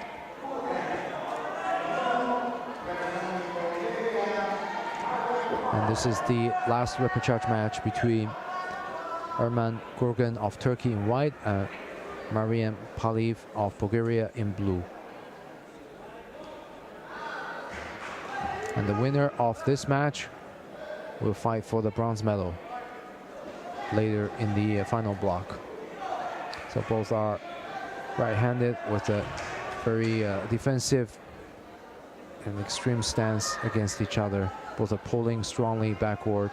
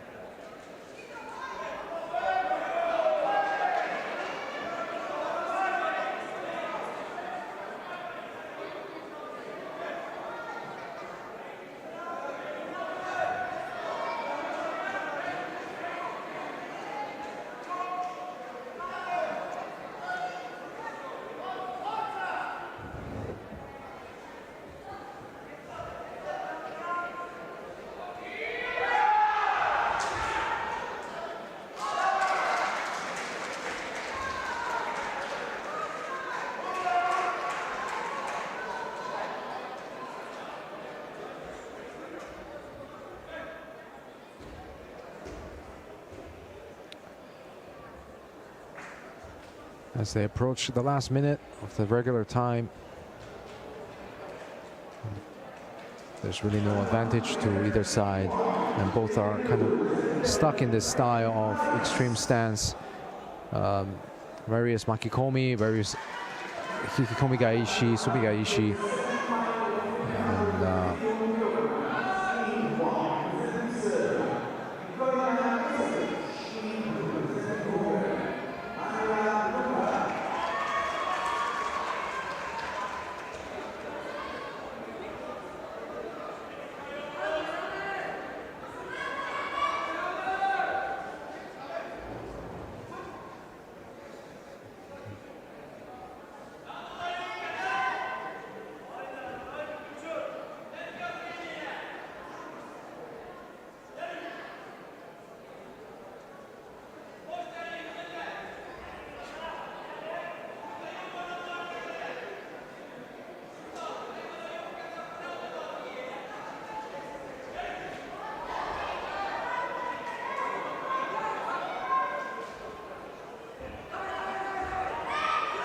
oh, that was a nice turnover from Paliv. I think he did it in one of the earlier matches against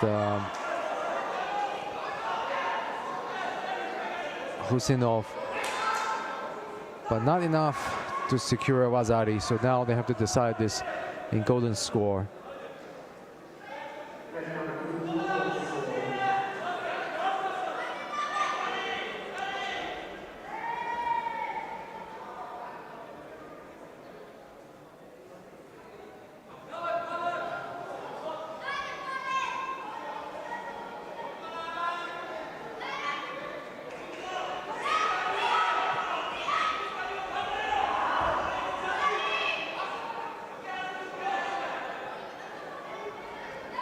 Again, working on that turnover, locking up the upper body.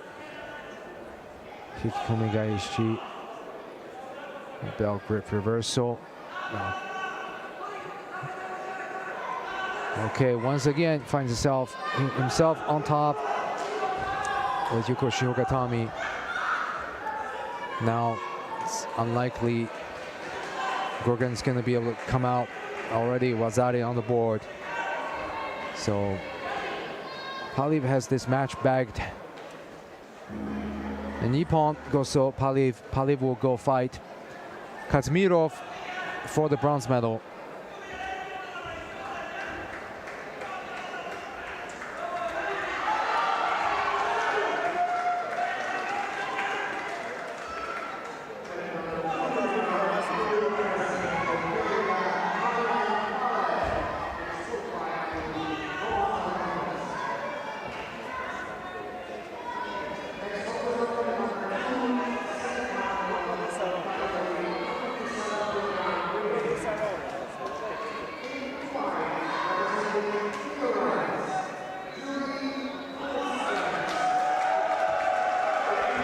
So now we're moving back to the girls under 57 kilograms category. And this is the first semifinal match between Julie Berskens of Netherlands in white and Niam Southgate of Great Britain in blue.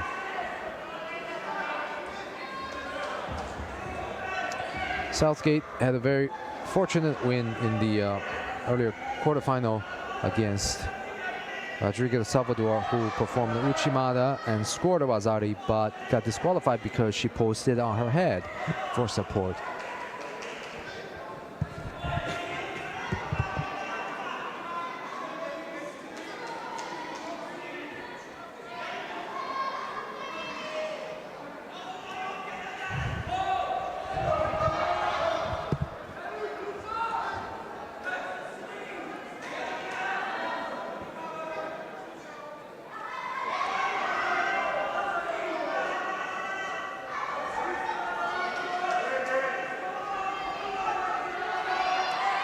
Typical Kenkayutsu, left against right. Now Southgate recovered on her back.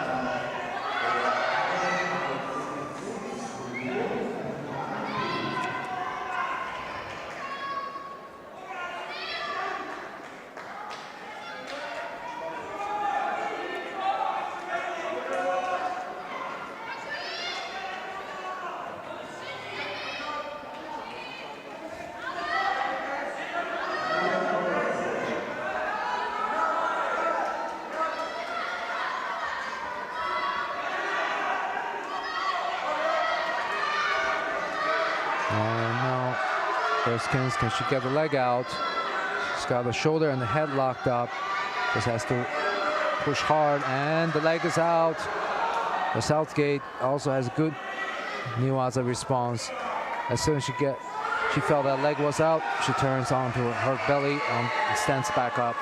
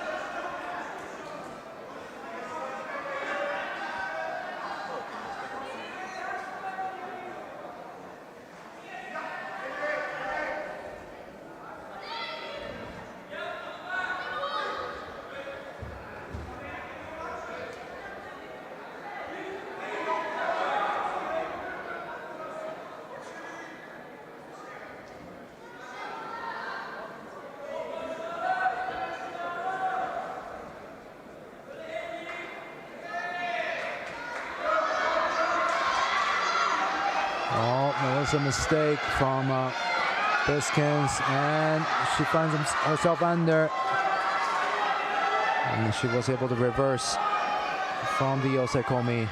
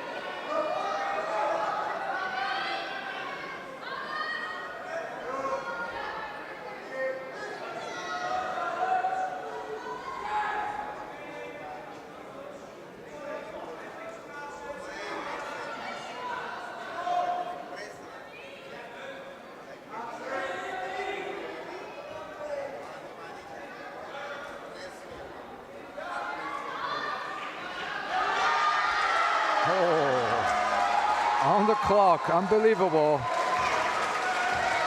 Biskins drops down for Yuko Otoshi and barely lands her opponent on the side. We can't really see that angle, but we would definitely like to see the replay. And the referee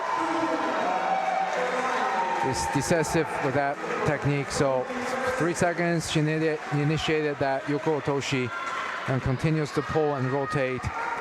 First Kouchi, and then she bends downward, kind of drops the leg, blocking her opponent's leg, and most definitely landing Southgate on the shoulder. Wow, what a finish. That was not expected. And good job to Biskins.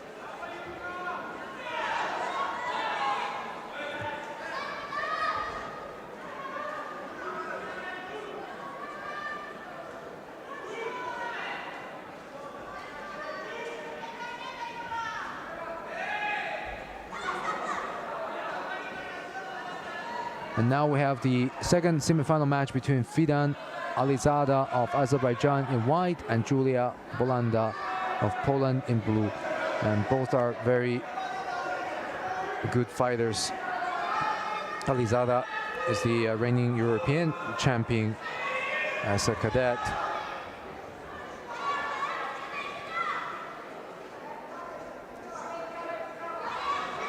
And Bulanda is also a big thrower. She basically won all the other matches by Ippon earlier. Well, and Alizada is working on the arm. Jujigatame, can she get it? Oh, definitely. That's a classic position for Jujigatame. And that's why she shows she's the #1, winning all matches by Ippon.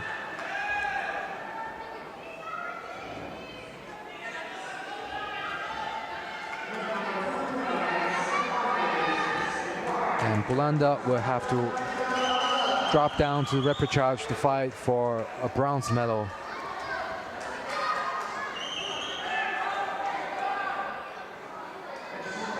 We just have 2 more matches left on this mat, I believe.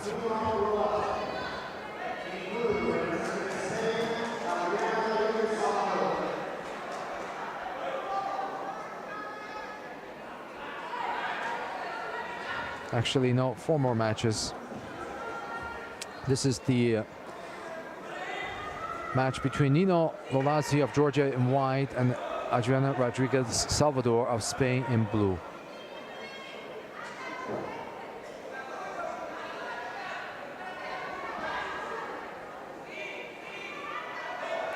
Extreme left against left stance, Uchimata. And this time, Salvador gets an ippon without posting on her head for the Uchimata. It's really a pity for her because when she was fighting earlier in the quarterfinal against Southgate from Great Britain, she did a nice Uchimata and scoring Wazari, but she posted on her head. I think that was unintentionally, but that's unacceptable according to the rules to use your head for a throw, especially diving either straight or sideways, doesn't really matter. It's considered dangerous for the spine. So next repechage is between Emma Melis of France in white and Anna Liesa Nurm of Estonia in blue.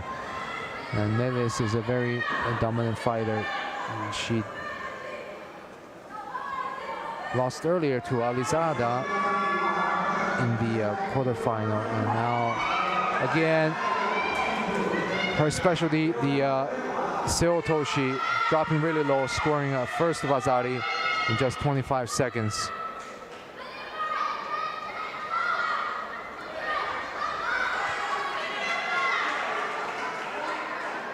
I think the key is that, unlike a lot of other players of her age, when she does the Seotoshi, she really pulls her opponent down and compresses herself to be as flat as possible so she can go really low, and then this way she has a chance to spring back up or rotate to the side.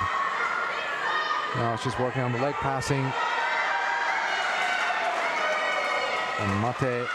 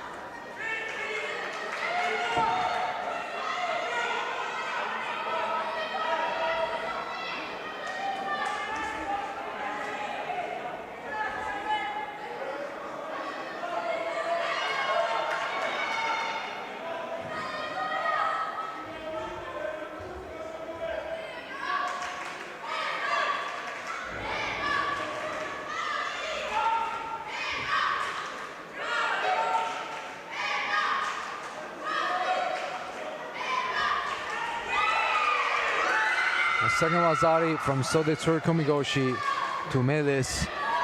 Well, she's good with these drop techniques. And pushing her opponent near the edge, getting a reaction with Nurum trying to reach her left arm forward as she was pushing down the sleeve, and then drops under for the Sodetsuru Komigoshi.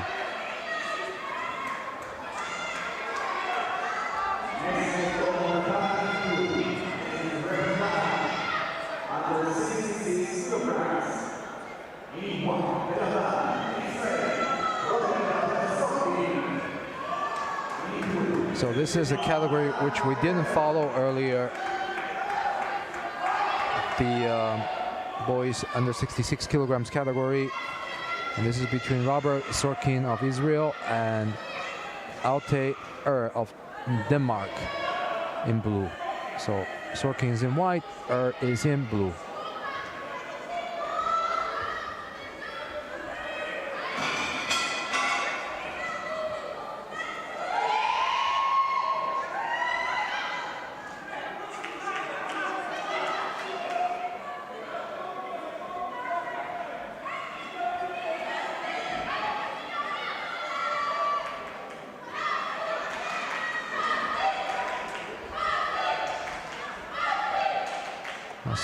Sumigaishi attempt from Sorkin, and defended well. Now he finds himself in the Sankaku Jimmy on top, where Sorkin is on his back trying to finish Sankaku Jimmy, grabbing the leg, trying to go for a turnover, and now Sorkin is on top with the Sankaku Jimmy, and once again manages really well to get back on his knees from the bottom position, which is quite impressive.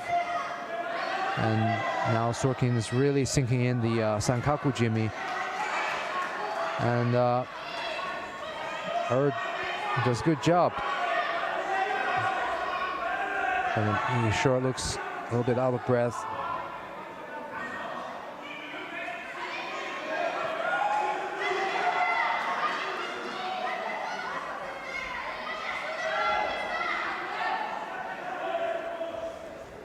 Although is wearing a blue belt, he's surely capable of handling the more experienced and higher ranked players of his age.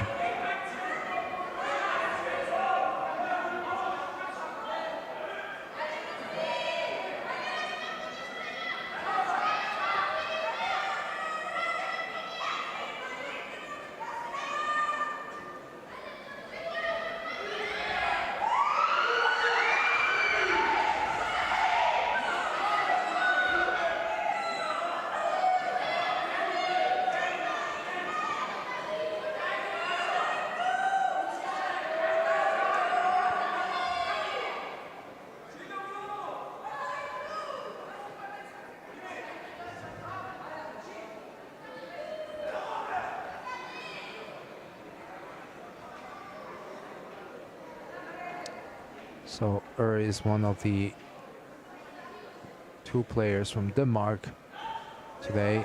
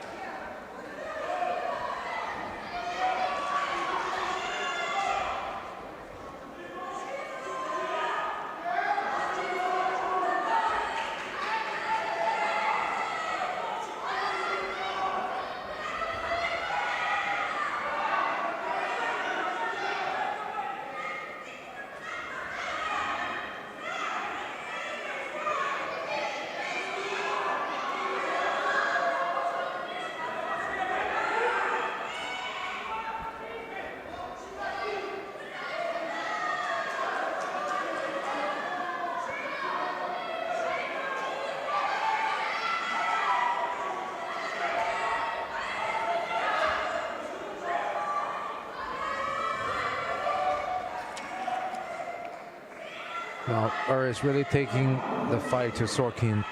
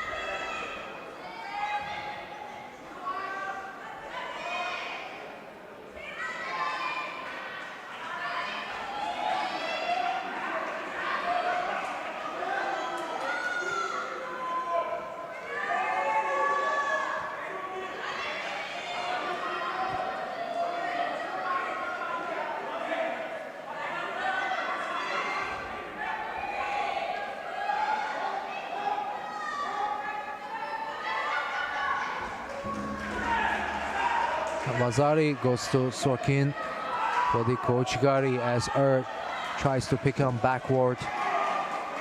And put up a really good fight throughout the tournament. And I'm sure we'll be seeing more of him representing Denmark at this age group and beyond. You can see in the replay, tried to pick him up, and Sorkin just came across with a foot for the Kouchigari.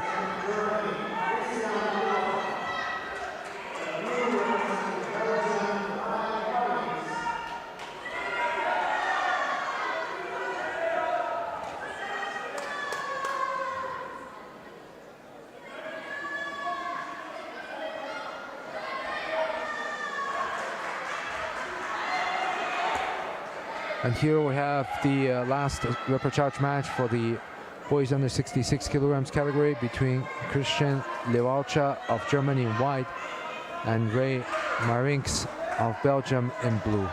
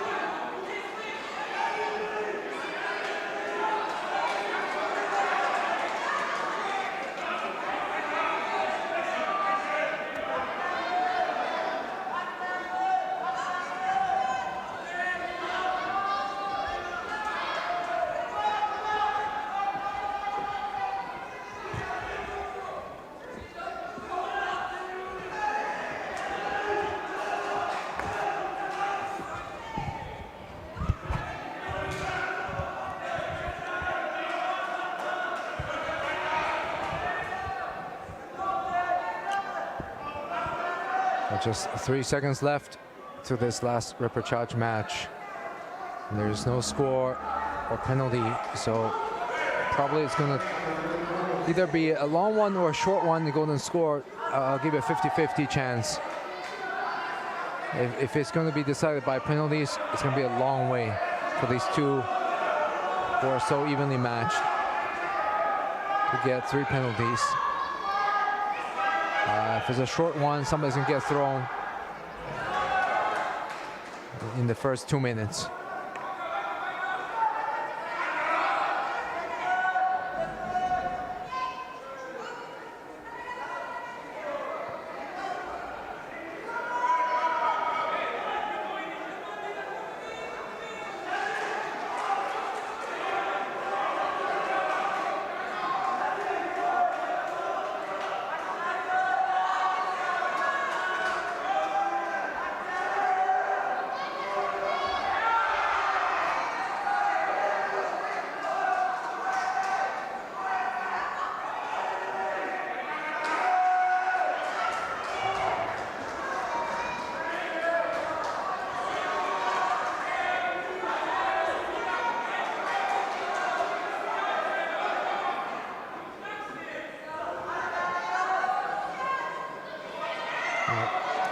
Left against right grip.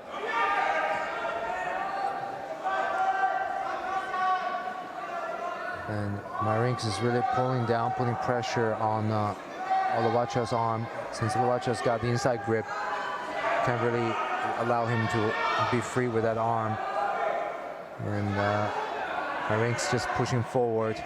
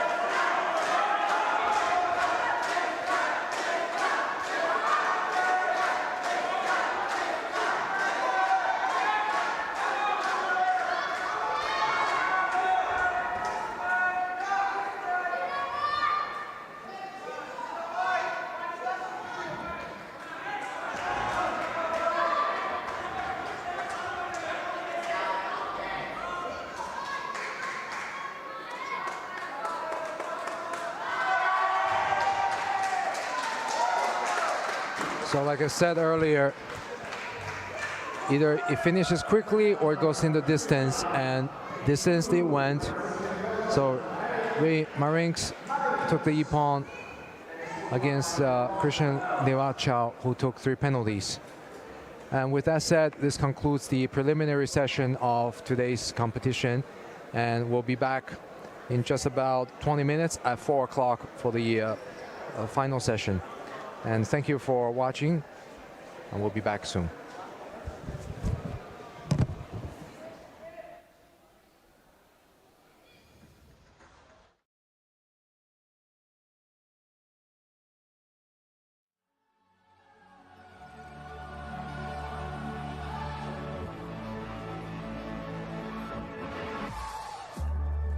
Invincible skin, it's how we all begin.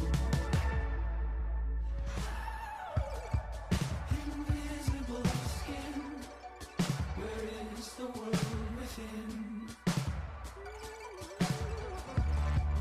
Invincible skin, it's how we all begin. Days we were young, we took photographs of everything we could see. We knew we were impervious, no matter how we'd bleed. We never fought for breath, peace and prophetess. We were nothing we were before. Awake, awake, this is a dream state.